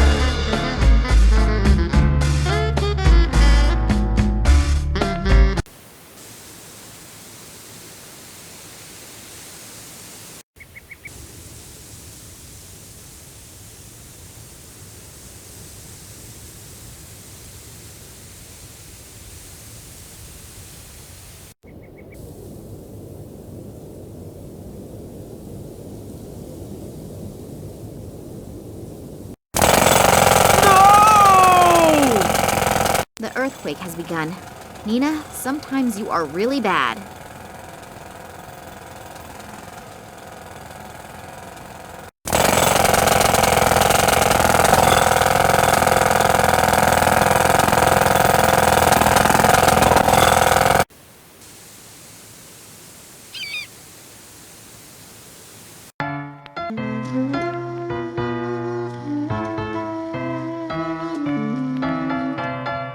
He is so cute!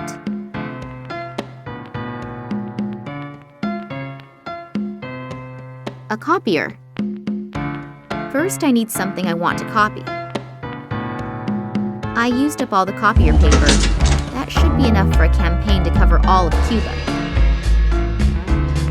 The vibrations caused by the jackhammer caused the House of Cards to collapse. The poor guy will surely need them for his next attempt at the record.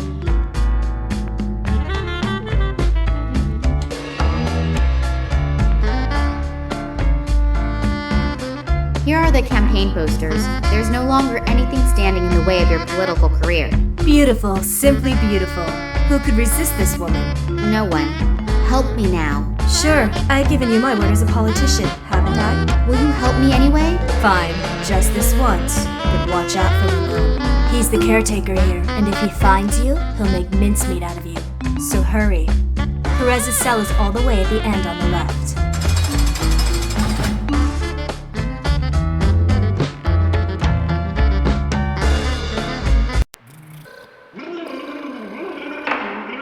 The door looks different than the other doors. Most likely it is not a cell, but the room for the caretaker, Ramon. I'd better not go in there, otherwise he will get me.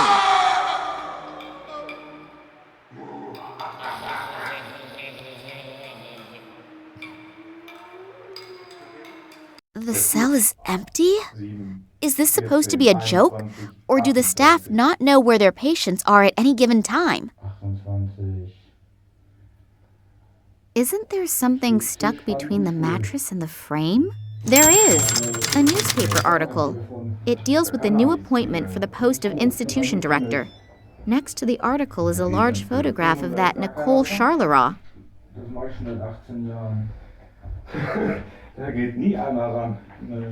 As long as this Ramon guy isn't here, I really should take my time looking around here.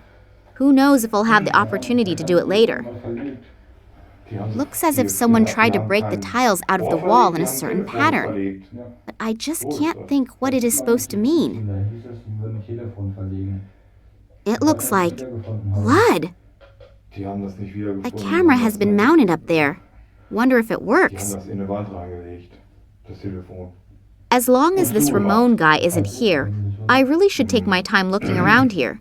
Who knows if I'll have the opportunity to do it later. The mattress is full of yellow and red stains. I don't want to know what caused them.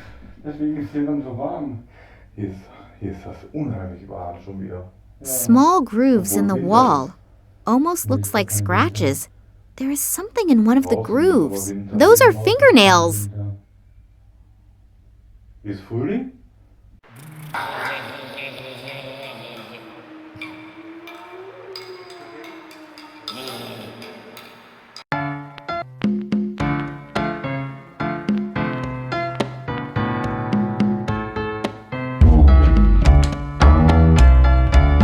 Sorry, may I disturb you again? But of course, darling, anytime. I could use a little distraction. Perez's cell is empty. Where is your patient? Empty? What do you mean empty? I mean empty. No one there, all gone, little going on there. In short, it's empty. That can't be. The doctor, she'll kill me. Does that mean you really don't know where Perez is? No, Ramon? Yeah? Where is Perez? How come? He's not in his cell, so where is Perez? He's gone. I've already informed the doctor. She'll take care of it. Take care of it?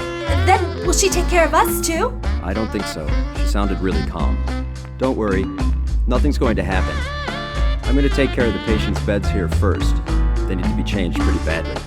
We'll talk afterward, okay? Yeah, we should do that. Sorry, I didn't know. You heard for yourself. Oh, Lord, watch over us. Damn. I've flown thousands of miles just to find out that this Perez has disappeared, but I am not giving up that easily. I mean, he can't have dissolved into thin air. Is the camera in Manuel Perez's cell, is it turned on? I think so. Charlois mounted it, or more precisely, had it mounted. Is there anywhere to see what the camera has recorded? Sure, it would certainly be possible in the control room. Can I look at it? No, I can't let anyone in. Come on, you owe me one. Sorry, I don't have a key. Only Ramon and the boss have keys. Then I'll leave you to your hip swing again.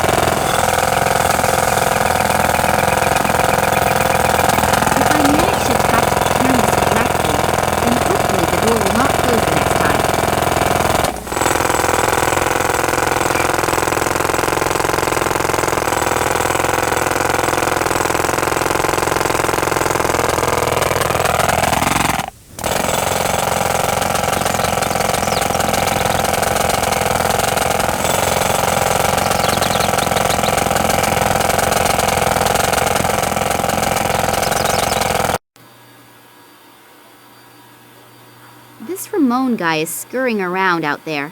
I think I'd better avoid him.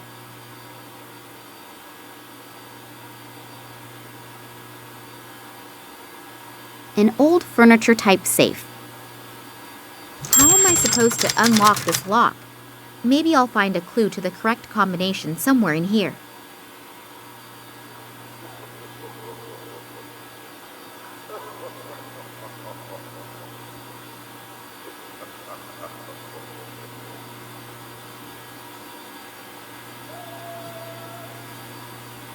One,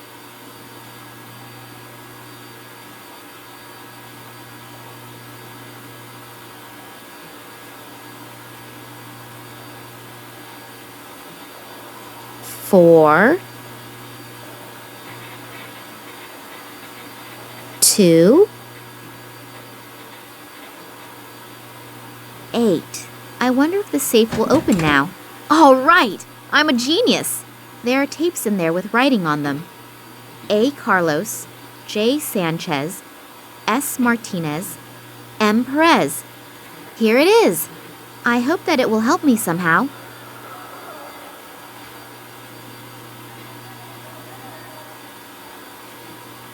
I'm really eager to see what's on it.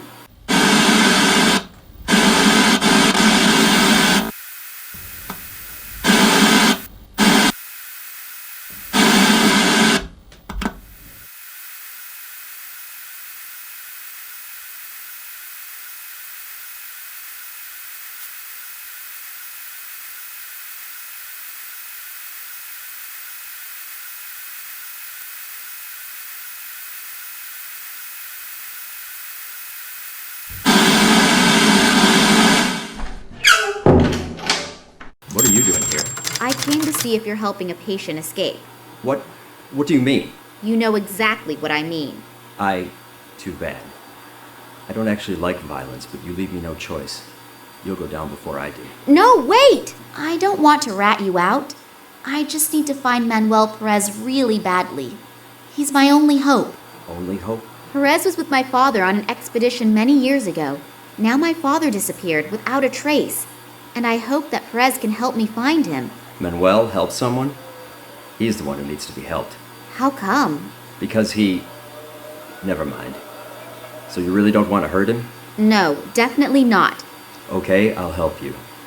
Just don't tell anyone I did, otherwise I've had it. The doctor doesn't stand for any nonsense. The doctor doesn't seem to be the most fun person anyway. Why? You have no idea what they're doing with Perez here? No, how should I? He was brought here a few months ago at the request of a guy named Cartuso. He was also the one who put Charles Roy in charge.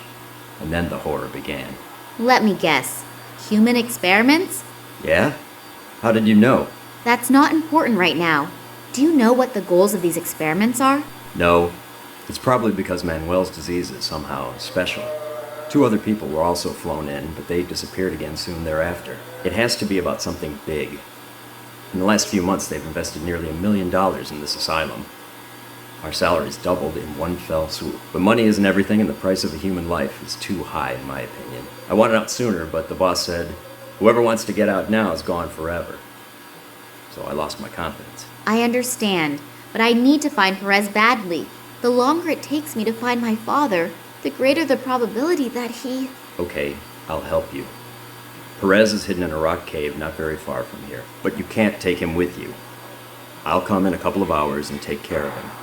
I know a lot of people here who will hide us. Agreed. Take care of yourself, okay?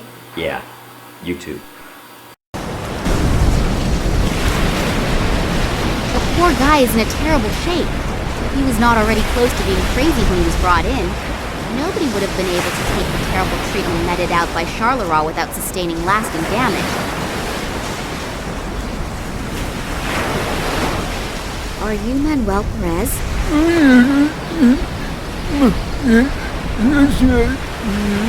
Hello? Can you understand me? I don't know if he understands me, but when I addressed him, he looked me in the eyes and smiled, almost as if he recognized me.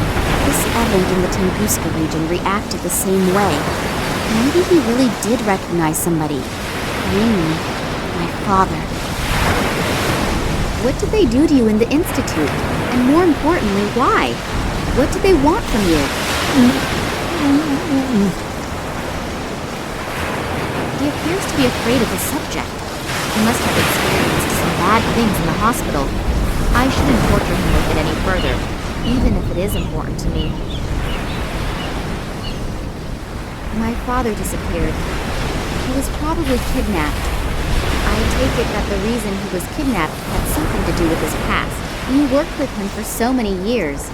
Do you know of anything that could, after so long a time, catch up to him? It's obvious he wants to tell me something, but I have no idea what. What happened back then during the Tunguska expedition? Try to remember. It could be very important. Either he can't remember anything, or he does not want to talk about it.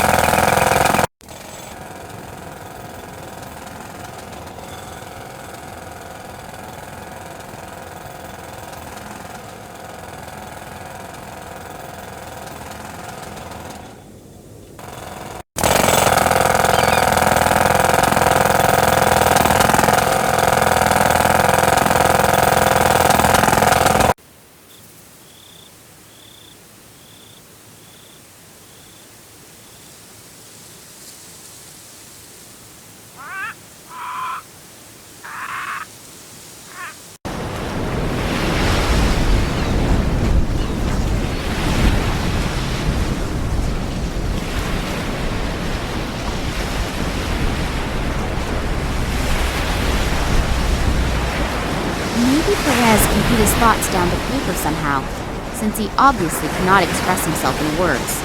It's worth a try. Perez drew some kind of symbol. I have no idea what it's supposed to mean, but it doesn't appear to be chaotic scribbling. The symbol can be recognized clearly and plainly, and the lines are so straight, as if they had been drawn with a ruler. Now the only question that remains is how that is going to help me. I'm going to send Max a text message and a picture of the symbol. Maybe he has an idea. Morangi must live here somewhere nearby. He's still alive. Hopefully the locals can help me.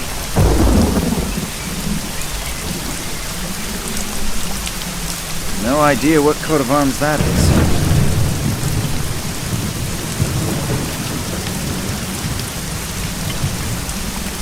Oh, full house? Maybe I should have made a reservation. He seems to be his own best customer. Oh well, he also appears to be his only customer. At least, the only one who is still able to stand. Hello. Nice weather we're having today, isn't it? What? It's raining cats and dogs. It was supposed to be a joke.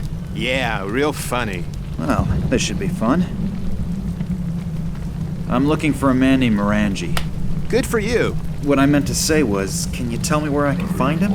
If you mean old Ken Morangi, he lives on his island. Island? How can I get there? Ask Folly. He's probably down by the water fishing. Do guests frequently fall asleep in the bar? Sure. But Klaus is particularly difficult, because once he's asleep, it's hard to wake him up again. Is there a trick to it? Sure, if you stick something to eat in front of his nose. Then he'll wake up? If he likes it, then chances are he will. What is he like? He used to be a sailor. He doesn't eat anything but fish. But actually, I'm always happy when he falls asleep, because then I don't have to sit with him and listen to the same sailor stories again and again. I would like a fish. Me too. Am I correct to assume you are trying to tell me in your charming way that you don't have any? Yep. Not a lot going on here. It's okay. Do you always have so few guests? Some of my regulars are dead, and the walk-in customers aren't here yet. Walk-in customers? Truck drivers who are driving their goods to the markets in the neighboring villages. Every once in a while they stop, have 3 to 12 whiskeys, and then continue their journey. 3 to 12 whiskeys? Yeah, that's what I said. And how often do they come by? Every day they bring fruit and vegetables. I really don't understand who needs that stuff when you can have liquid vegetables. Thanks for the friendly chat. My pleasure. A simple tin cup.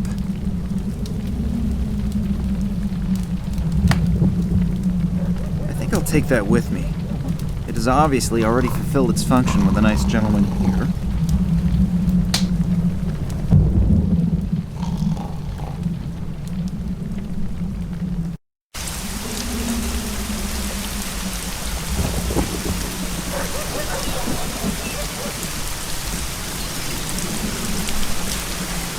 A tin advertising sign for an island sightseeing tour by boat.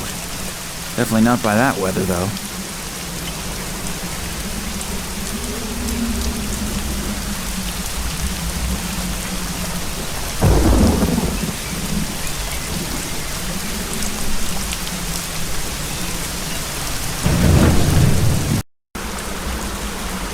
Actually, he only needs to breathe into the water once. Then all the fish would swim to the surface.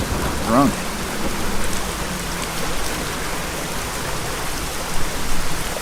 Hello there. Why are you fishing in this weather? You don't have the first clue about fishing, do you? No, not really. Why? There's a fish bite the best in weather like this. You can see my bucket. That's my catch in just the last 3 hours. Even if I was able to catch 30 roast doves and wild pigs with apples in their mouths within 3 hours, I would never voluntarily sit outside in weather like this. I'm looking for a man named Morangi. Can you help me? Sure. Old Ken lives over there, on his island. Oh, great. Thanks a lot. How can I get there? Is there a ferry? Or a bridge? Nah, there aren't any bridges. No ship is going to go out in this weather. Is that your boat over there? Yes. Can I borrow it for a second? I really don't need it at the moment. But perhaps you could do me a favor in return. Sure. What? My buddy Stefan visited me this morning and now I'm all out of whiskey again. Now I should get some for you? Why don't you just get some from the bar around the corner? Why don't you just swim to the island? Touché. So it's a trade-off. The whiskey for the boat?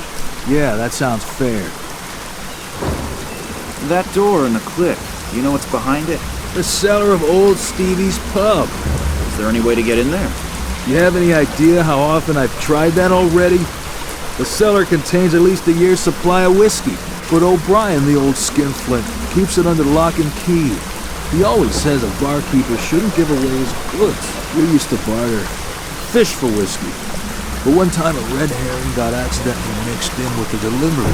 He's been pissed and ran something about industrial fish ever since. But the damage was minimal. In that case, tight lines. Thanks.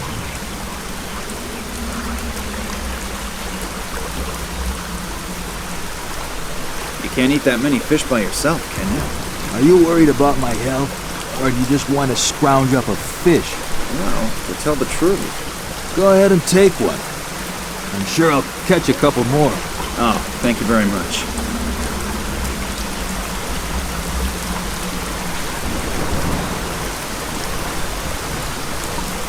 A stone. Exceptional characteristics? None. Nobody'll miss it.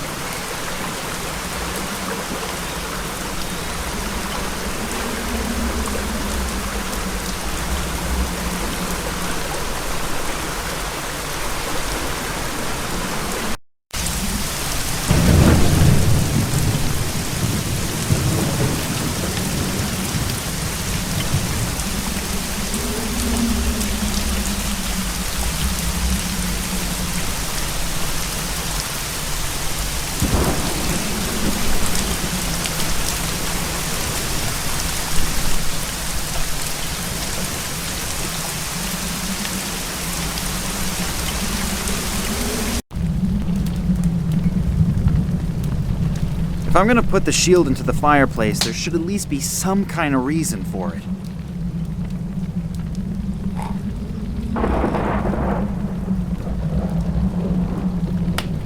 I'm gonna use your fireplace to grill the fish. Of course, you could probably do it a lot better than I can, but you probably have more important things to do.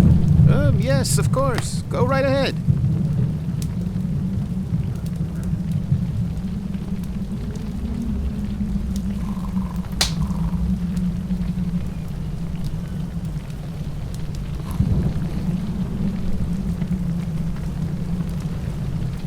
The water's completely evaporated. There's only a layer of salt left over.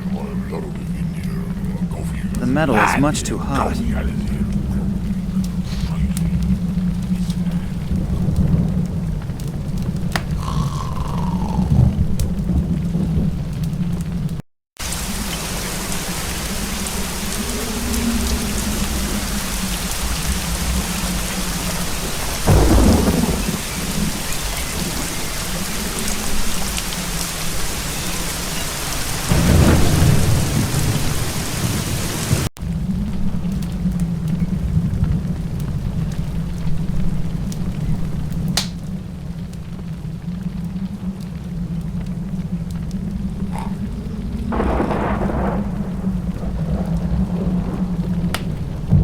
Dinner is served, my lord.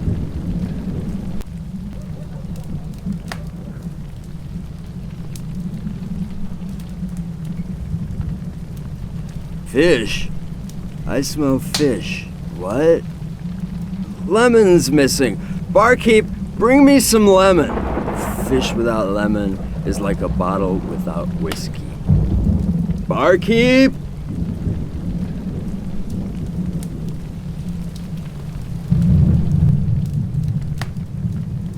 Hello. I know that you have a lot to do, but can I bother you again? If you have to. Yes. How can I get into the cellar? Take the key, unlock the door, and go in. Anyone can do it. Even people like you, if you have the right key. You're a real comedian, aren't you? Yup. You probably don't have any lemons, right?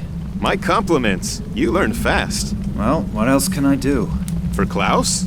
Yes, he won't eat his fish without lemon.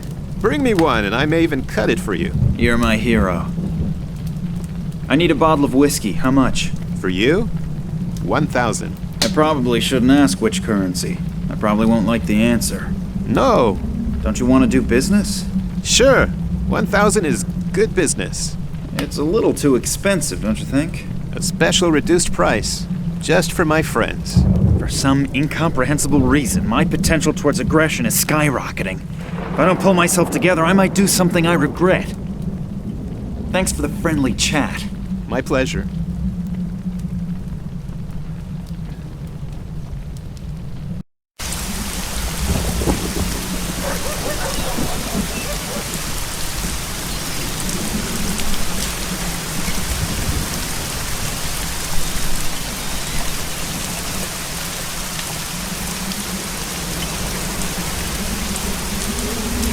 Here comes the truck with the goods for the market. Maybe he'll stop. You can have the company you want.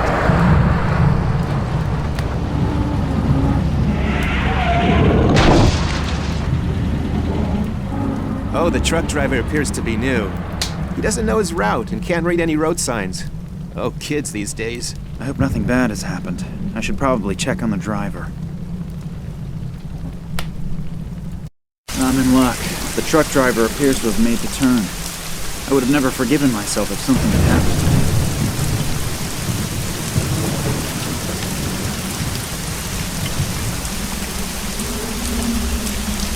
to me. Only healthy stuff. Man, I'm lucky. It even includes a lemon.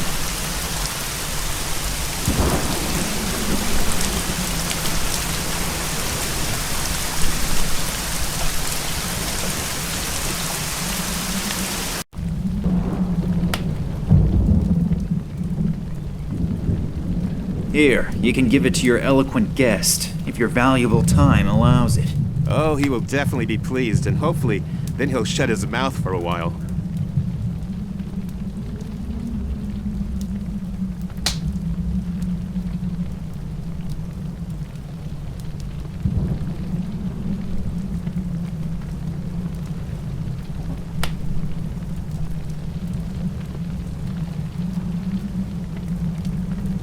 Here's your lemon.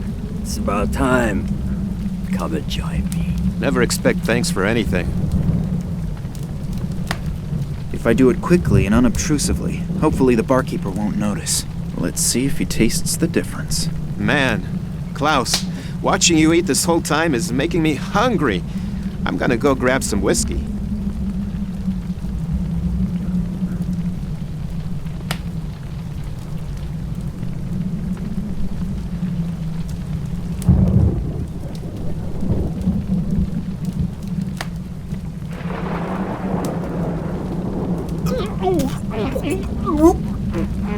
It looks as if he actually noticed the difference.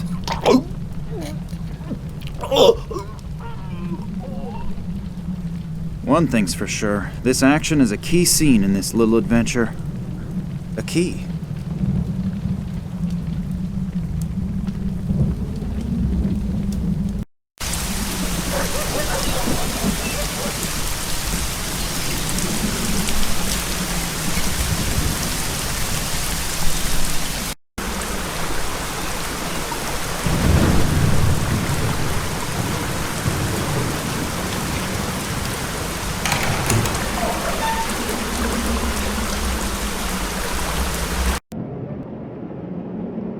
A few full and a couple of empty bottles. They're probably being filled from the whiskey barrels.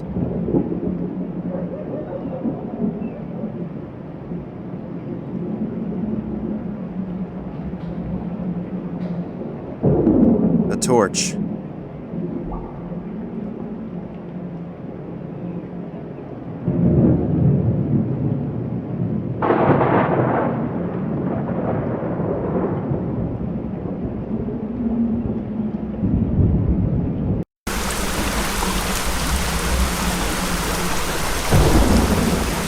Is the offer with the boat and the whiskey still good? Sure. Then I have something for you. Thanks. It won't last very long. But I wanted to head out in a while anyway. I'll just take off as soon as the bottle is empty. Please just tie the boat back up once you're done with it. Sure, no problem. And thanks a lot. You've helped me more than you can imagine. You too.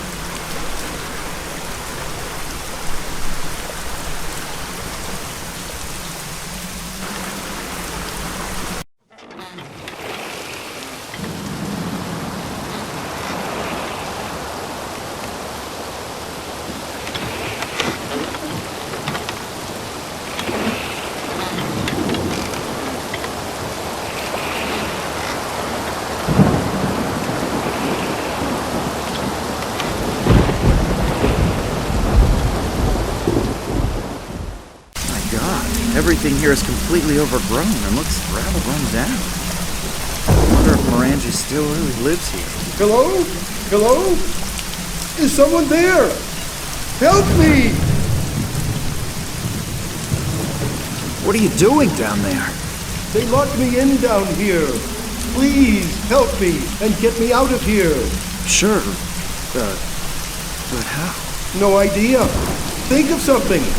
But I've sprained my ankle and I'm not 30 anymore. So don't just throw me a rope. I never managed to be able to climb one back when I was in school. Is there a ladder here somewhere? I'm afraid not. But there's a door down here that I can't open. Maybe you can find a way to open it from the outside. Sure, no problem. How can I get to that door? You're going to laugh, but I have no idea. I've never been down here before. And I have no idea how to get to the well from the castle. There must be a secret passage or something like that somewhere. You're Ken Morangi, aren't you? Yes, I'm Lord Morangi. Why? If you live here, you should know your way around here, shouldn't you? Well, I always thought that too. Okay, I'll take a look around. Thanks a lot. I probably have to be a knight of the round table to pull the sword from the stone.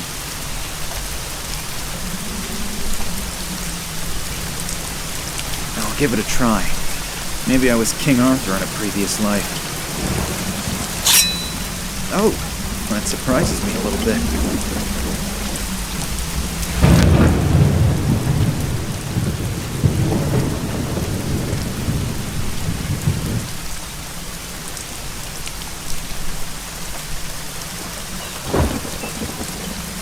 An old and already slightly moldy window shutter.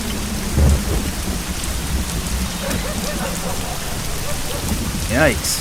I only wanted to close the window shutter, and already I'm holding the whole thing in my hand. This place really needs a major overhaul.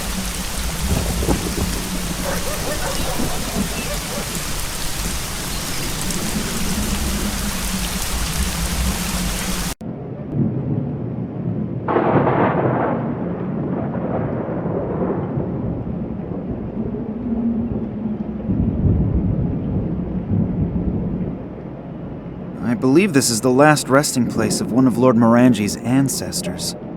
The coffin is made of massive stone. No chance.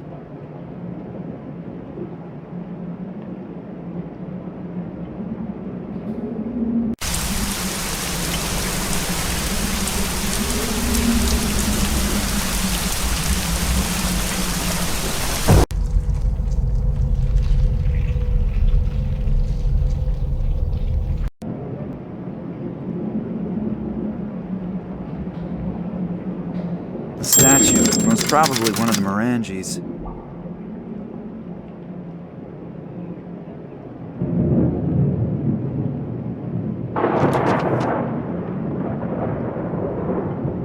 The statue is massive and cannot be moved.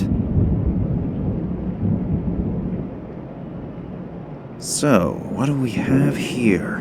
Knee socks? Long underwear? Nothing here that I might covet from the owner. Oops. What's this? An absolute dream. I could get any woman with something like this. If only Nina were here.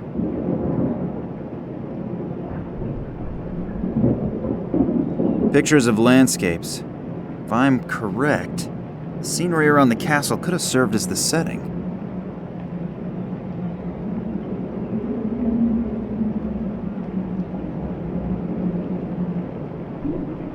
The pictures appear to be very old. It's quite possible that the land here looked like this a couple hundred years ago.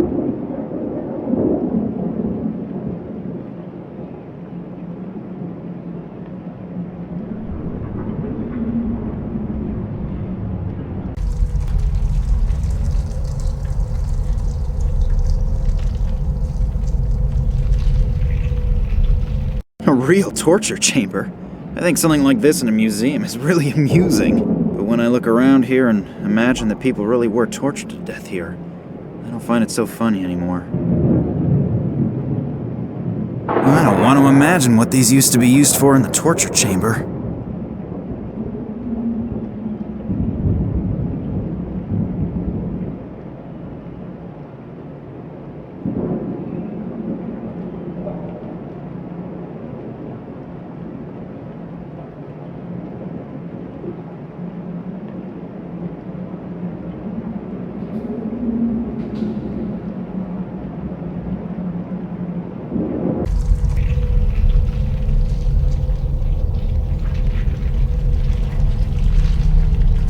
Small wire.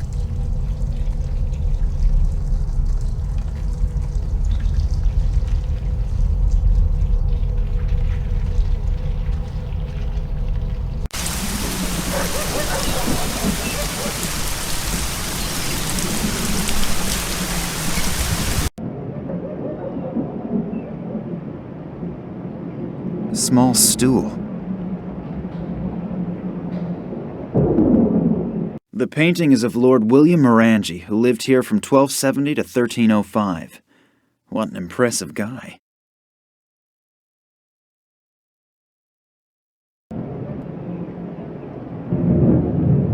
This clock says 7:15. It has obviously stopped running. That's funny, the pendulum is still moving. The painting... I ask myself why the chair is in the middle of the room.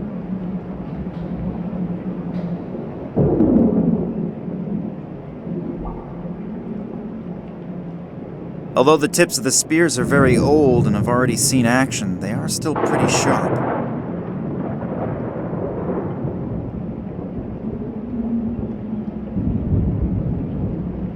The chain moved a bit.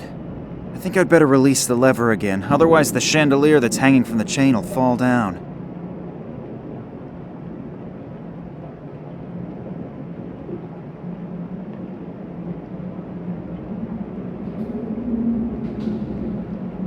Most of the books don't really interest me, but here's a book about haunted castles. It talks about Morangi's castle.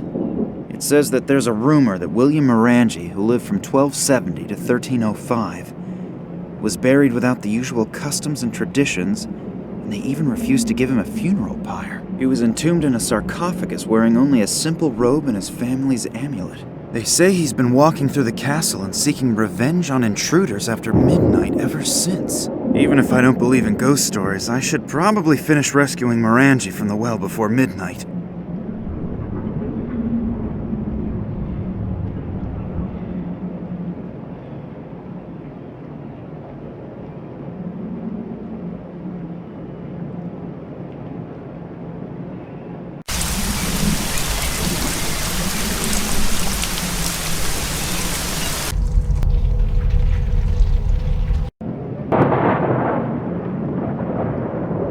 Heavy curtain. Looks like it could be made of brocade.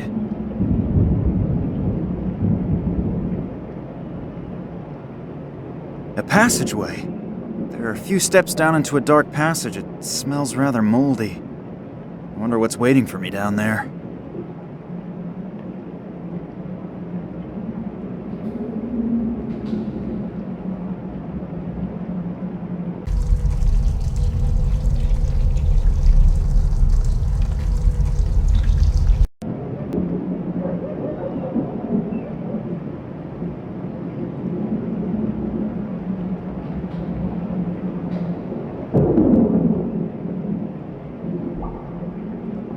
I think I'd better take the coin out of the fire again, otherwise the gold will flow into the forge.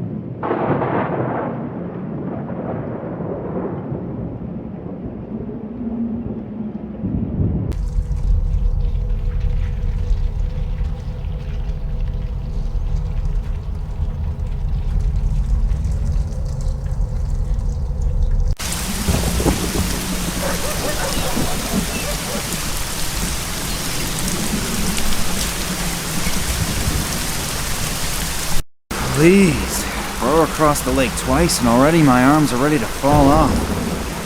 Really should.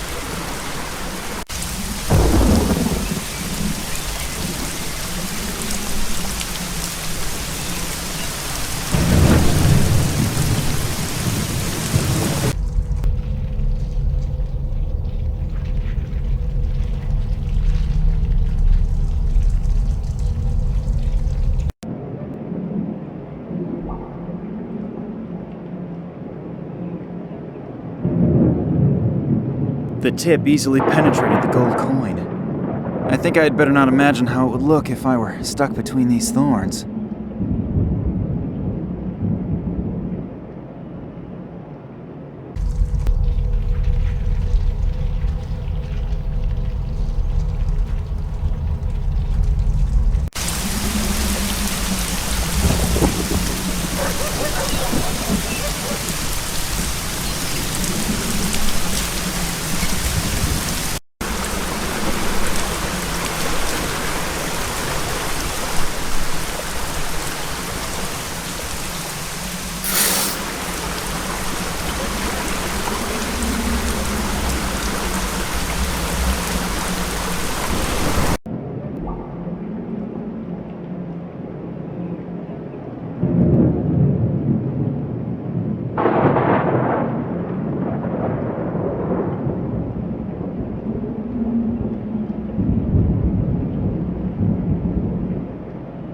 A long nailed-down wood board. The board is nailed down.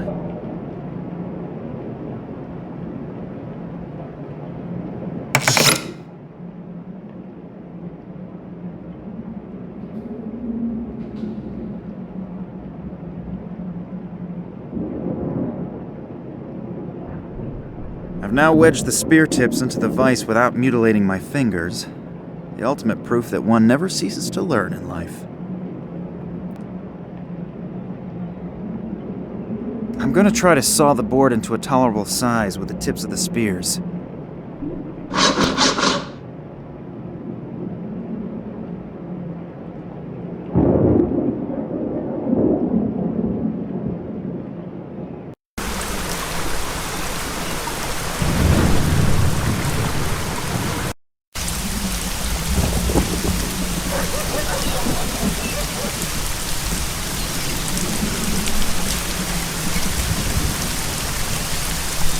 I don't think that the rain gutter was made for this amount of water. Anyway, it's just lying around here, in the way.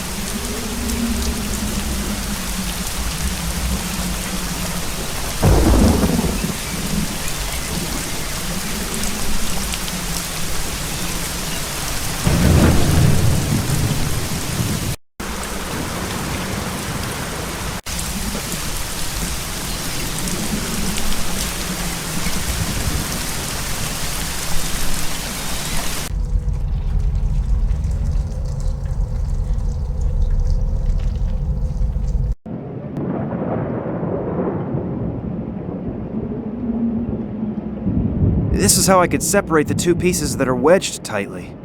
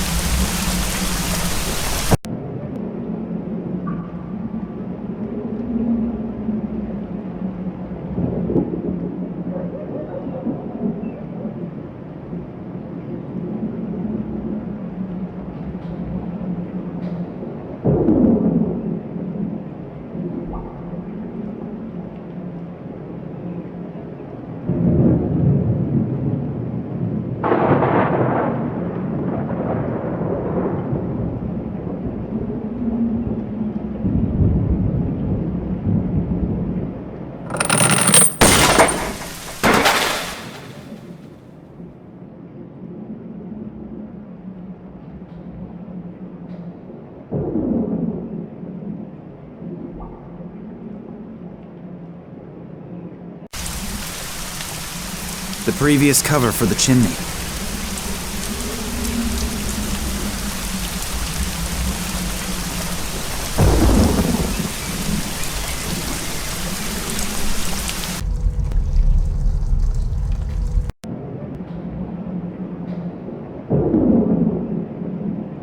What was that? Sounds like I accidentally triggered some kind of mechanism again. Sounds like I triggered some kind of mechanism again.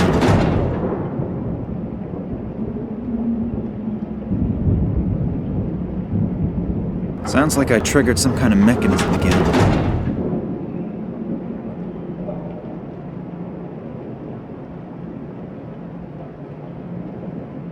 Sounds like I triggered some kind of mechanism again.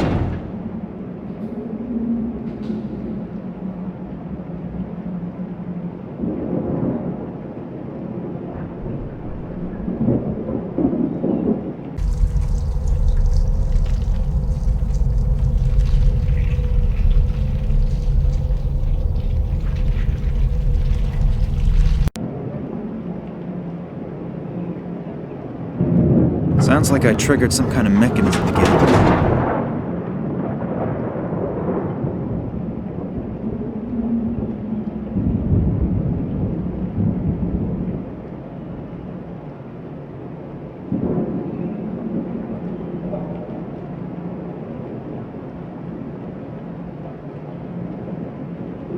There's a small key in it. A small key? What is it supposed to be for?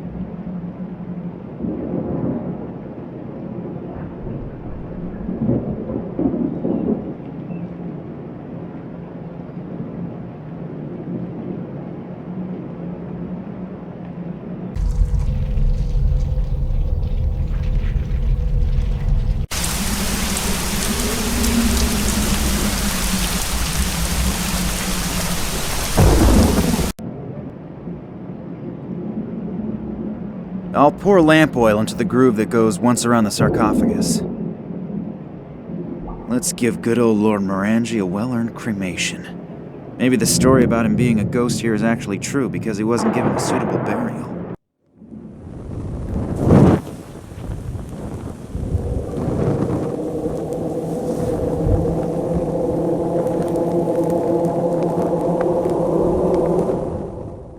What was that? Did it suddenly get really cold in here, or is it just me? Did I just imagine that, or...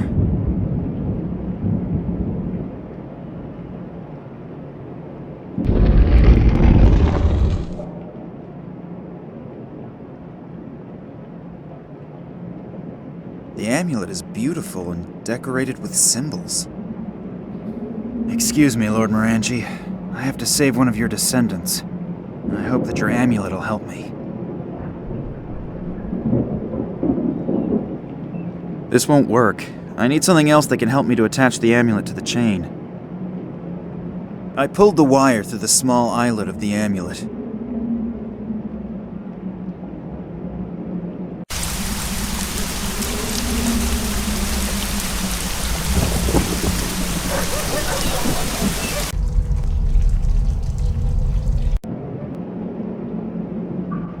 The wire is too short. At most, I could tie the amulet to the statue's little finger.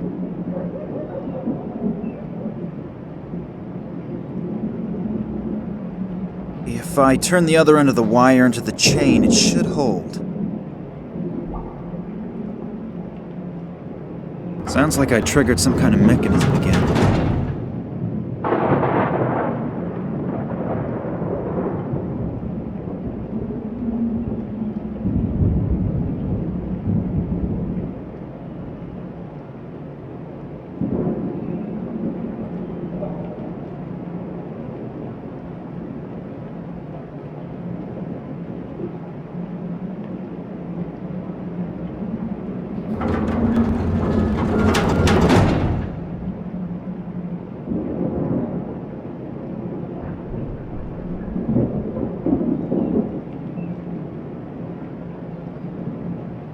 You've found a way.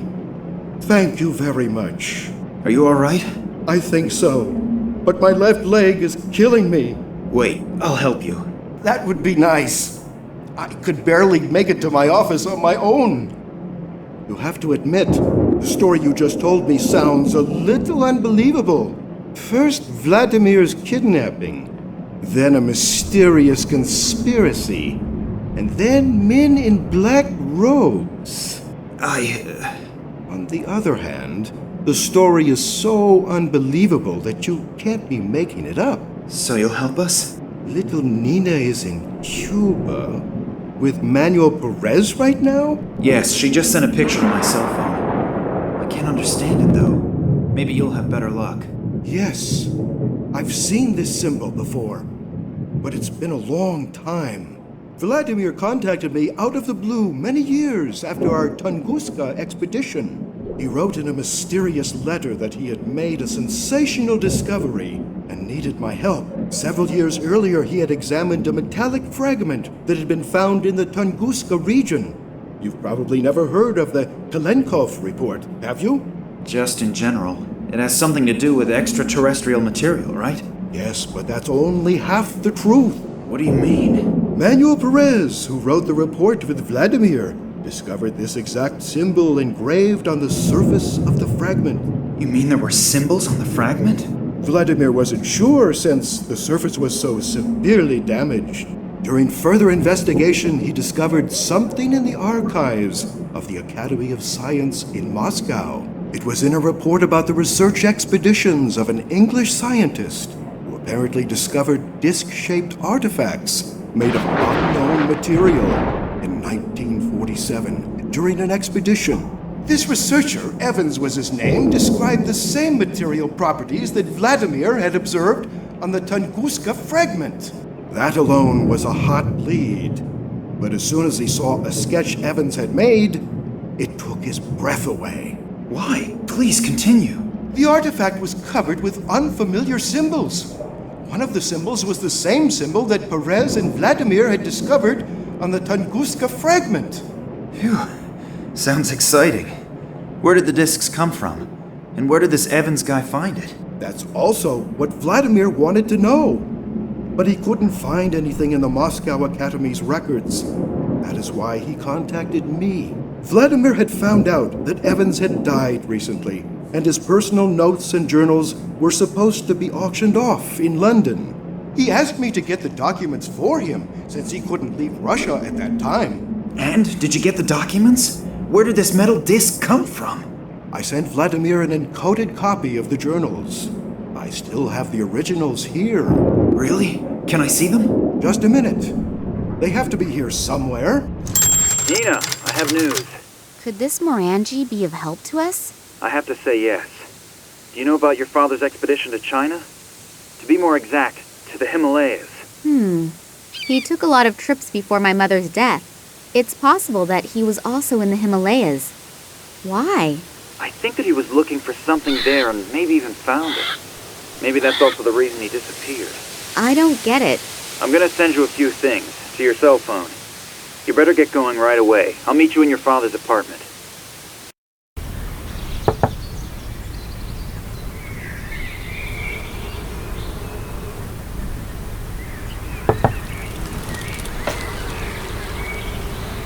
Nina still isn't here.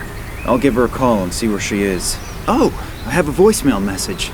That's probably Nina, running a little late. This is Kansky. I really hope you're getting this message. We have to meet urgently. It's very important. I can't go into details at the moment. I think I'm being followed. I'll try to lose the guys and then go to the museum. Please, hurry. I have reason to believe that you're in great danger. I have to go. Somebody's coming. I'll wait for you at the museum. What is Kansky doing here again? I don't want to run into him again. On the other hand, the message sounded important. What if it's a trap? I'll probably regret it, but maybe he really does have information that could help us. Nina isn't here yet, and the museum isn't that far away, so I'll just head over there. Yes. We've managed to track them. We know where the hideout is. Are you sure? The information is absolutely reliable. Very good. You must go there immediately. I'll tell Professor Charleroi that she should prepare the last phase of the project. Okay. Once I've found it, what will happen to the girl and her friend? Well, those two could actually be a problem. Take care of it.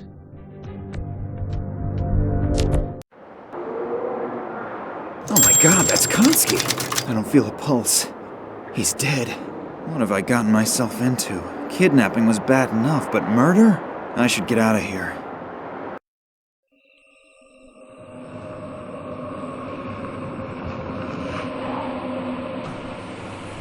Max Gruber. Yes. Get in, please. What's keeping Max? He should have already been here by now. Maybe he had a more pressing engagement. How come? What do you mean? You really don't know? Love really does make you blind. What? Think about it. Your father disappears. Max sits in the next office and says he didn't notice. He had his music. Who urged you to go home and wait for your father there? It was Max. So what? So what? Have you already forgotten that's where someone knocked you out? No, but... And then the attempt on the train. This has to have something to do with you or your father. That's clear, isn't it? Yes, but... Your father wasn't on board. And who knew you were on the train, other than us? I know that all sounds strange, but... Nina, wake up. I don't know who Max is working for or what he's up to, but he's playing some kind of evil game, and he's playing it at your expense. Do you think we should... Forget Max. I know you like him, but he was only using you. If we don't go now, he'll win the game, and your father will lose. Maybe you're right. So what do we do now? The trail to your father leads to the Himalayas. And at least we have parts from a travel journal by this Evans. We should be able to use it to find the hidden caves of those mysterious mountain people. And then what? That won't bring my father back. I know, but I'm sure this strange alien artifact has something to do with your father's disappearance. I admit, we most likely won't find your father in the Himalayas, but at least we have another lead. Yeah, I know. It's just that I'm so very tired. Do you want to give up on your father? No, you're right. Let's go.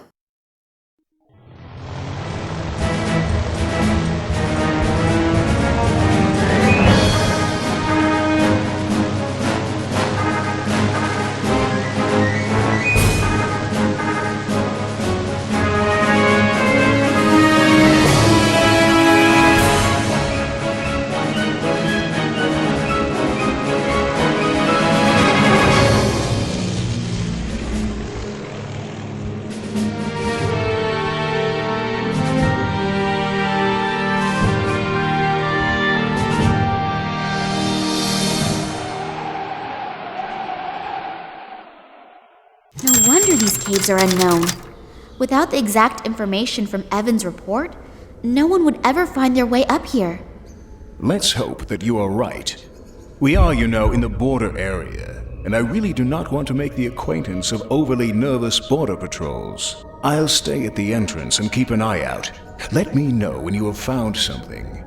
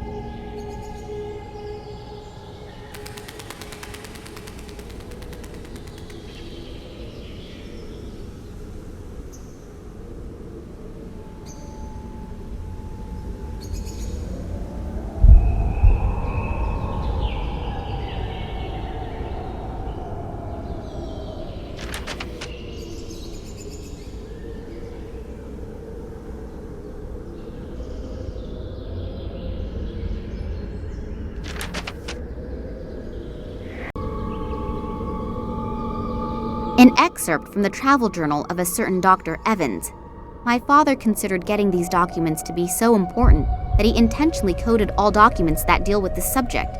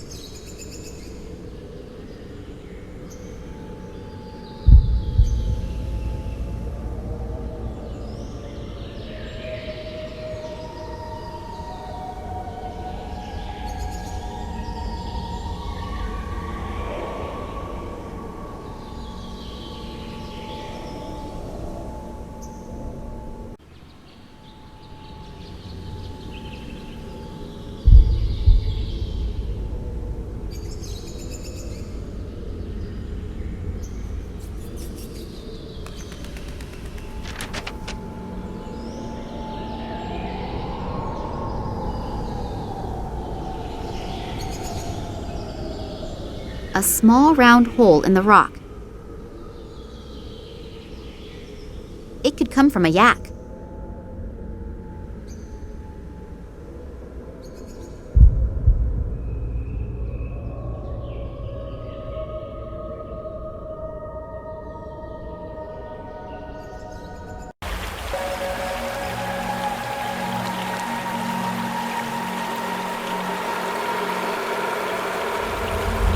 Pretty big rock.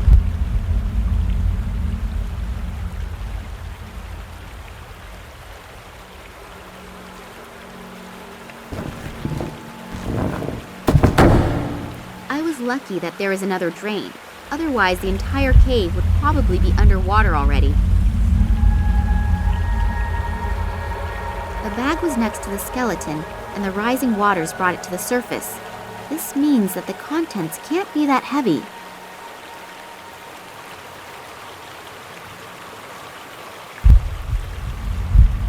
Oh, a bone. It looks weird. Somehow unnatural.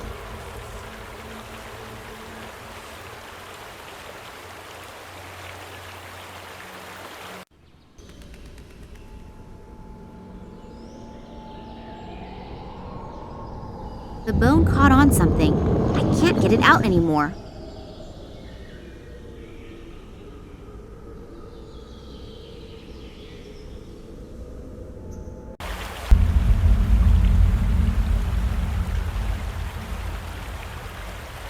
This room emanates a weird atmosphere.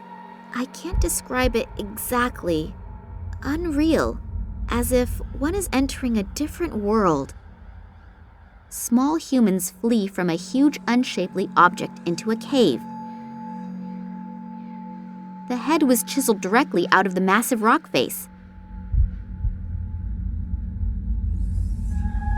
It depicts the fall of a huge unshapely object.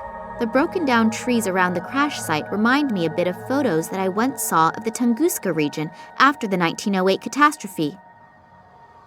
These lines and circles look almost like the sketches that Manuel Perez made in Cuba. The head was chiseled directly out of the massive rock face.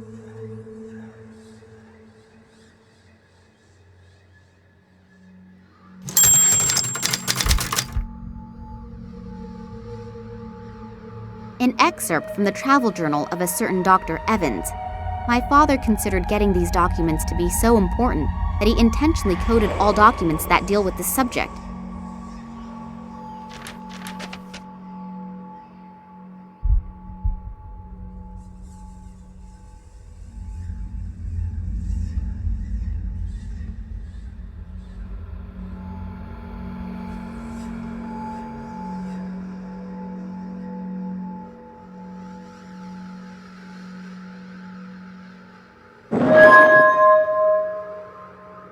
Strange disc.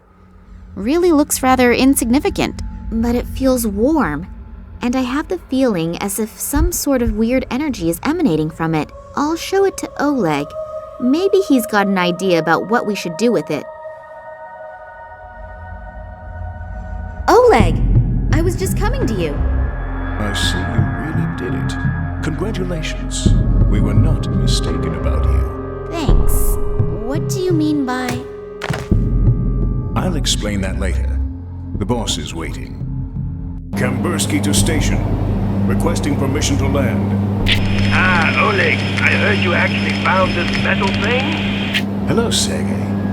Yes, everything actually went as we hoped. The girl was really good.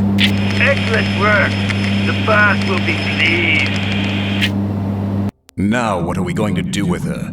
The boss's orders were clear. Is that really necessary? Well, it is a shame with that cute ass. But with some luck, it'll keep fresh on ice.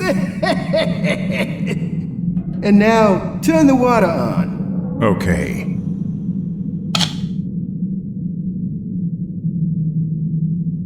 Nothing. What a piece of crap! The damn thing's broken again! Let's see what the problem is. We should hurry, though. The prototype is as good as ready for use. You see, and the boss is waiting for us. And the little one? We won't be gone long. We'll take care of her later.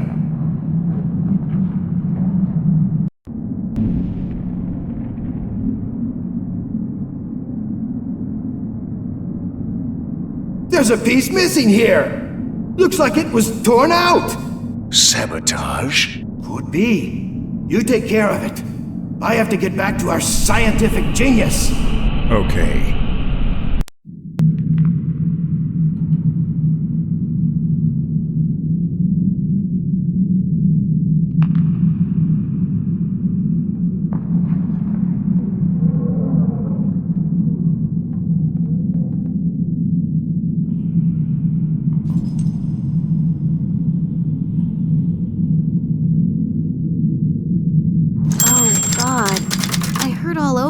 And I'm totally freezing.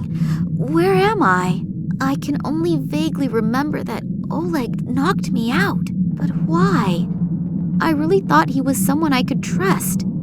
Yet another bad judgment.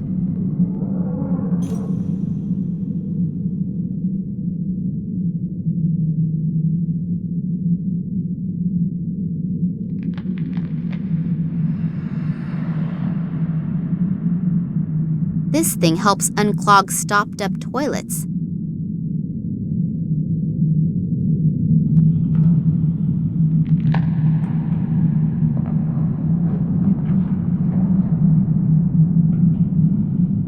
A video camera in the bathroom? I wouldn't want to take a shower in here. I can't reach it.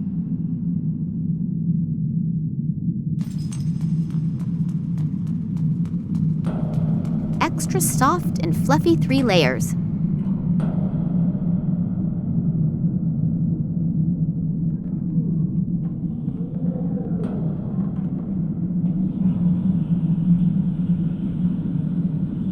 A single egg is visible through the plate of glass. The machine can probably be opened with key commands. I do not know the number combination, and if I just simply break the glass, then the contents will probably be destroyed by the falling glass splinters.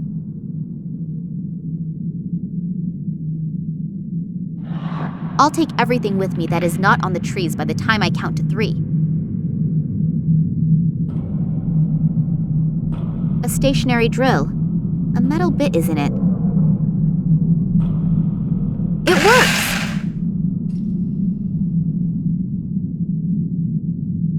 A metal plate.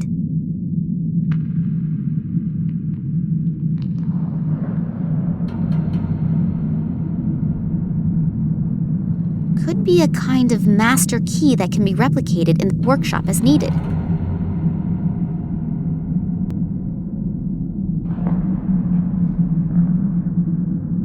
The lock is completely iced over. I can't get the key into it.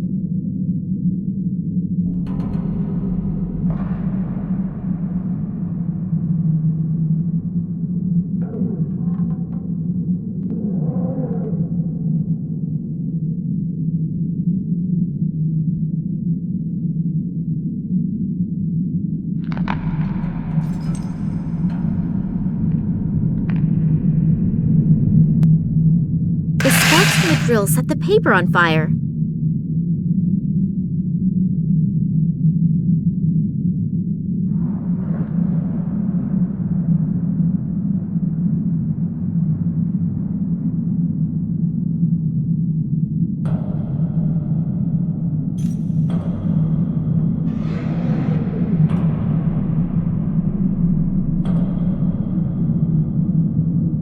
I'm going to freeze to death pretty soon, but at least the key is nice and warm now.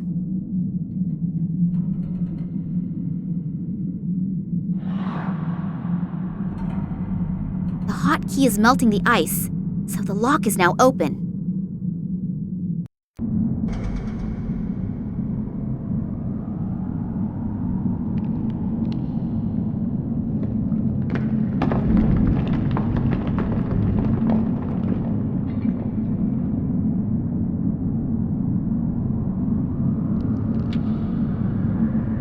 Oh, this appears to be something like a control room. And what is that down there?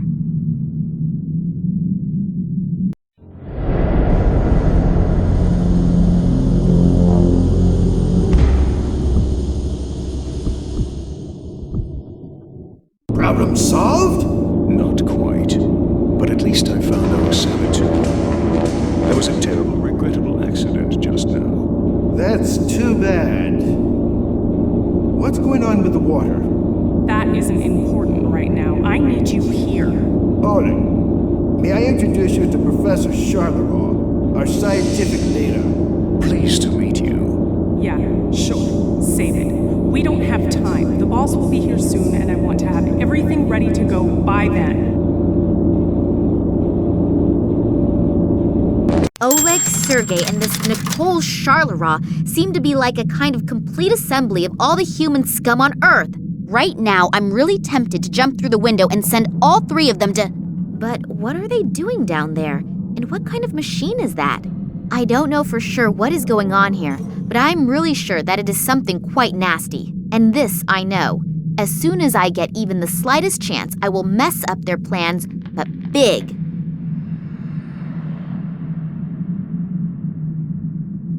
A single piece of explosive is still in there. I think I'll take it with me.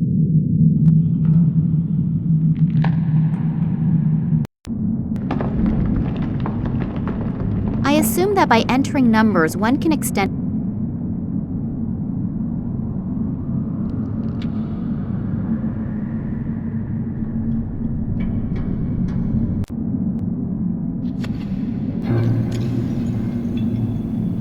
I think that's a water pump. It's not running, though. I assume it is responsible for the running water and the heating. That's probably why it's so cold in here. It's not making a sound. Something isn't right. No idea what that does.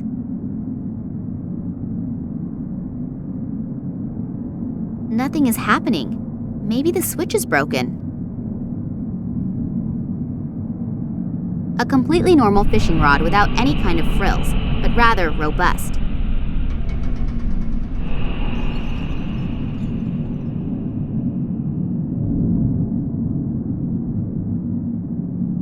That's the way outside. I'm already freezing my butt off in here, and it's not going to be any warmer out there. 10 polar bears couldn't get me out of here while I'm wearing these clothes.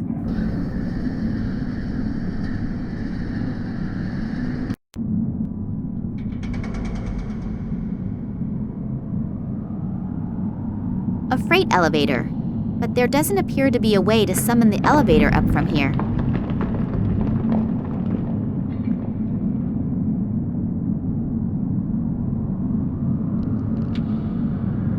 Maybe I can pick up one of the lighter packs.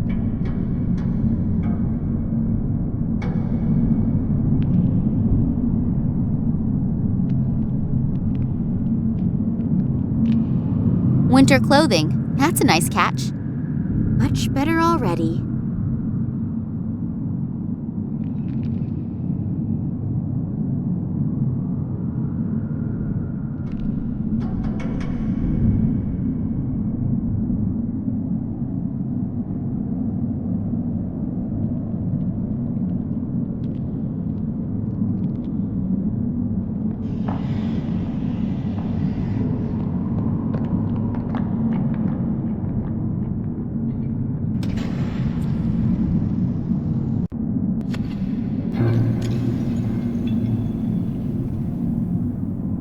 Somebody please tell me that I'm dreaming. Just where am I? Antarctica? Nobody is ever going to find me here. I can forget about that.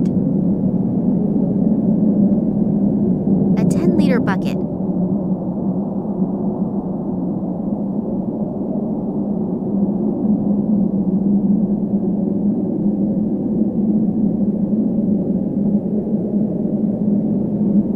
Just how did they get all that heavy equipment here? It must have been a huge logistical effort. A huge field full of these strange things. I assume that they contain antennas, but what do you do with them? Receive signals? Or send signals? The power consumption of this facility must be gargantuan.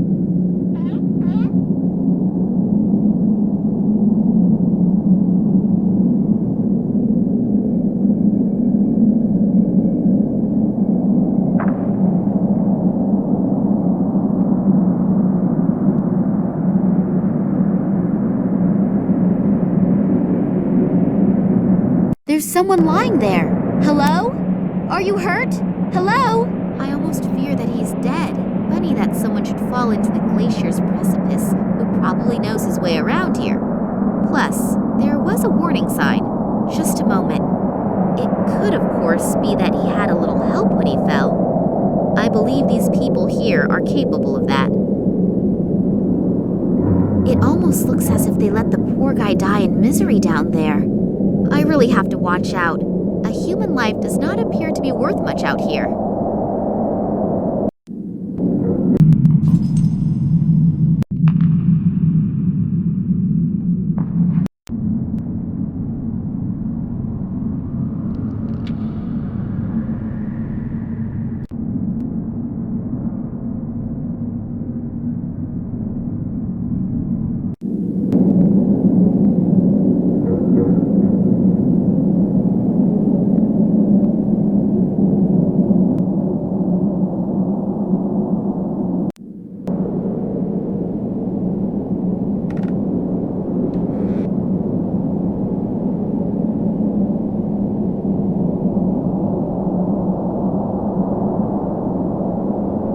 It contains whale oil. People also used to use it as lamp oil and lubricant.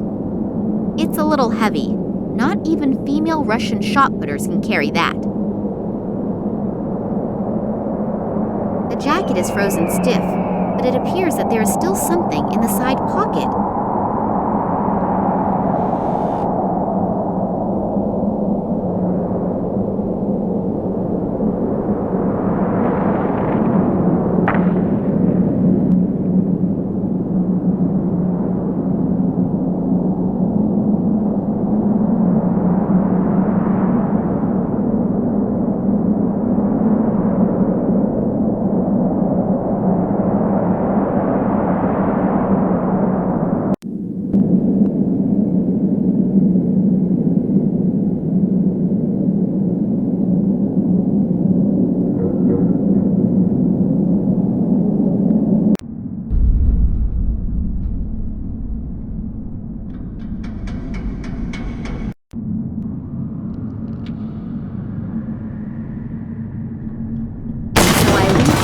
Yet another trail of devastation.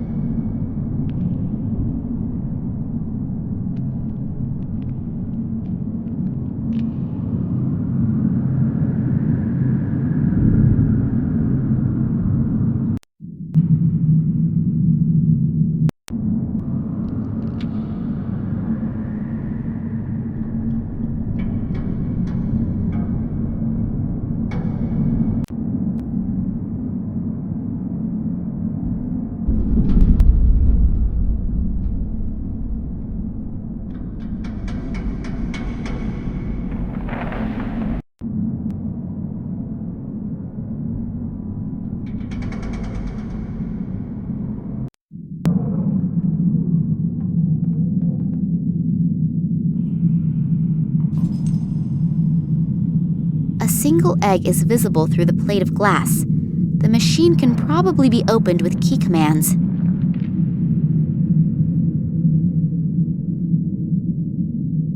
It always looks so simple in detective stories.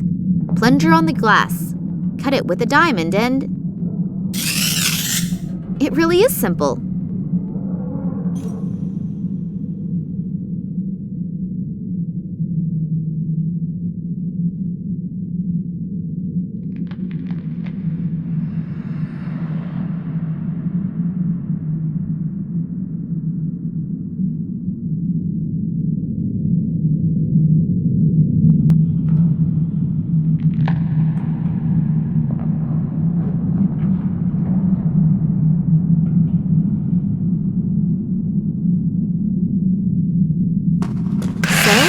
Pulled the cork in style.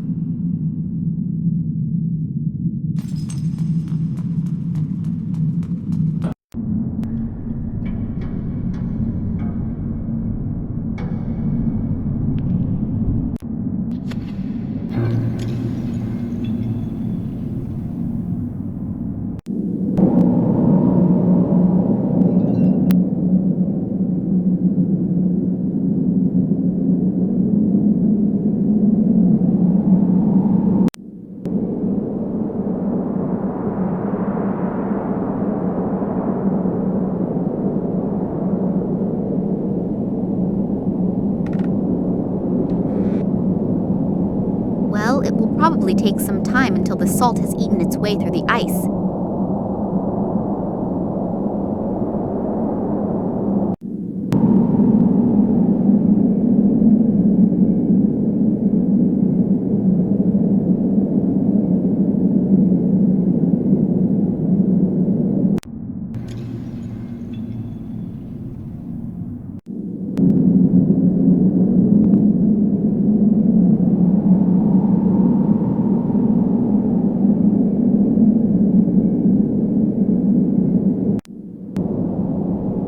The salt ate a huge hole into the ice.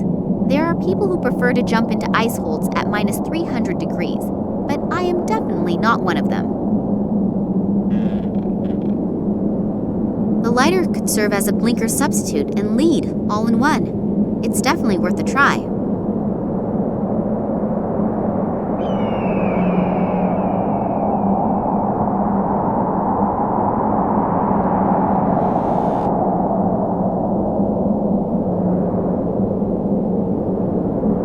That was easier than I thought it would be.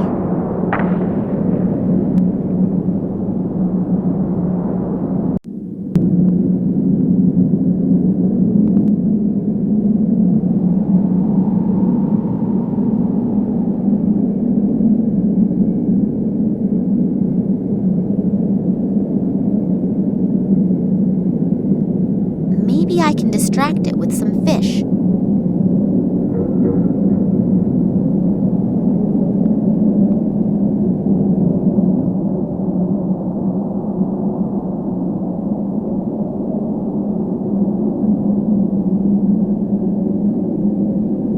This appears to be made of metal. Why is a part like this just lying around here? And why is the penguin trying to hatch it?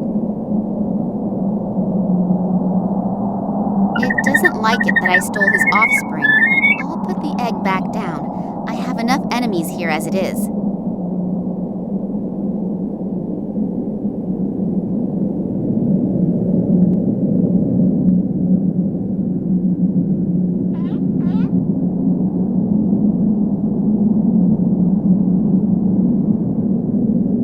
At least now the poor little guy has a real chance of seeing something come out of that egg. An egg-shaped thing made of metal.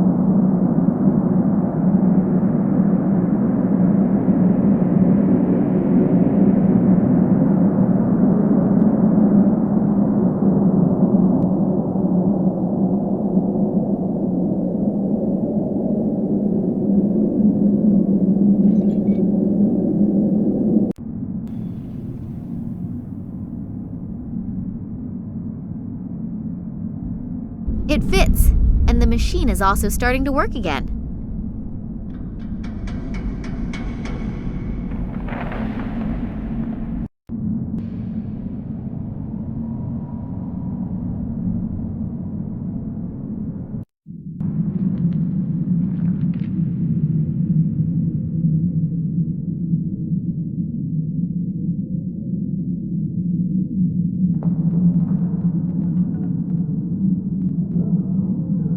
It even reasonably fits into the drain. That should stop the water from draining. Yay! The tub is full. Woohoo!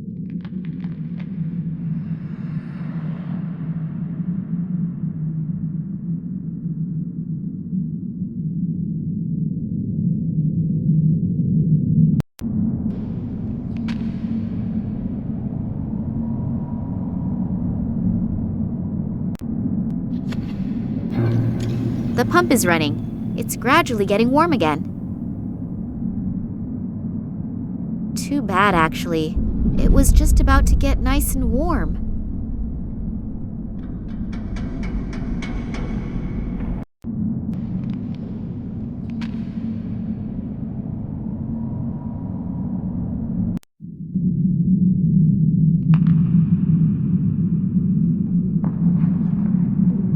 The water has frozen over pretty quickly.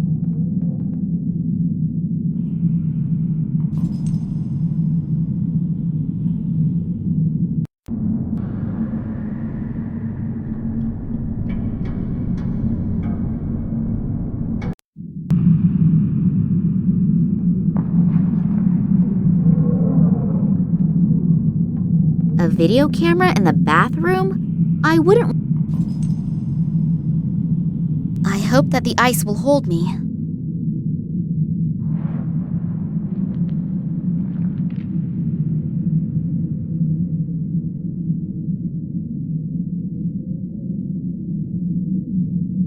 The camera has been screwed on tight, but at least I could remove the strap.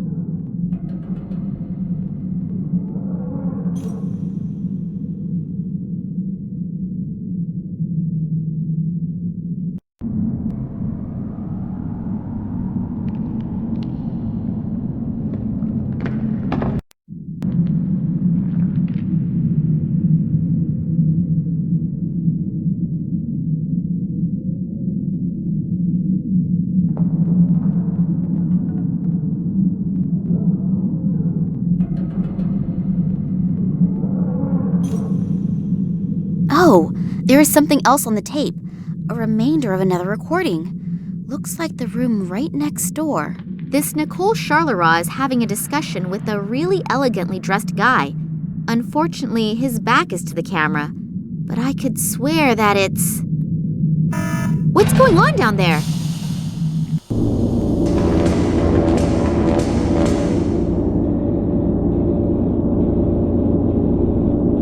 I heard we are ready. Yes, apart from a few small details, everything is ready. Thanks to the artifact, we were able to quickly bring the radiation fields to the desired level. So I was right. About the artifact? About you, Professor Charleroi. Your team has truly done magnificent work. And Sergei, Oleg, you also deserve a lot of praise. Thank you. It was an honor for us. But enough self-congratulations. We still have a lot to do. Mankind is waiting for us to relieve them from a few decisions. Massimo Gartuzzo? If he's involved in this, it must be a really big thing. And if he goes to the ends of the world just for this, then I'd rather not dwell on how big this thing is. Realistically, there are only two possibilities. Either I make sure there is a super big noise, or I die clandestinely, quietly, and unnoticed. And since I definitely do not feel like dying, I should think of something that makes a huge kaboom. Only I probably won't be able to do much by myself. I need help, and I need it fast.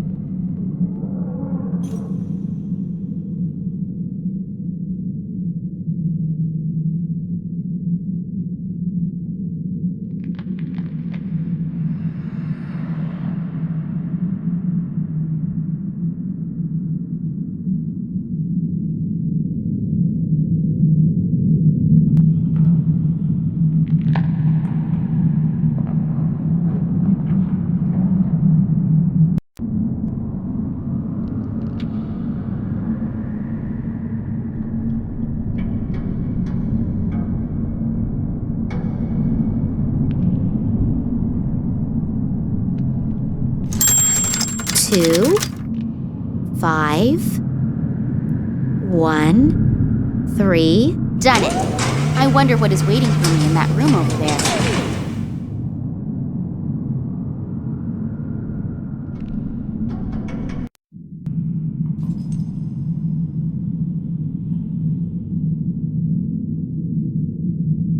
Full of fireworks.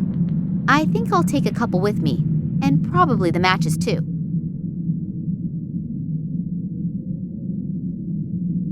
All of the equipment looks to be completely out of date. They obviously only invested in stuff that was absolutely necessary. There is something in the close vicinity of the research station, most likely an airplane. Maybe they can come and get me out of here. I just have to get their attention somehow.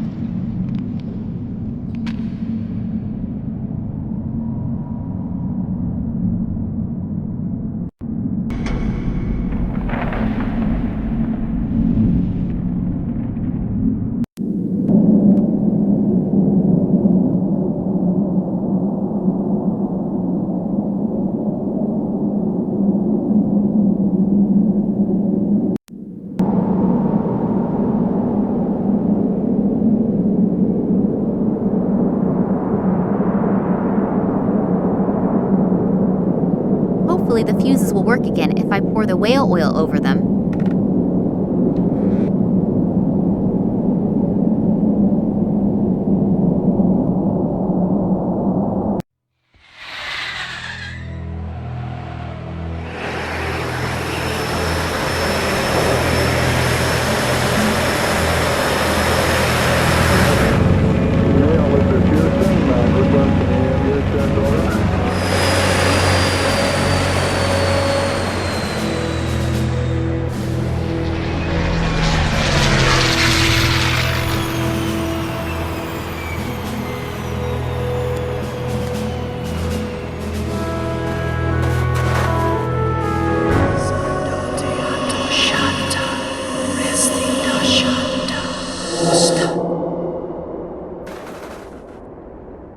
Max! So Oleg was right. It's not what you think. Typical statement from a man. They aren't our enemies. They want to help us. I've had my fill lately of people who allegedly want to help me. Yeah, I know. I'm really sorry about Oleg. How did you know? Later. These men have brought me here to... So you are in cahoots with them. They're the same guys who were seen in the museum by the janitor and the little girl when my father was kidnapped, right? Yes, and the sect did actually kidnap your father, but for his own protection. Don't worry, he's fine. For his protection? From people like you? You played me for a sucker and were working with these guys the entire time. No, when I got back from Ireland, the sect also kidnapped me. Then they explained how everything fits together. I'd never seen these guys before that. You have to believe me. Do I?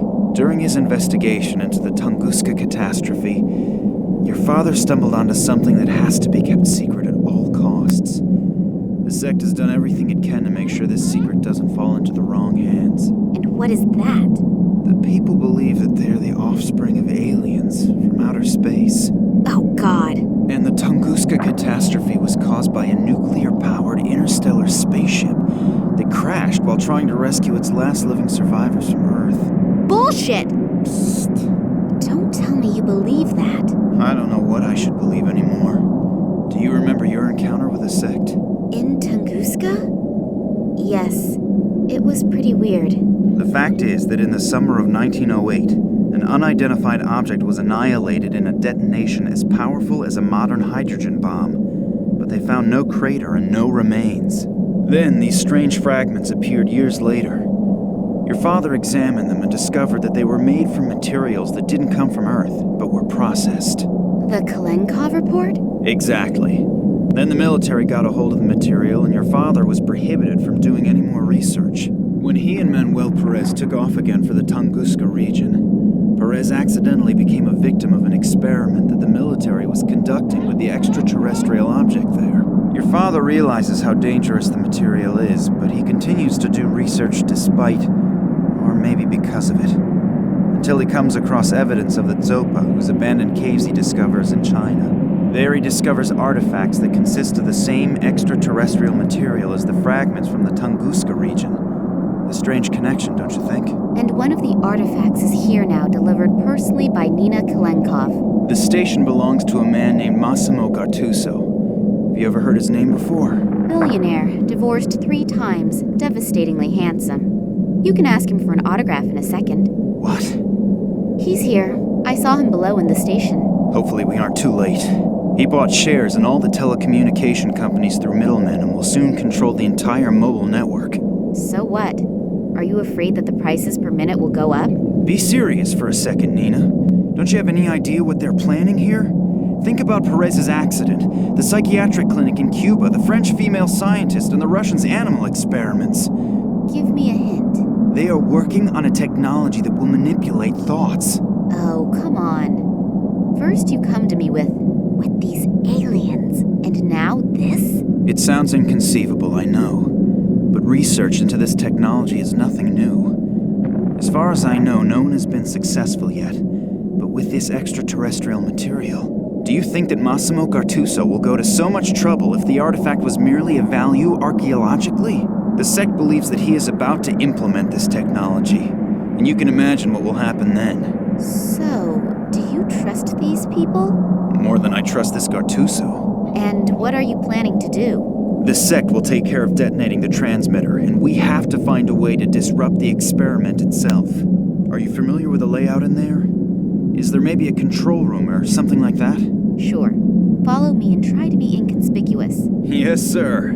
Oh, before I forget, I found your cell phone in the caves in China. I thought you'd probably need it, in case you want to call me after all this is finished. I know your number by heart. So, the elevator should be working again. But maybe we should wait until the sect members have detonated the antenna. And if not, we still have the element of surprise on our side. So you really want to go down there? Yes. Now let's go. Damn, what just happened? The elevator appears to still be working, as do some of the doors, but I can't open the other ones. Nina, can you hear me? Just great. I have to get the doors open as soon as possible or we'll have a real problem. We've had more than enough of those already. Hopefully Nina will wait for me and won't do anything stupid. But if I know her, she probably will. Max doesn't seem to hear me through the door. Now what? Hopefully he'll get the door open again. But I can't really wait for him to do it. We have no time to lose. Maybe that elevator still works. Then I can look around a little downstairs.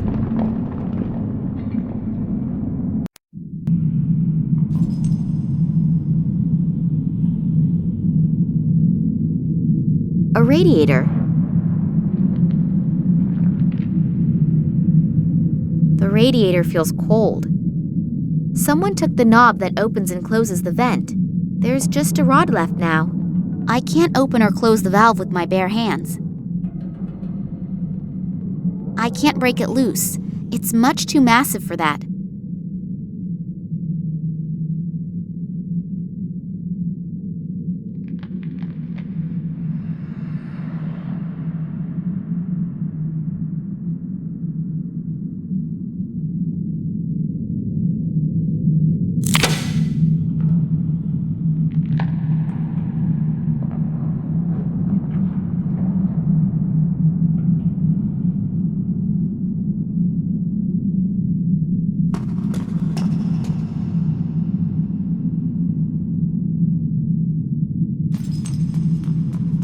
Hopefully the lid won't open.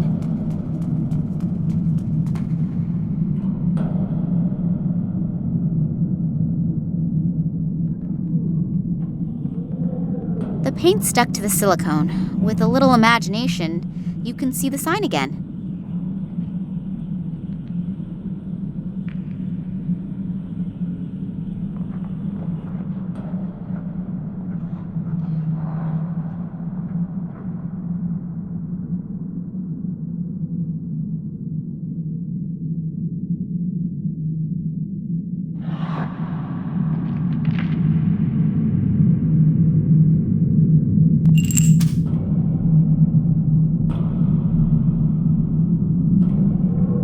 When I wedged the icicle between the pipes, the nut broke from the mounting bracket of the pipes.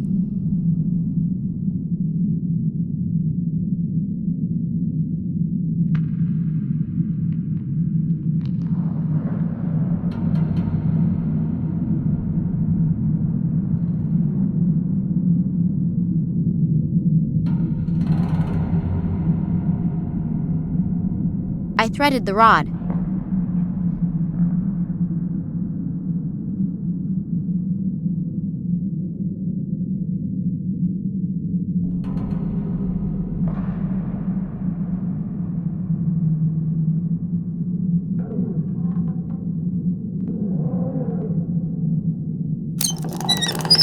Phew.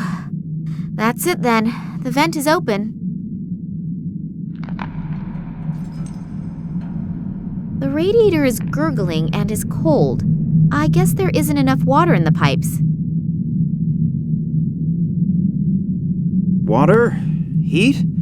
There's no water in the heating unit? I'll see if I can find a control unit for the water feed. I hope that was the right switch.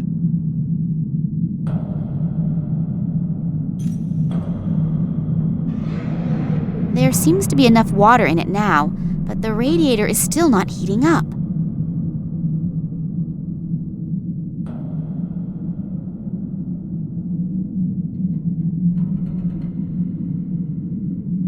If my plan works and Max understands my clues, the heater will get warm, and so will the pipes with the icicle between them. When it melts and slides out of the pipes, it will hopefully push the vat from the shelf onto the floor. And as soon as the vat cover opens and the highly explosive chemical comes into contact with the ice on the floor, it will go kaboom! A great fuse! If I could somehow get out of here, I should close the valve again afterwards, otherwise this whole joint will blow with me and Max inside. There's no flame lit in the heating unit? Well, then let's look for the right button that fires it up. So, that should have been it. Ah, damn it! Nina, look out! So I did hear right. The lady did actually manage to free herself. Well then, come along. The boss is already eagerly waiting to make your acquaintance. Ah, Miss Kalinkov, we finally meet in person. Please excuse my bad manners. I would have introduced myself much sooner, but as you can see, I'm under quite a bit of stress. Allow me to introduce myself, Massimo Gartuso. Kidnapping, aggravated assault, and whatever else you ordered to do. So you're considering that good form? No, but special circumstances unfortunately demand special measures. But since you are already here, may I offer you a front row seat for the world premiere? Thanks, but I'm not interested. Then you'll really be missing something. You will witness how my new marketing measures will lead humanity into a happier future. I can't wait. As you should. I'm sure you're familiar. You spend days thinking about which dress you should buy, and then you have a fight with your boyfriend about whether you should buy the red or the green couch. I don't need a couch, and certainly not a green one. I will relieve humanity from these problems in the future. Through brainwashing? I call it help in decision-making. It will not only save people a lot of trouble, but they will also have more time to concentrate on really important things. You have to admit, it's a truly noble gesture on my part. I have to admit, you're even sicker than I thought. All you care about is selling your products. You don't give a shit about the people. What a shame that you don't appreciate my plans. Don't worry, though. You won't be in the position to take offense. And now, if you'll please excuse me, I have to prepare for the first test run. And if I can offer you a word of advice, be happy that you will be allowed to witness this spectacle. It would be a shame if you couldn't enjoy your last hours on Earth, wouldn't it? It can't be much longer until the icicle slips from the pipe. I have to get out of here, fast!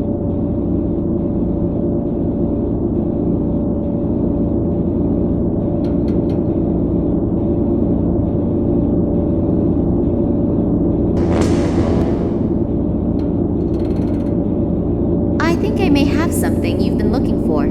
Oh, the part from the water pump? Thank you very much. We will reward you with a painless death. How friendly of you.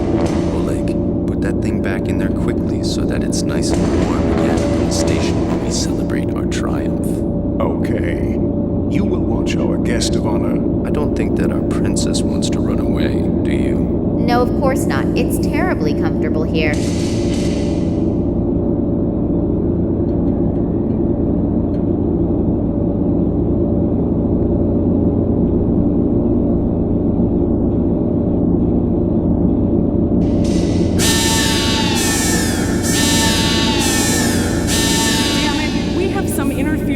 Here somewhere. If we don't get it under control quickly, we'll have to stop the experiment.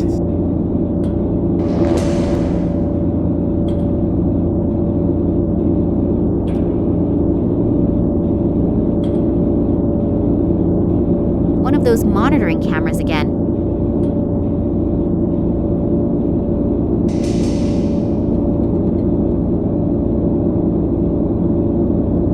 You mean escape using the crane? We'll see if that goes well. But I don't have a better idea, so let's give it a shot. Good luck, Nina. It's getting warm up there. The champagne is being chilled. This means that there is nothing standing in the way of our party. The celebration will have to wait. We have some serious problems here.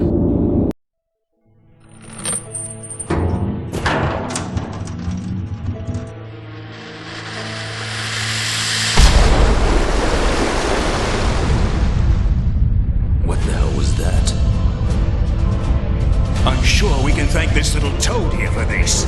But no more fun and games. You're finished!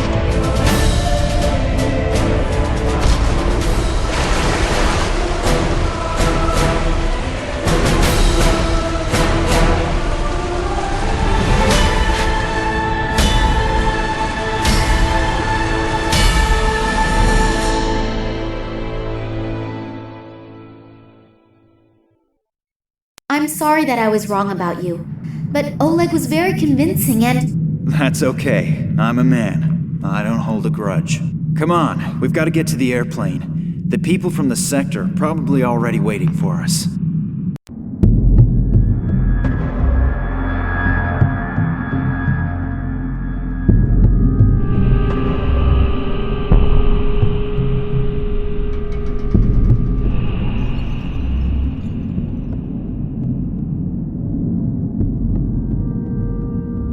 Where did he go? I have no idea, but they'll manage. Let's get out of here. Yeah, my father's probably already waiting.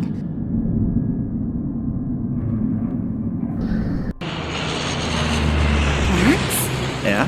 Have I thanked you yet? No, I don't think so. The plane must have an autopilot function.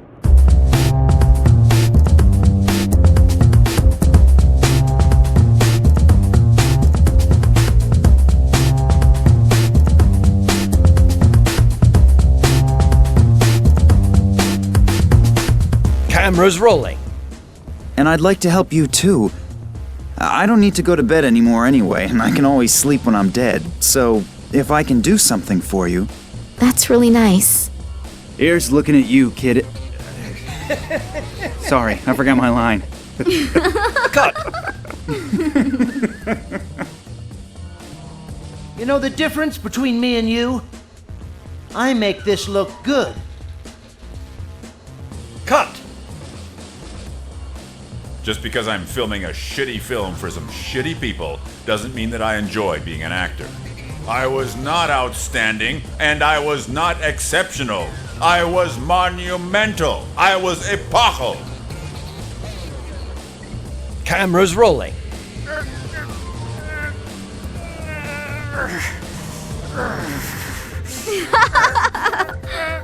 Prop guy, please bring the fake iron bar this time. What a comedian. Camera's rolling. If my eyes don't deceive me, the stodgy could now look a lot like... Cut!